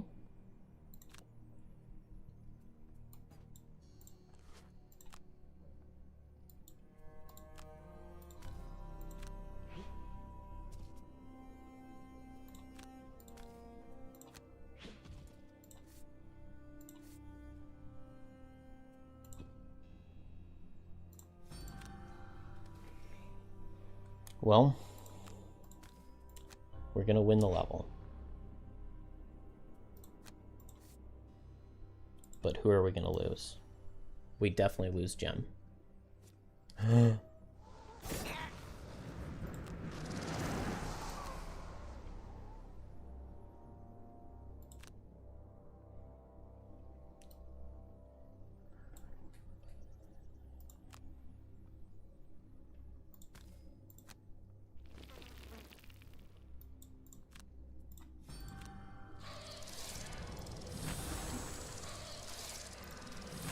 Wind Demon is disarmed for this next turn.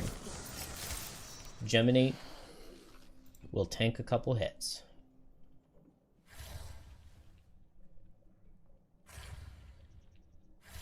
Man, if it hadn't been that stupid Sun Demon heal card on the turn they opened the door. Drifter now has his body over here.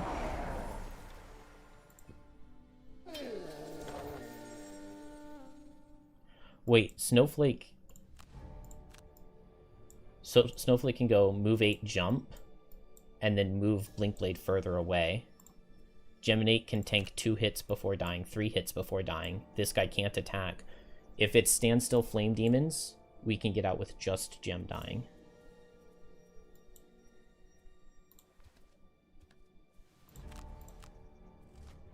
It is standstill Flame Demons.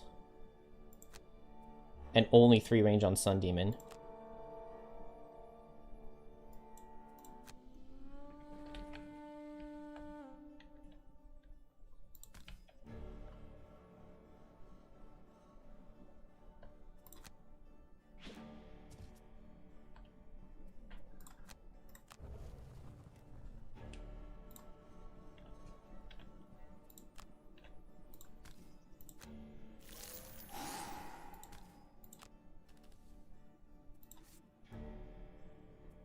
Man, if only Snowflake could grant herself the movement.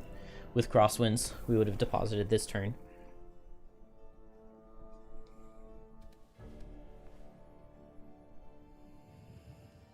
Oh, why did you pick up there and not down there?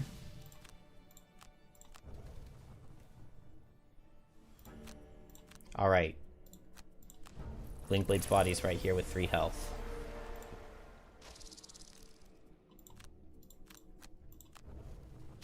Geminate's body is right here with 1 health, because didn't die to damage.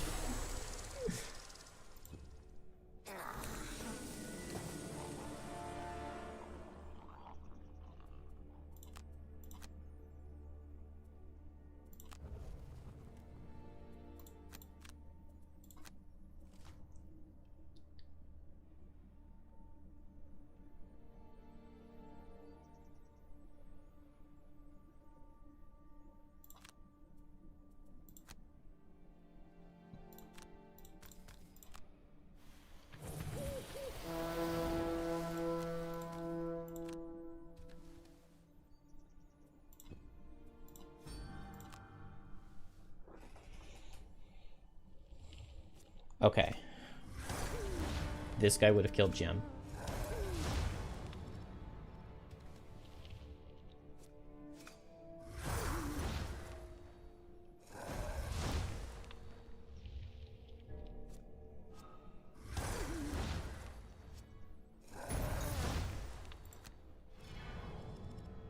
Blinkblade would have survived that.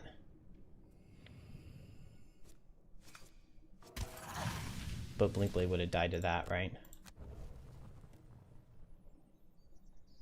But not if Geminate's body were still here.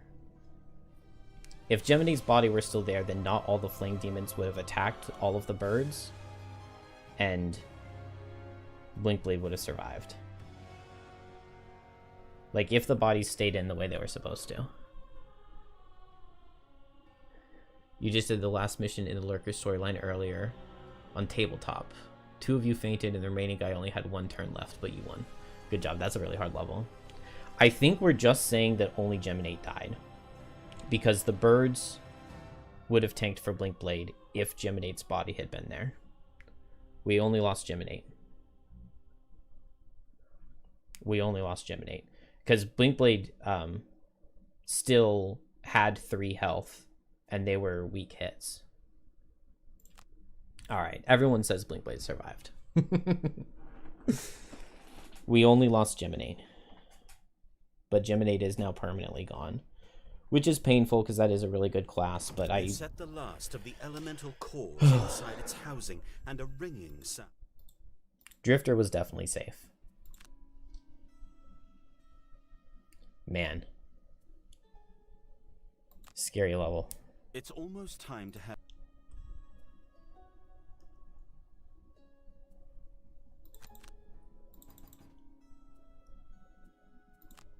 Huh. The sound. Goodbye, Geminate.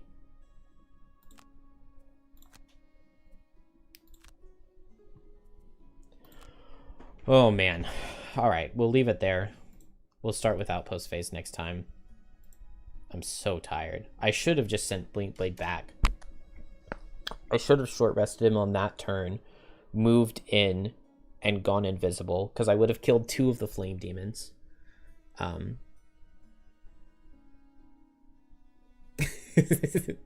Hard cuts to Bone Sheep are getting a pedicure. Oh, that's alright.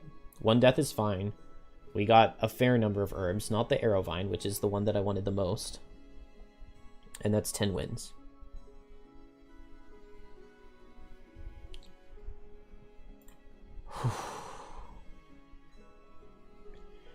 Good night, Double Gamer. Yeah, we'll do this next time.